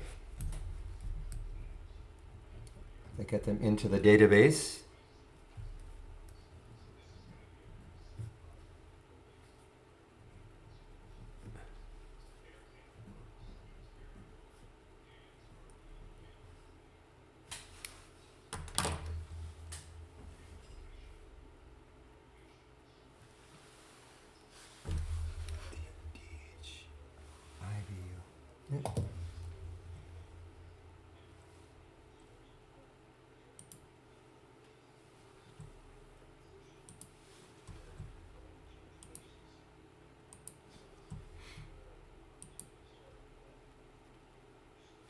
So just give me a minute, guys. I have to add those new ones to our database of SPACs.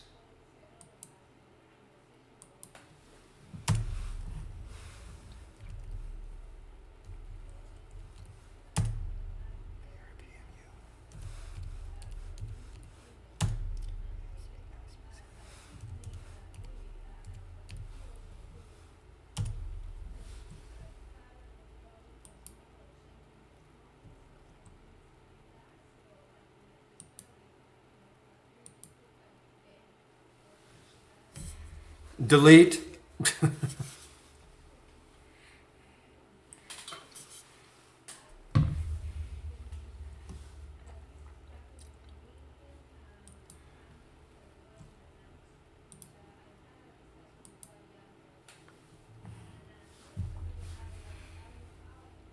Well, I'm just going to wait to see if we get one more, maybe one or two more in the options window. And if we, other than that, I'm not too interested in trading.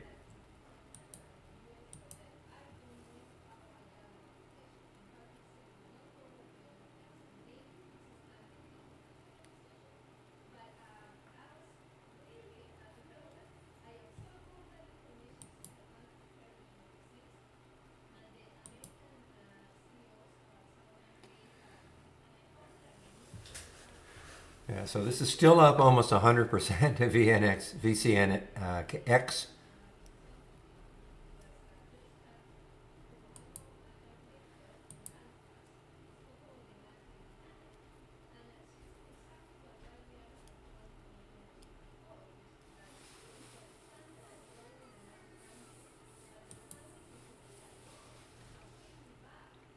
Well, I guess it all depends what you're looking at. We've had a lot. I mean, it's a little bit slow right now towards the end of the. Oh, wait a minute. Hmm.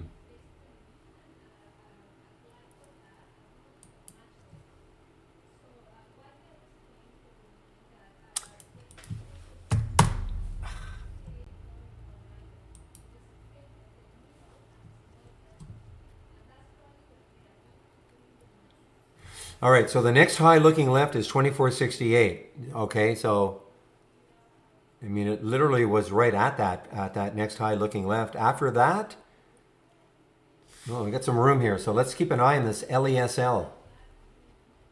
Okay. The next high, again, that was a couple of days ago.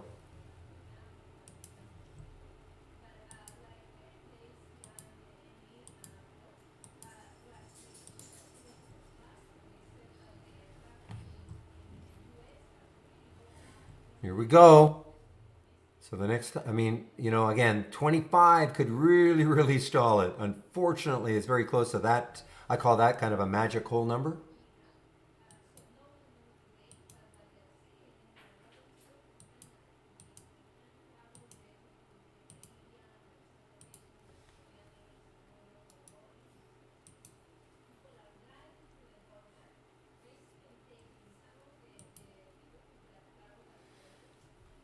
I mean, so I don't know. I don't think this is going to have a ton of room.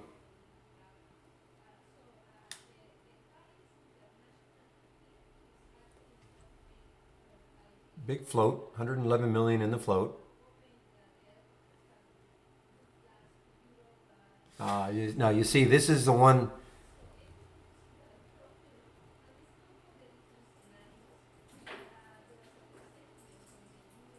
Oh no, it's got a ton of. Yeah, it's really trading a lot. Okay, 24 times normal in terms of volume, in terms of option volume. So it doesn't trade very many options. I mean, it's traded 3,600 options today, or contracts, which is 24 times normal.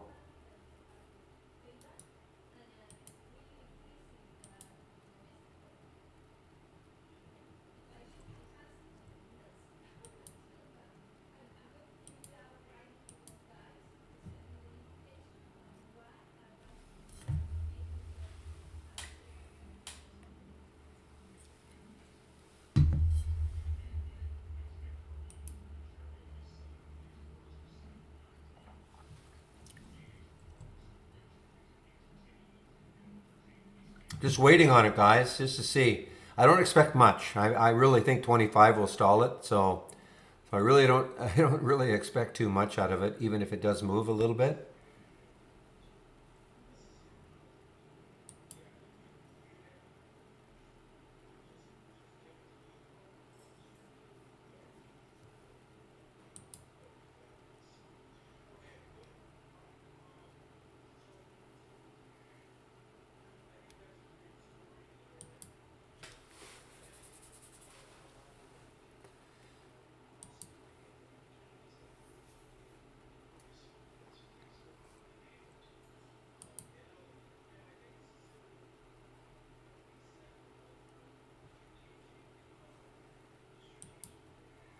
I'm just going to give this just a little bit longer. I'm talking about the LASL.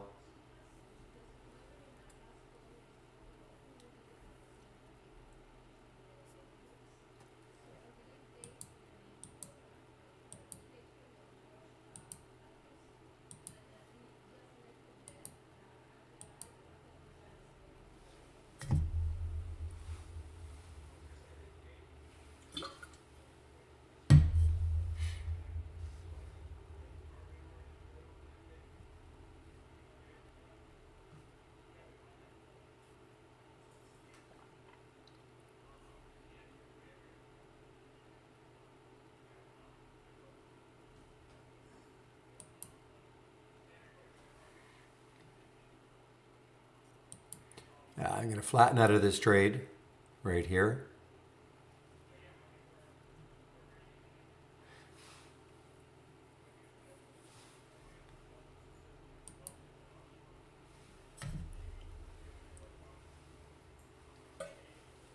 So that was in the simulator.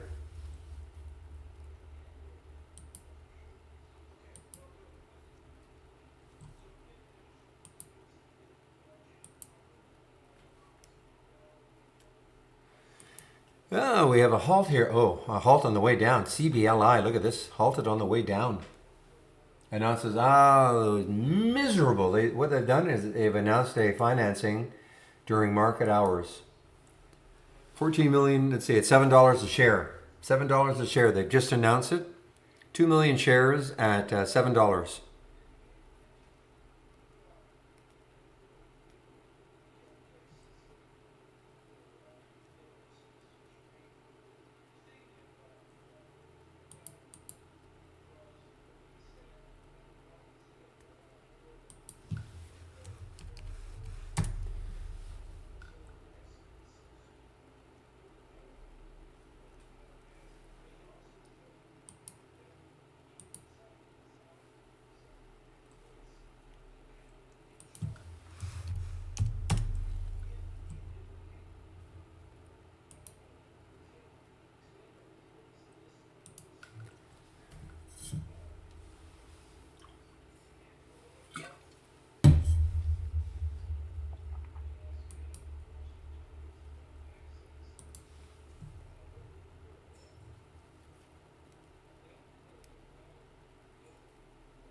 Nice short, guys, on the Viot so far. I can see that. Nice short.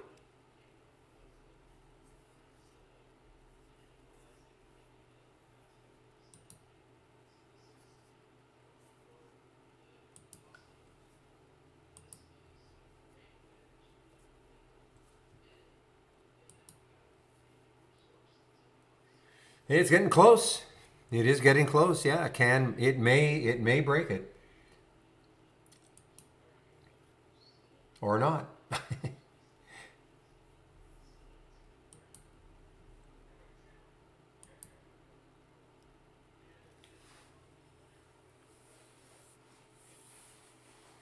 Yeah, it's a real strong pet peeve of mine, Bolsano. Companies that release financing during market hours.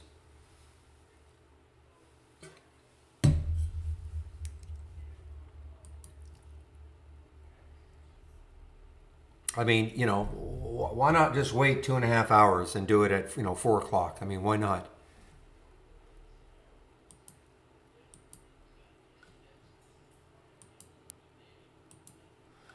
All right, it's trying. It's really, really trying. This CAN.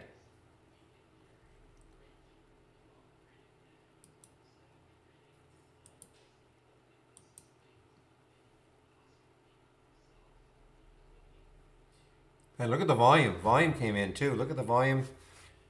Excuse me, in the 2 minute. I mean, look at all the previous ones.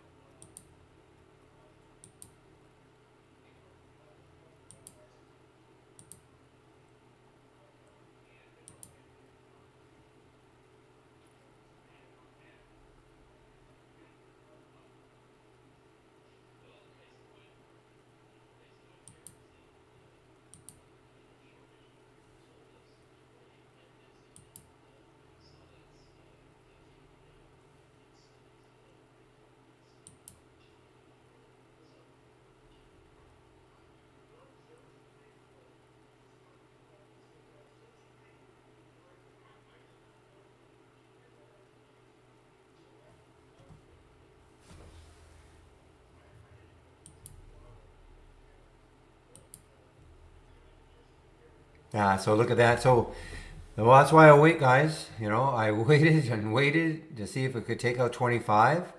The CAN did not jump the gun. Just waited. Didn't happen. Not yet, anyway.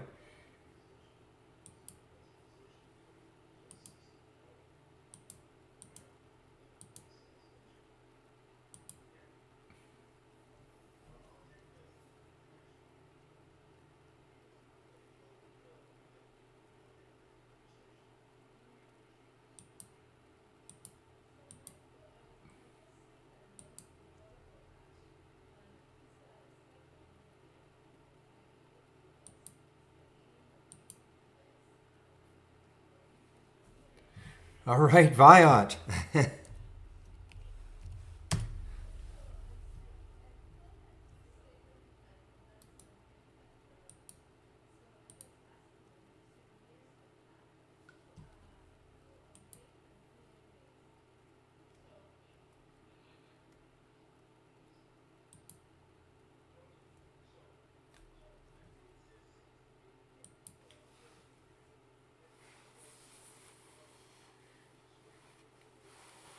Well, let's take a look at what could happen. Obviously there's some support way down here. I don't think it's going to get down there, but on the 5-minute chart, maybe some support around 1640. I don't know, a couple of candles right there, 1640-ish.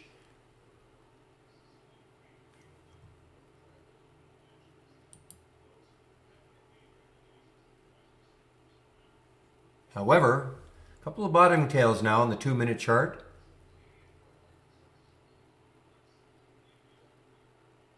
Let's see if this one can get red again. That 2-minute candle get red again.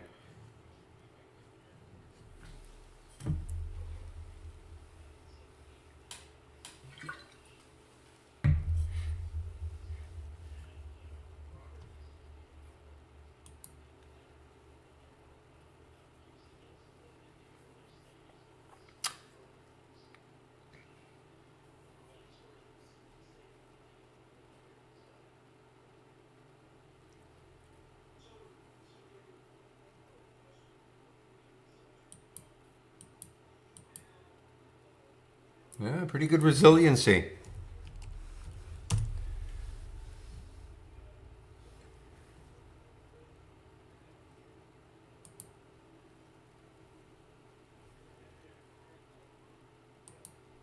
All right, this little one, PVL, some volume coming in. PVL, it's over at 2, but get used to looking at these longer term time frames. So look at the weekly chart.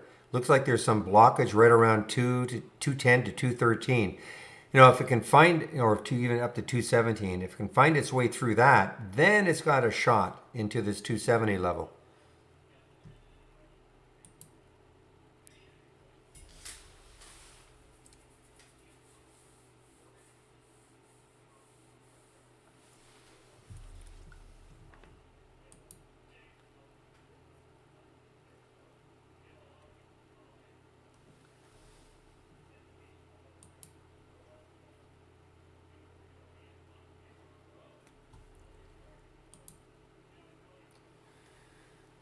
Whew, guys, it's only 1:30. The morning flew by, but right now it's kind of dragging a bit for me anyway.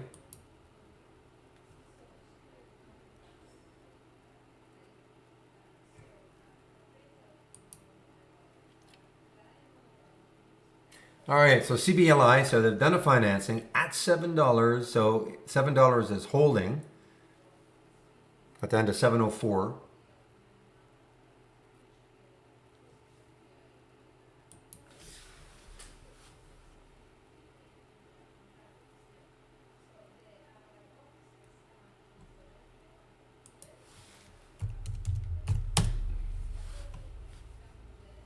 All right, guys, this is getting maybe, again, I don't expect too much out of this Leslie, LASL. What do they even do? Sporting goods, okay. I don't think I've ever heard of these guys before.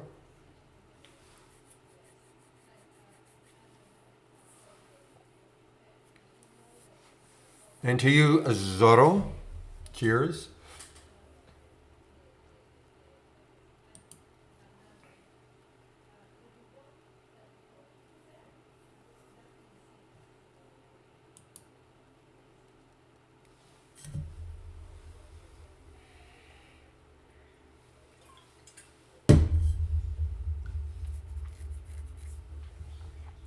Well, I think there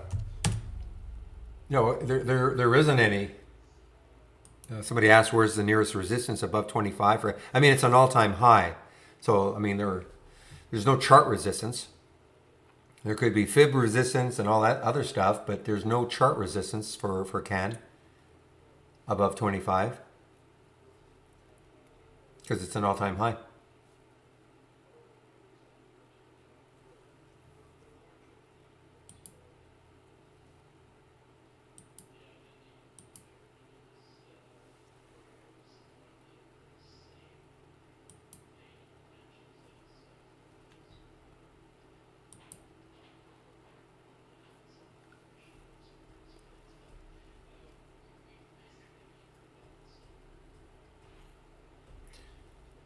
Okay, there's that PVL. Is actually a little red bar ignored, but I do think there's a lot of resistance, not that far away.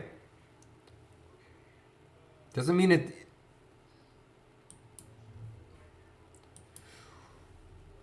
Wow, talk about whippy. Look at that, was up to 1721, and then in a heartbeat it drops to 1650 for the VIA. So if you're in this one, be careful because that was like in a heartbeat. Now down to 1633. Whoa. Ah, Christopher. I missed my entry in LASL. I got sidetracked with the VIA.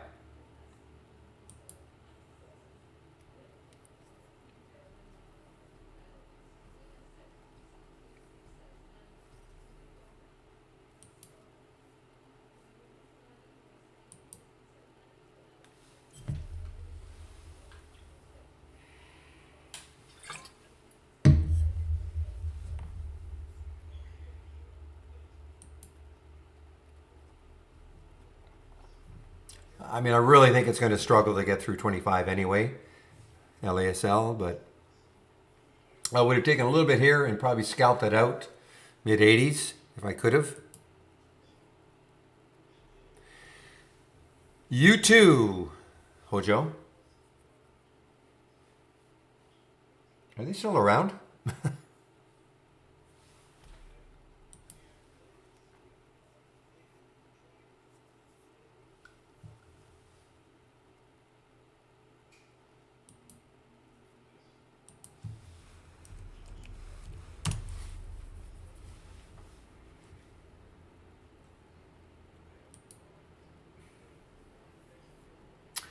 So why does this happen? So look at that float, guys. I mean, it is still up 52%, but look at the float, 15 million. That's why you can get these wild moves, especially for a stock that's relatively expensive. 50-cent moves just like that.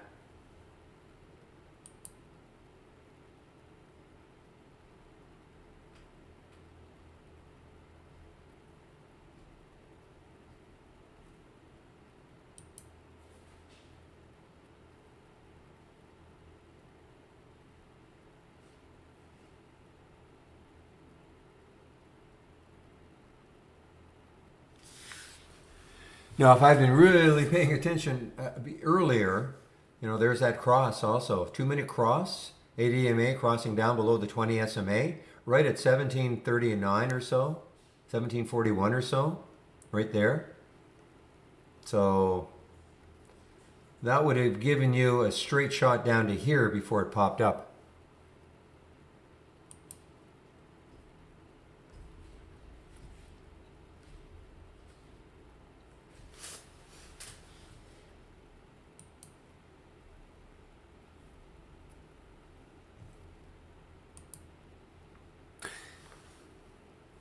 And again, they did have, no, I'm sorry, that's not the same one. I don't know what news.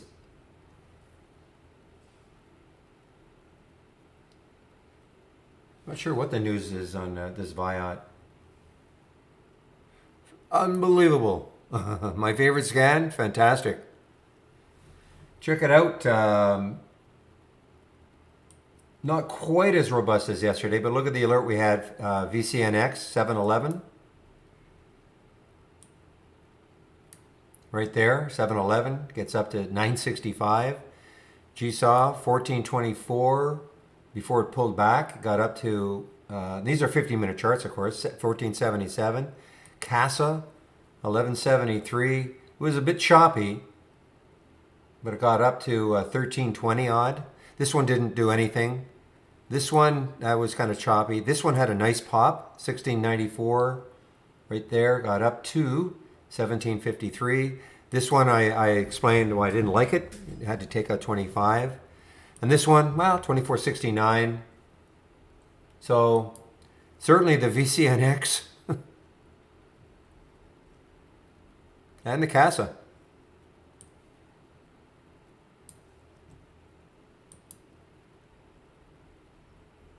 It's on my page. It's my home page. My hometown, my homepage, guys, right there. Barry's homepage, right there. All right. Oh, just a minute. So click on that, okay? And then you'll get right here, and here they are, scans, and right here, moving higher with unusually strong options. As one just appeared.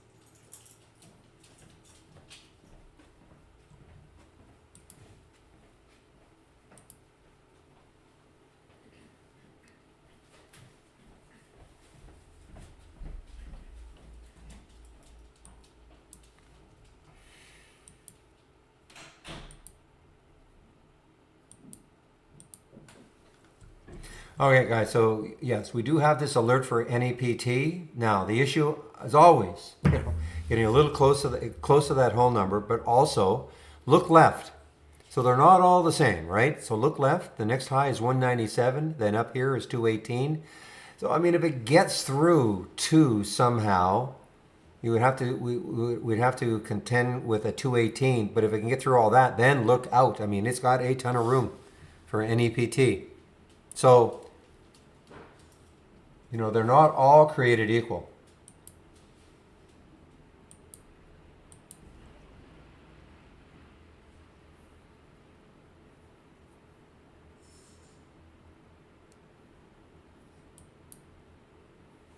Boy, look at this. CAN is all over the place.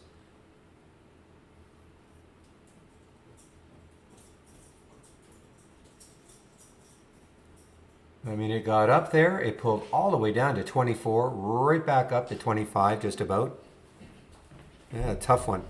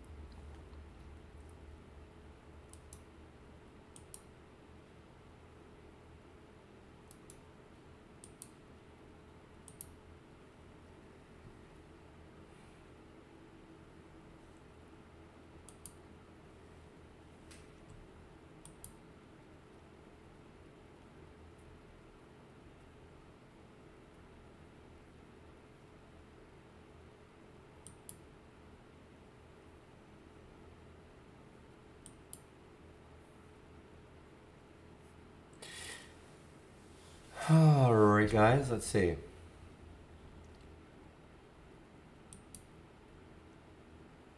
Whoa, and I don't know if this is real or not. My goodness, PVL, hope you got out. I don't know if this is a real, but I might have to short this because we've seen this.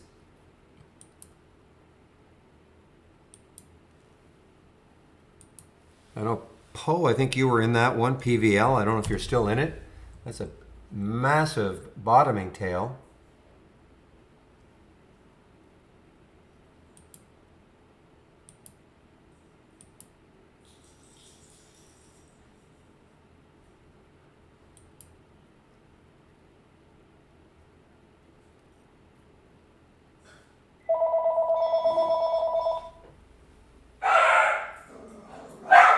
Okay, one moment, please.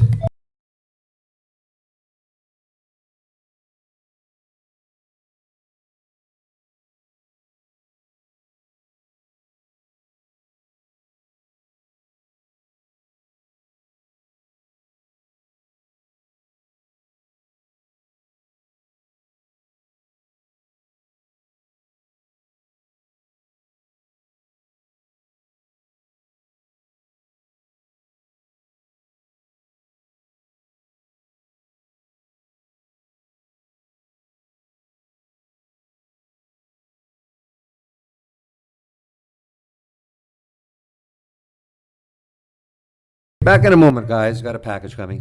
Just give me a moment.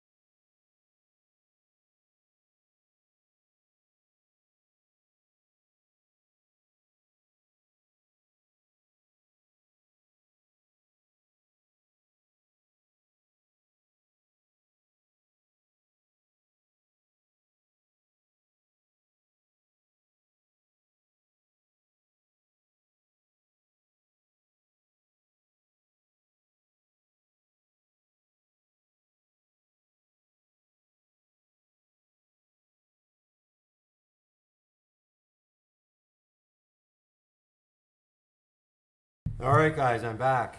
And I see that this can.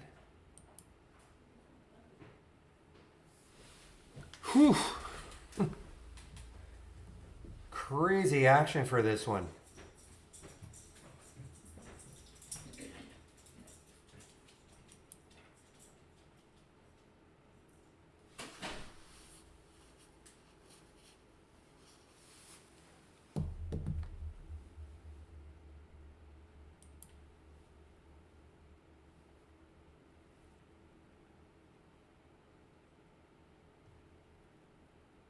Yeah, so based on this action, I would have probably, well, I don't know now. Maybe it'll say over 25.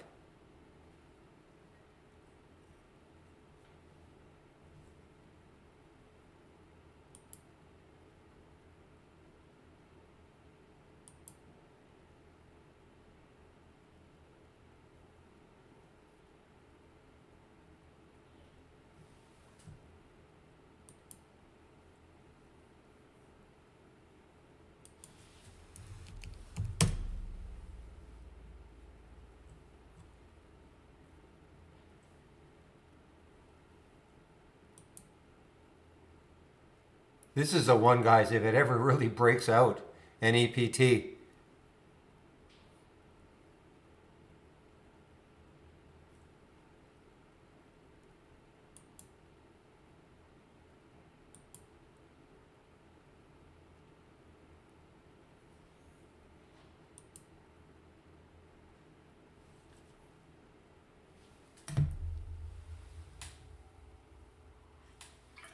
Yeah, CAN is a crypto play. I mean, look at this. What a mess.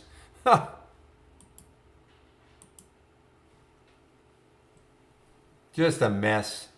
Trying to get over 25 again.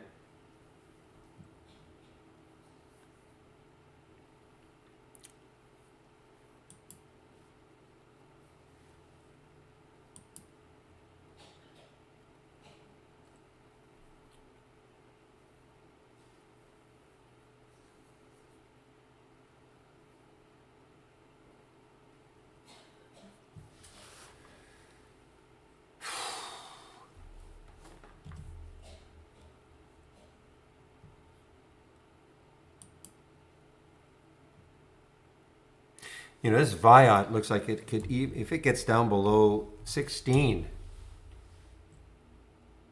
I mean, there's support, I suppose, on the 15-minute chart, right around 14.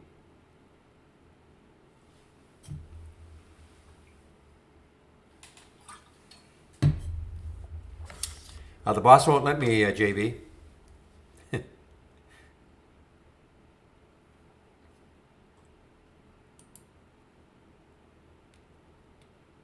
$55,000, my gosh.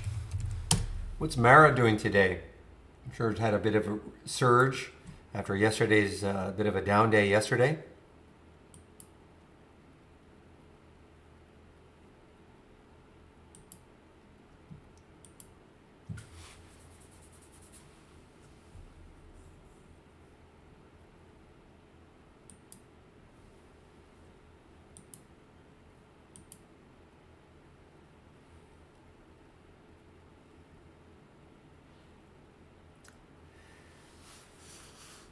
I can't remember if Neptune is a.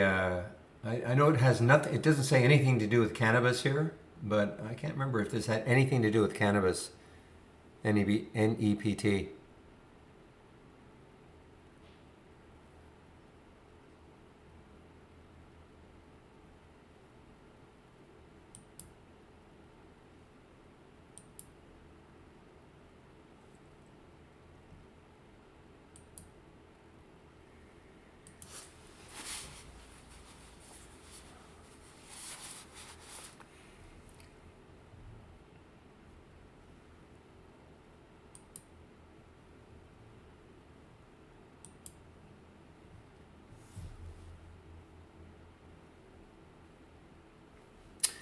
All right, this doesn't look good. I mean, a big topping tail. Again, that 2 level, probably tough for it to get through.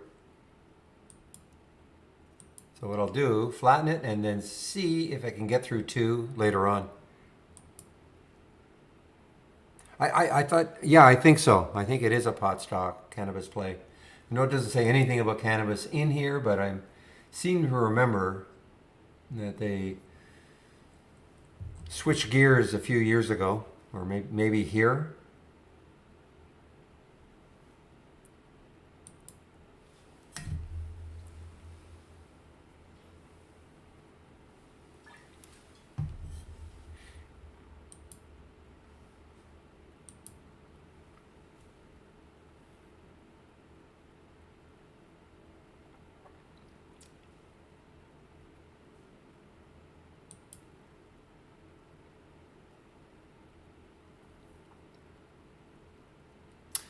Fade, fade, fade away. No shorts available for me for VCNX. This looks like it's just going to keep moving down now. Still up 82%. Look at the volume. So, look at that volume. 256 million shares with a 7 million float.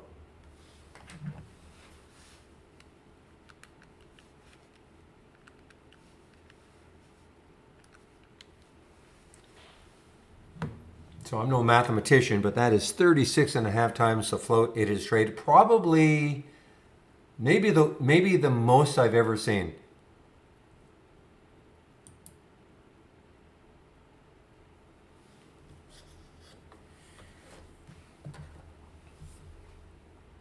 Okay, so Brucey, just right click on the alert window, properties, actions, and then you follow this. Check the play sound. Set up the sound, use a custom sound, check that, and then select. 3 folders are here. Each one of these folders has some sound alerts in them. You can pick one, highlight it, left click on it, highlight it, and then open it, and then play it. If you like it, say okay a couple of times, and then it'll attach itself to that alert window that you started the whole operation. Okay?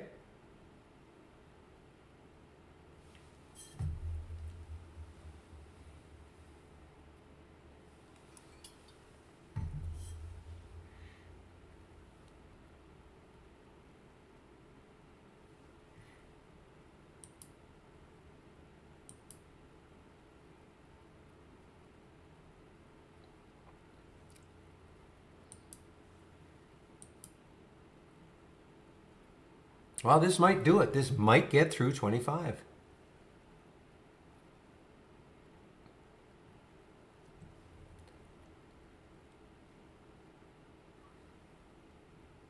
I mean, yeah, I mean, it's broken through. I can't see it right there, but that, I think that high right there is 2468. Looking left, so if it can get through 25, then look left, and you've got 2629. So, you know, this takes out 25. This might have a shot. Ooh, look at, oh, man, you talk about a pop. Look at Viot. So from 16 to 17, just like that.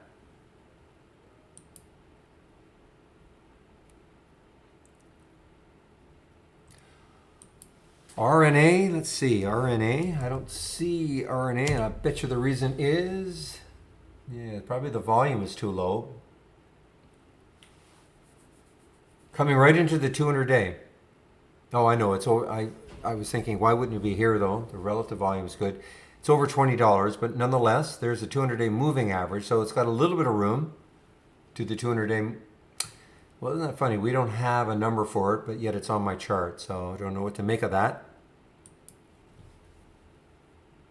And it is shortable, yes. I know why Real is saying that. How many shares, just for fun?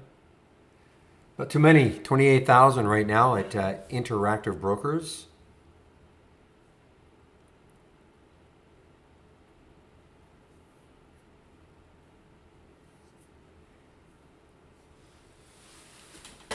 Whoa! Look at this! Wow. I don't know if William got this one.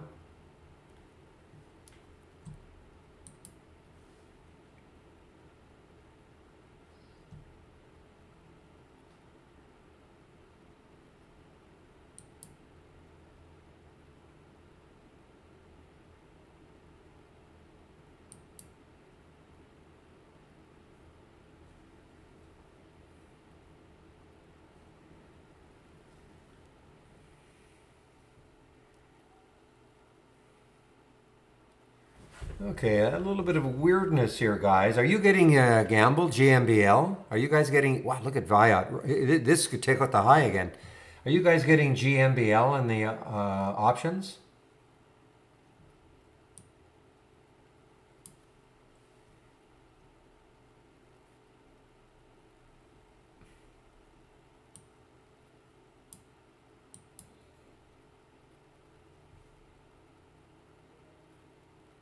Well, it could be really interesting. The next high looking left is way up here, 19 something, but I'm not getting it here and they don't repeat.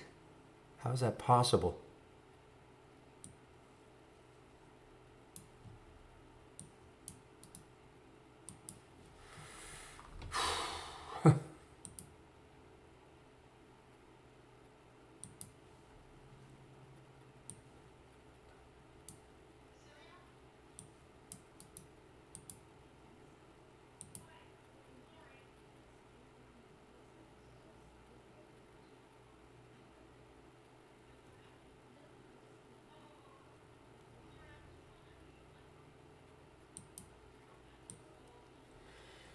Oh man, I am getting tired.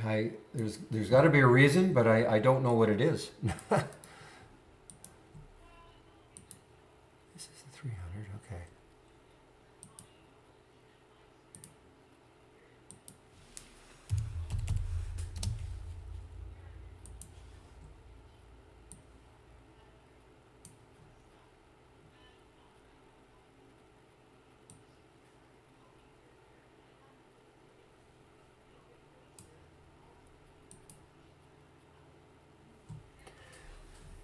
Okay, option volume, so it's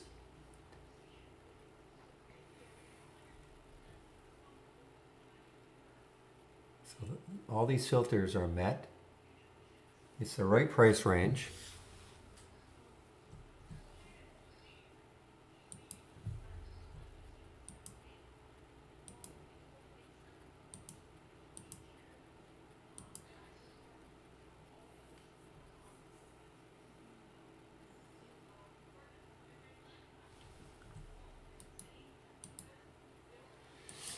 All right, guys, I got to figure it out. I got to figure out why. Okay, Gamble is not showing up. Is not showing up there.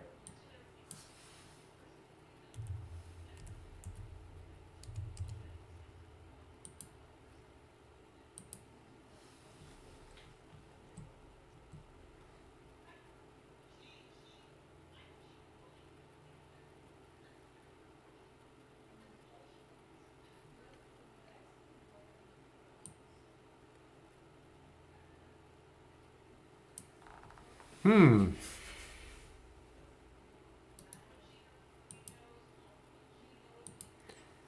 125, 3, 500, 2, 4, 30.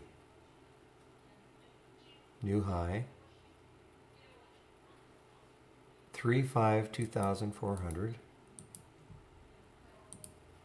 23, 5, 2,430. Wow. This is a teaser for me.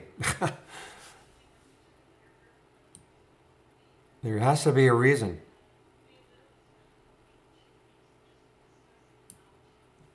Well, it's got 7,000.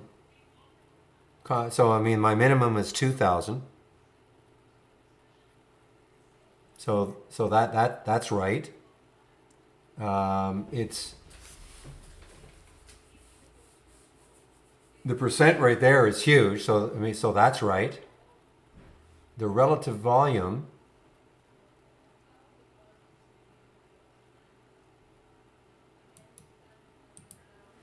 Relative volume is 3, so that yeah, I'm just wondering. I'm wondering if it. No, it doesn't make any sense. No, it has to show up here.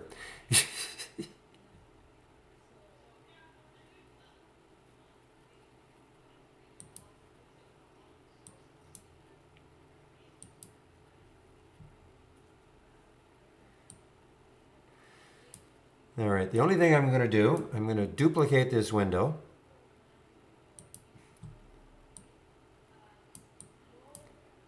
And then I'm going to, don't repeat for a day. Okay, then I'm going to do a history. Well, it's right there. I'm going to do a history.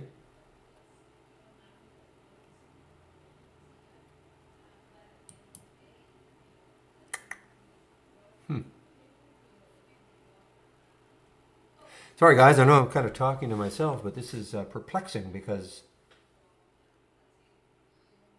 let me do a history here.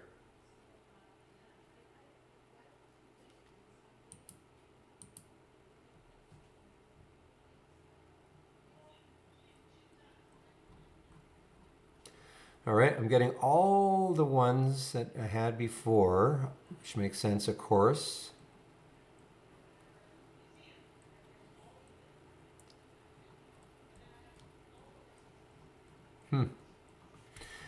Well, sometimes, instead of driving yourself crazy, maybe what I'm going to do, I'm going to get rid of this one, and I'll use this. Instead of trying to figure it out.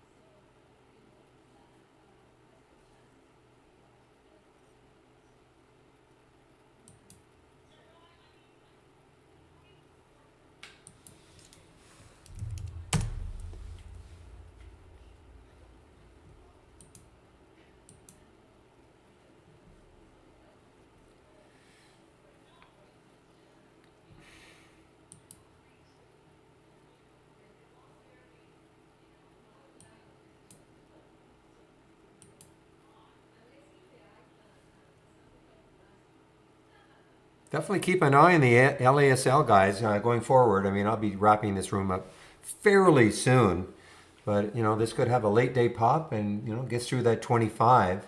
It's got room.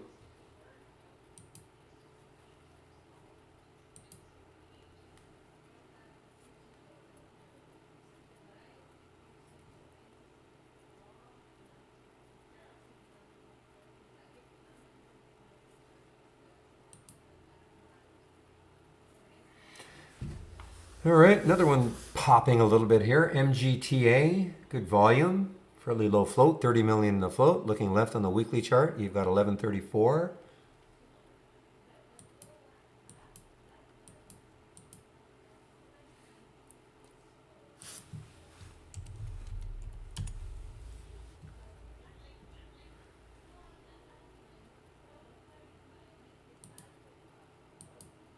Oh, Malta. That's the flag of Malta. Okay, didn't know that.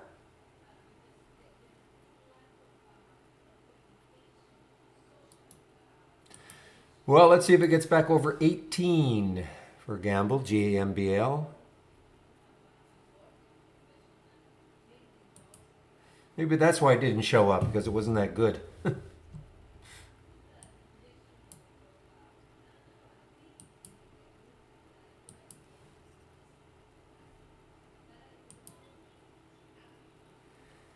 Well, looks like it's incorporated there. GMBL. There's the flag of Malta.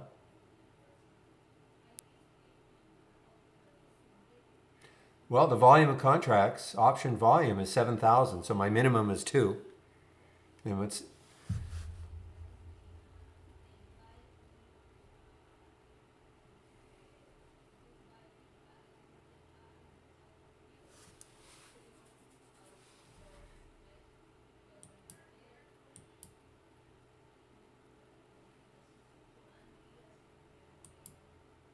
Oh, I'm sure. I'm sure that's. I mean, I'm sure the. Where is it operating? Antigua, Malta, Curacao, United States.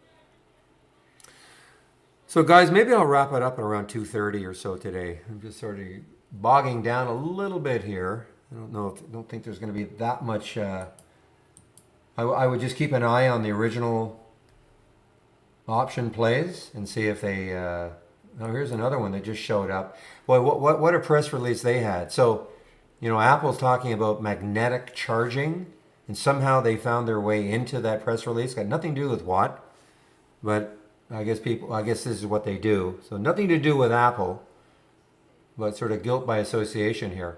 So that is WATT, and now it's starting to move.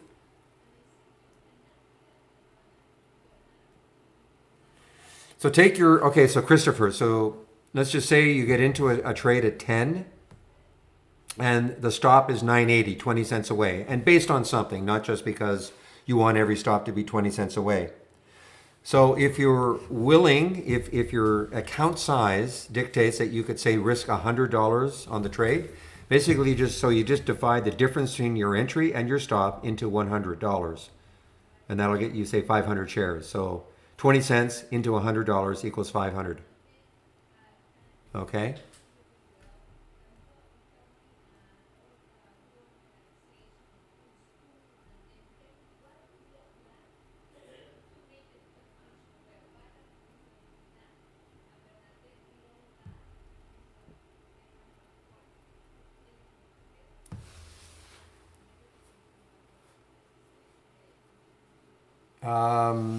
Well, I'm not sure. I mean, how many alerts do you have? From 9:31 to 9:32?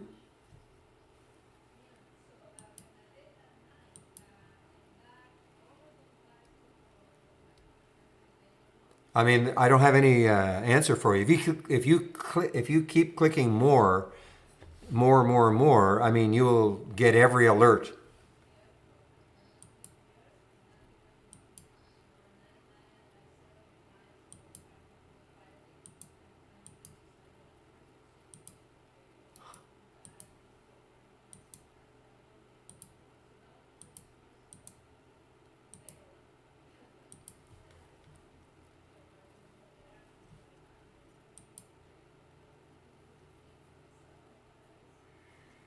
So there's nothing magical. I mean, you just have to keep clicking more. Yeah, Watt is on the move here, guys. So it did hit a pre-market high of 825.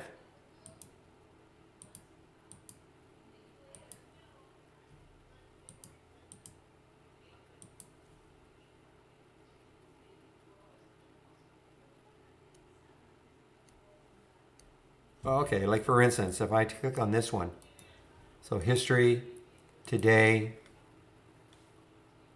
I'm not sure what you're trying to do. So here it is, 1017. It's going to load. It's going to go back. It's going back to 1243, 1243. Eventually, it's probably going to say more. No, maybe not. Oh, this might be a new one. You just have to keep scrolling down. So so I went all the way back to the first alert, 941. This might be a new, I think this is in development. I think this is if you don't have that, because you used to have to, I have to click on the more, but it looks like it's loading everything now.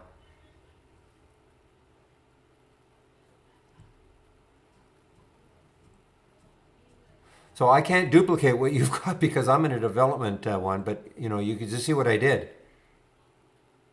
And this is a pretty active one, obviously, and I was able to, without going more, just keep scrolling down all the way down to 941. That was the first alert, I guess. Unless it's going to say more. Maybe it is going to say more. Okay, yeah, so I did have some before. Okay, so which I don't understand, so I'm just going to keep going back to 931.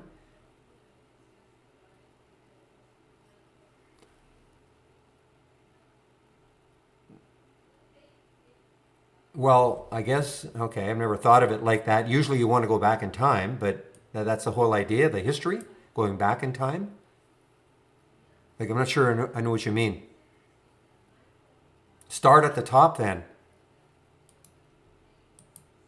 So real time, so I mean start at the top.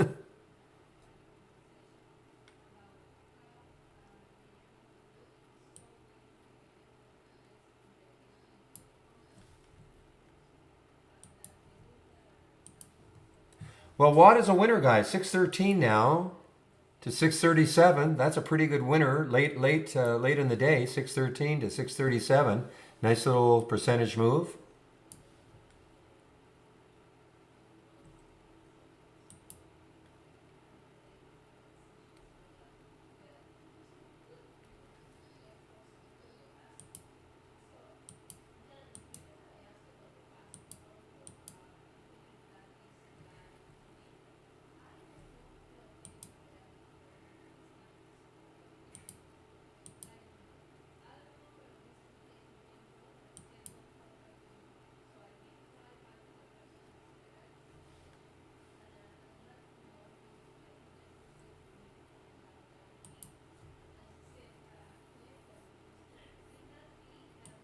See, well, guys, just out of nowhere.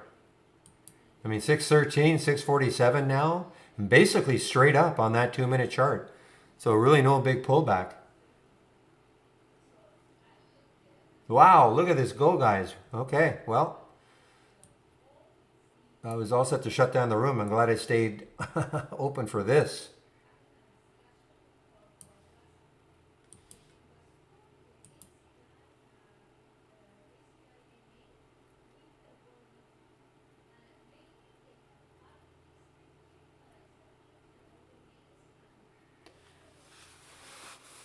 All right, so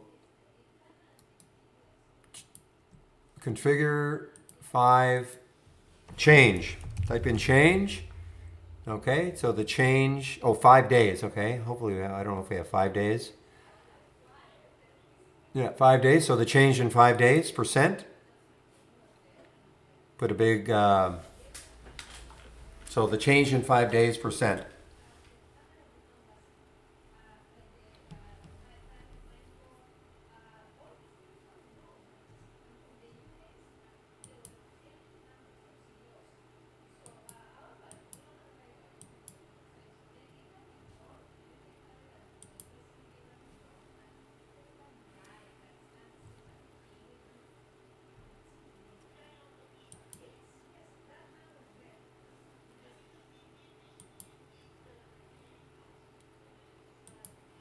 You're welcome.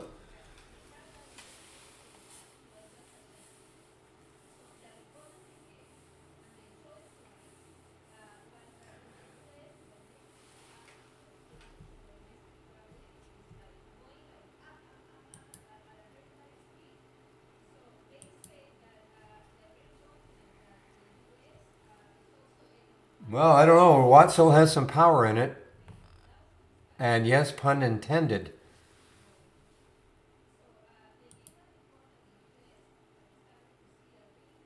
I wish you luck, Zach, but just not too much.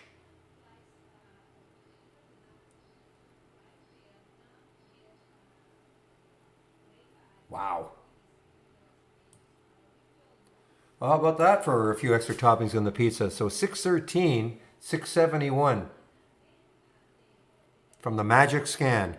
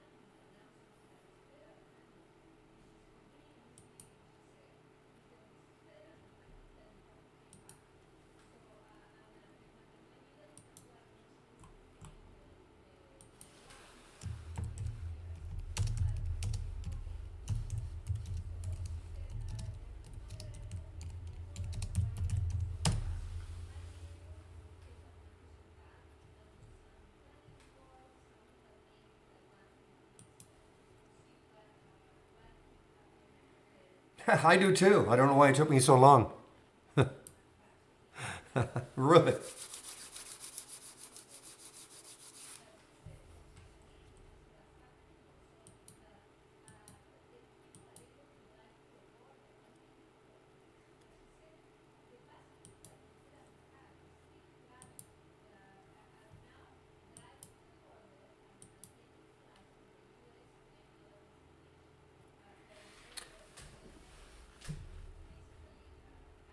So I just exited in the simulator here.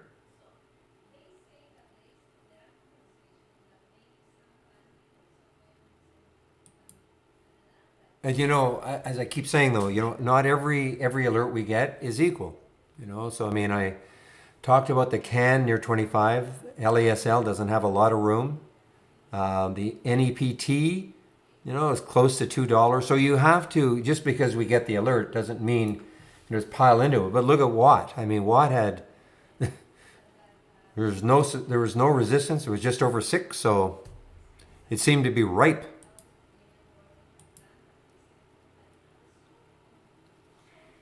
Oh, I see, Alex. I don't know. I mean, some people might say 1%, half a percent. I don't want to give you any advice like that, okay? You might even want to go online and get some ideas. I don't want to give you any advice like that. It's not that I don't want to, but I really shouldn't, okay? There'll be people in the room that might say, well, 1%, 2%, half a percent. Depends on, it really, I just don't want to have you say, well, Barry told me I should risk 1% every trade, and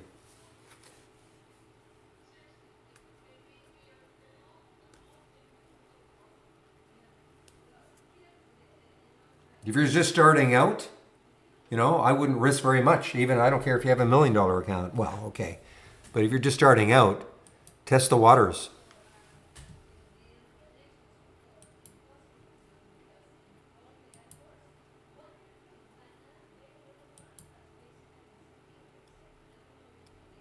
Okay, there you go. 2%. There you go.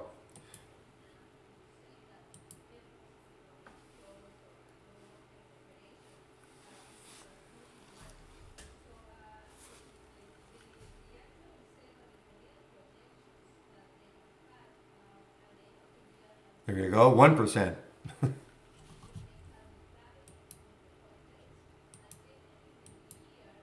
Okay, good short. We have both made money. Zach, nice short.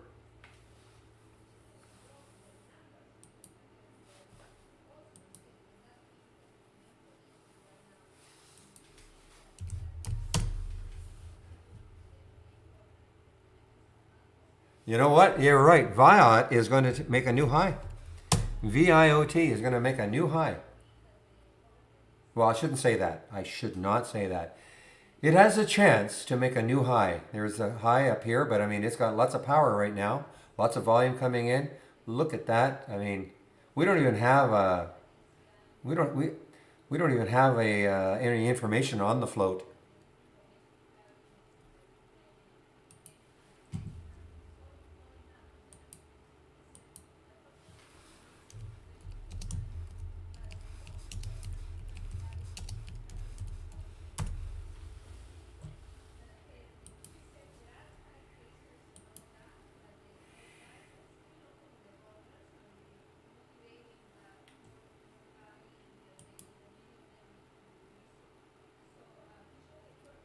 $33. Okay.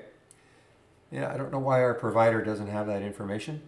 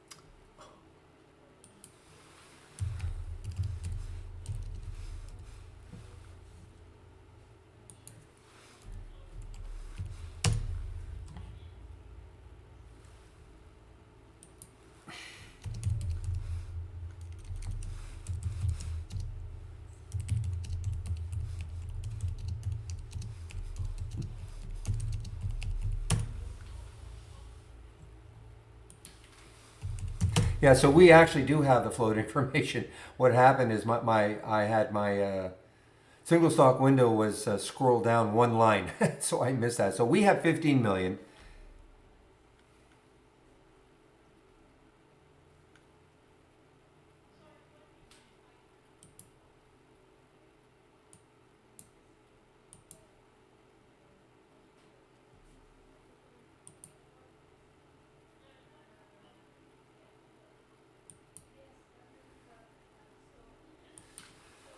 Well, it sort of has already been a bit of a moonshot, hasn't it? You're talking about even a bigger moonshot than this, DMTK. I mean, this is, come from $12 just 2 months ago. We're 19 days into this month.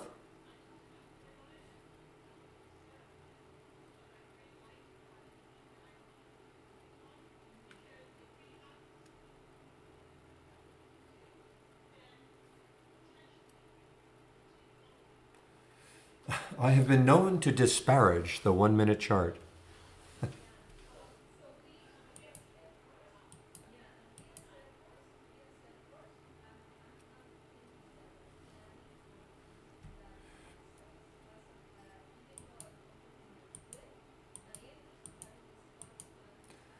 Now, why don't you rephrase that in the words of some of those Reddit posters?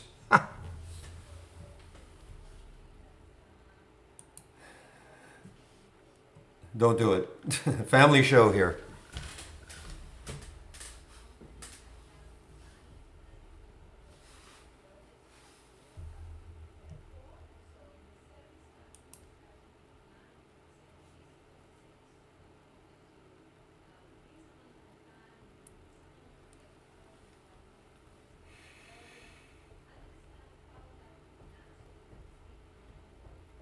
Somebody mentioned Burks before, BGI. Mm-hmm.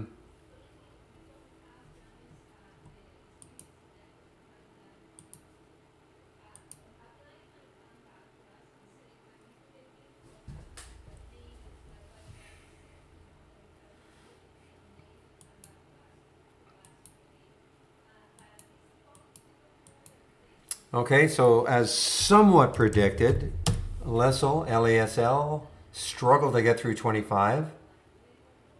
You know, it's guys. I mean, these some of these whole numbers mean more than others. I mean, 25 is a big psychological barrier, in my opinion. You know, look what happened. Finally, with Can broke through it, but it took a while. I mean, look how choppy it was around there. I mean, really chopping around.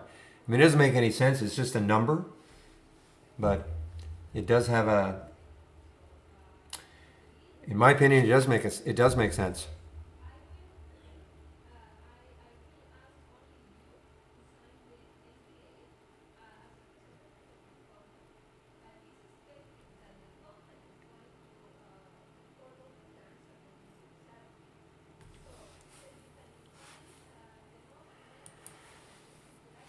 Yeah, excuse me. Yeah, it's good when we can both make money on the same stock, either side.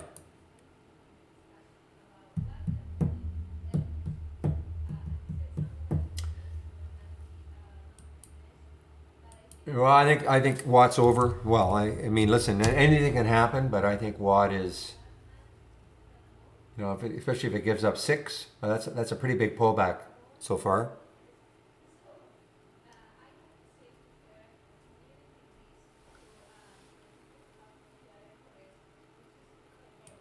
I love the press release when I read it this morning.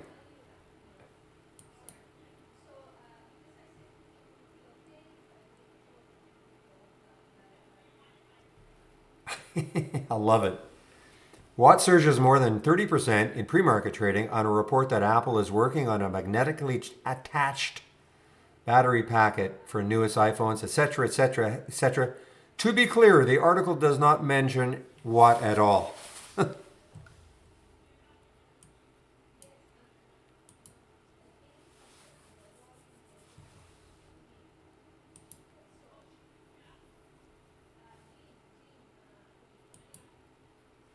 What do I think of RNA? I know it was traded earlier, had a big pop.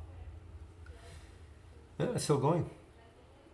So when you ask me, what do I think of it? What do you what do you want from me exactly? I mean, if I look left, 2864 is the next high looking left, so it's got some room on the monthly. But on the weekly, let's see, 2650, so it's a little bit above that weekly high. I mean, so it's got a little bit of room, I suppose, but I don't know what made it pop. They're going to be presenting at some 10th annual conference.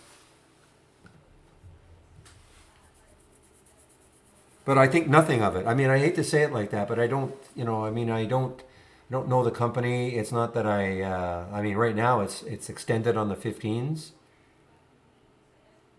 It's coming right into the 2. Look what it did, actually.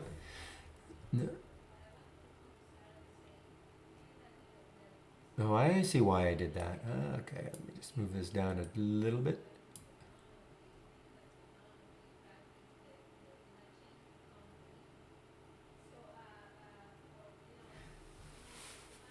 Oh, I see.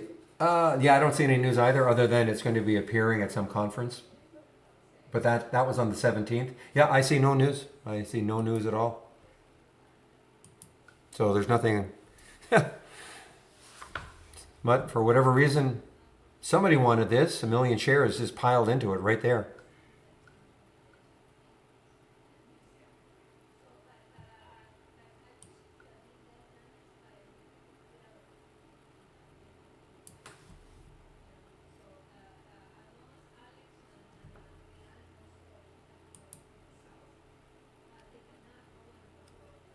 Well, it must be pent up enthusiasm, William.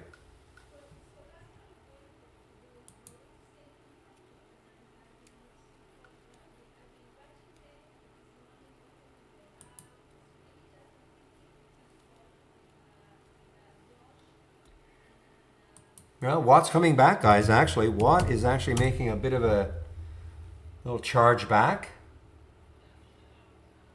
after that big pullback. Well, it's only a 2-bar pullback on the 5-minute chart. Looks worse on the...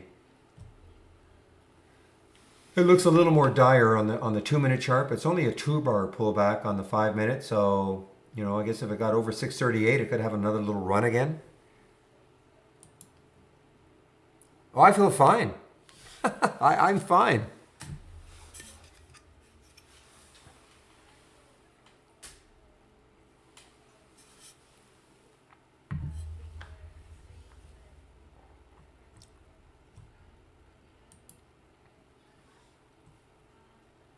What perked me up, believe me.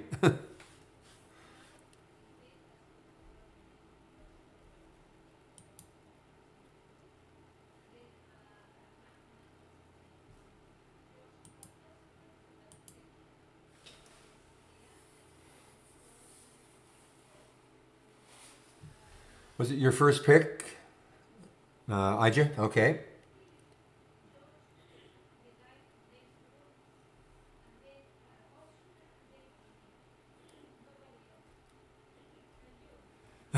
Sean, well, don't be too overwhelmed, okay? You know, don't look at all the alerts and filters that we have and think you have to be an expert in all of them.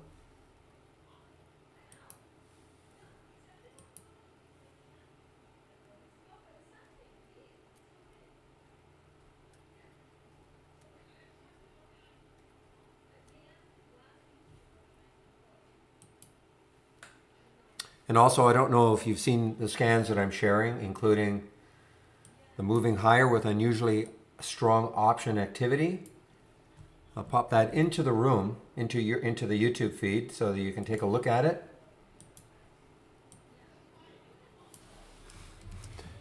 If you if you click on my homepage link that I've just put in YouTube, this is what you'll see. You click on the link, this is what you'll see. And this section right here, my scans. You can click, and there, I would really suggest that people take a look at this one. I mean, the moving higher with unusually strong options. You won't get too many alerts over the course of the day, but it is really, I think I have been running it for 2 weeks now, and it's a producer.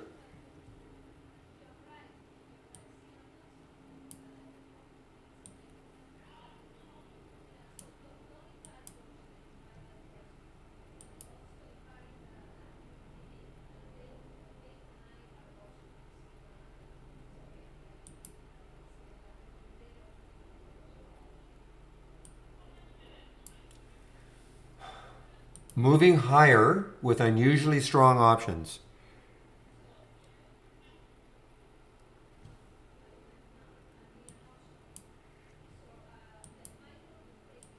Moving higher with unusually strong options.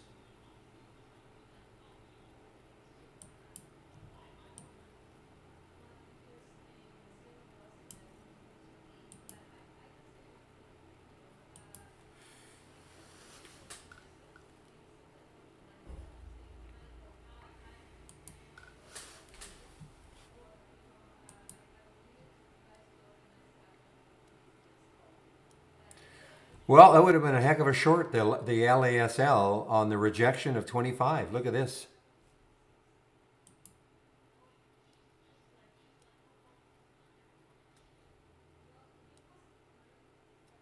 So of course these, you know, I mean, you can watch these all day. Eventually, some of them are gonna get very parabolic, and you can just turn around and short them if that's your style.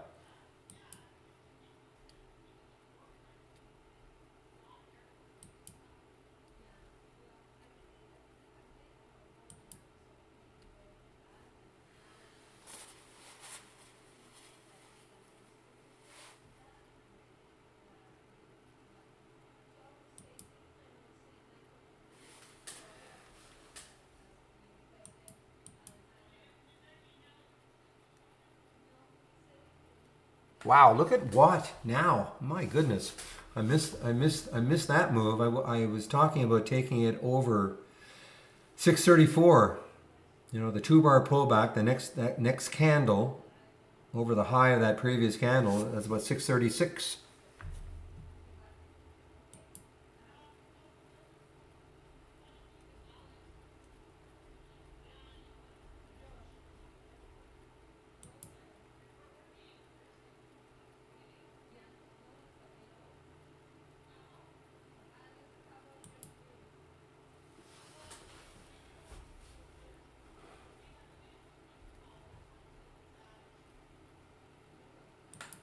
All right, give me a moment, guys. I'll be right back.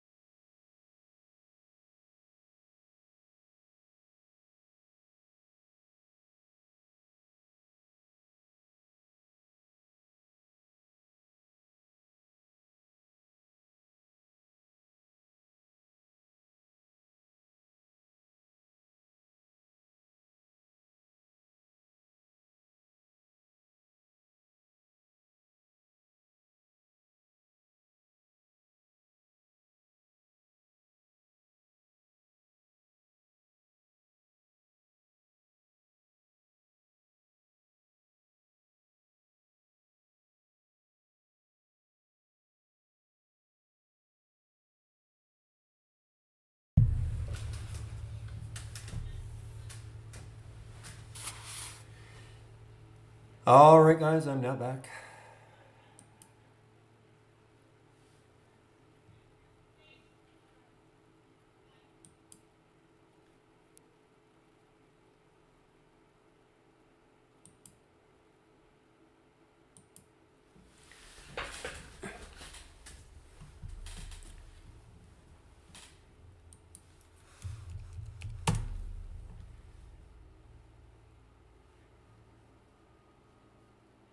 Yeah. Look at the month this one has had. Sino. Look at the volume for Sino this month. 104 million shares. I mean, look. I mean, something is going on because you look back years and years and years, and there's nowhere even close to this volume this month for Sino.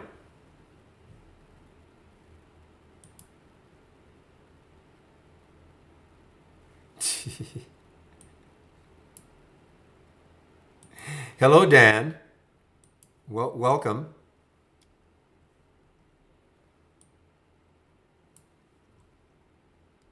That's right. You're absolutely right, Paul.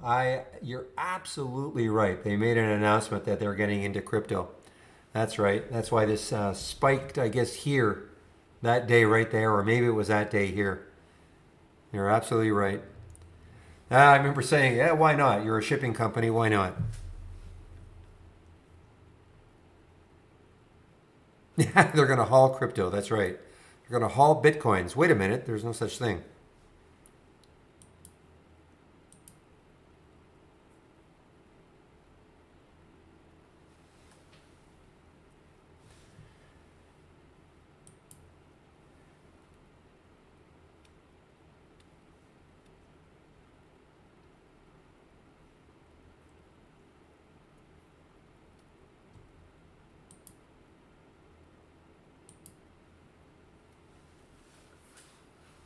So, Dan, are you a subscriber also to Trade Ideas, or just brand new, just poking around in the room?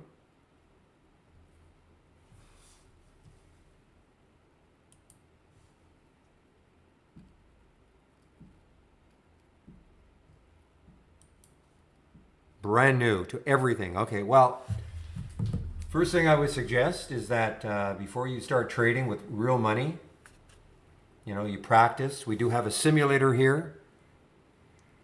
You do need our standard service to practice, and it uses our real-time data, so it doesn't matter what broker you've got, but I would strongly recommend that before you commit money to the market, that you practice trading. Come into the room, you'll see what we do, see how we use the program.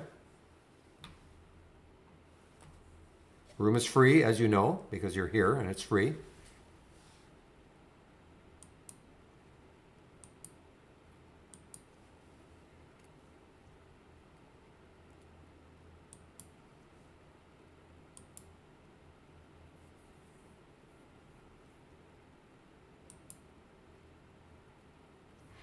The other thing you can do, if you find my homepage right here, the tab, you click on my homepage link. And why don't you sign up for the trade of the week? It'll be sent to you before the market opens Monday morning. You can sign up for it right there. You can take a look here in this education area. And the 20 lessons in 20 days, it won't take you 20 days, but you can take a look. You can take a look to see what we have to offer, some of the basic features.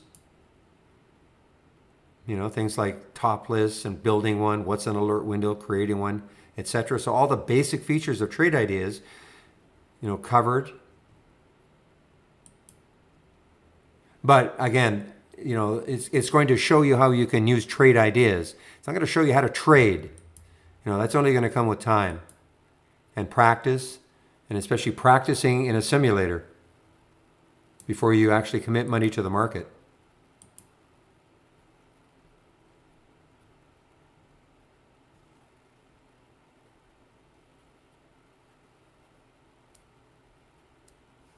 Oh, you're welcome.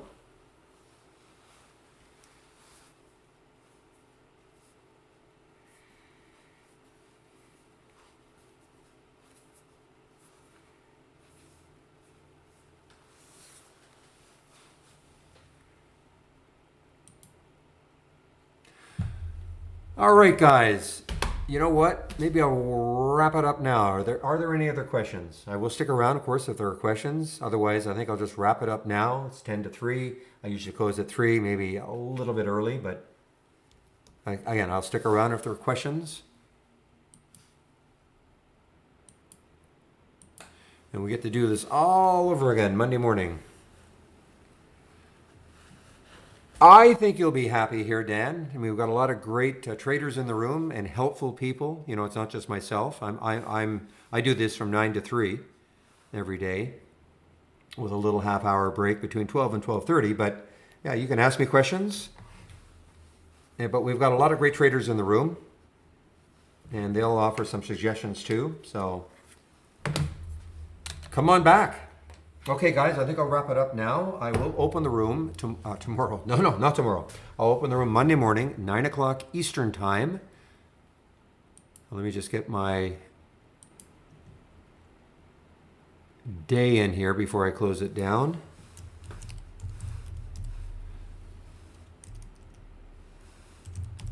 All right, so have a great weekend, everybody. And as I say, I'll open the room Monday morning at 9 o'clock Eastern time.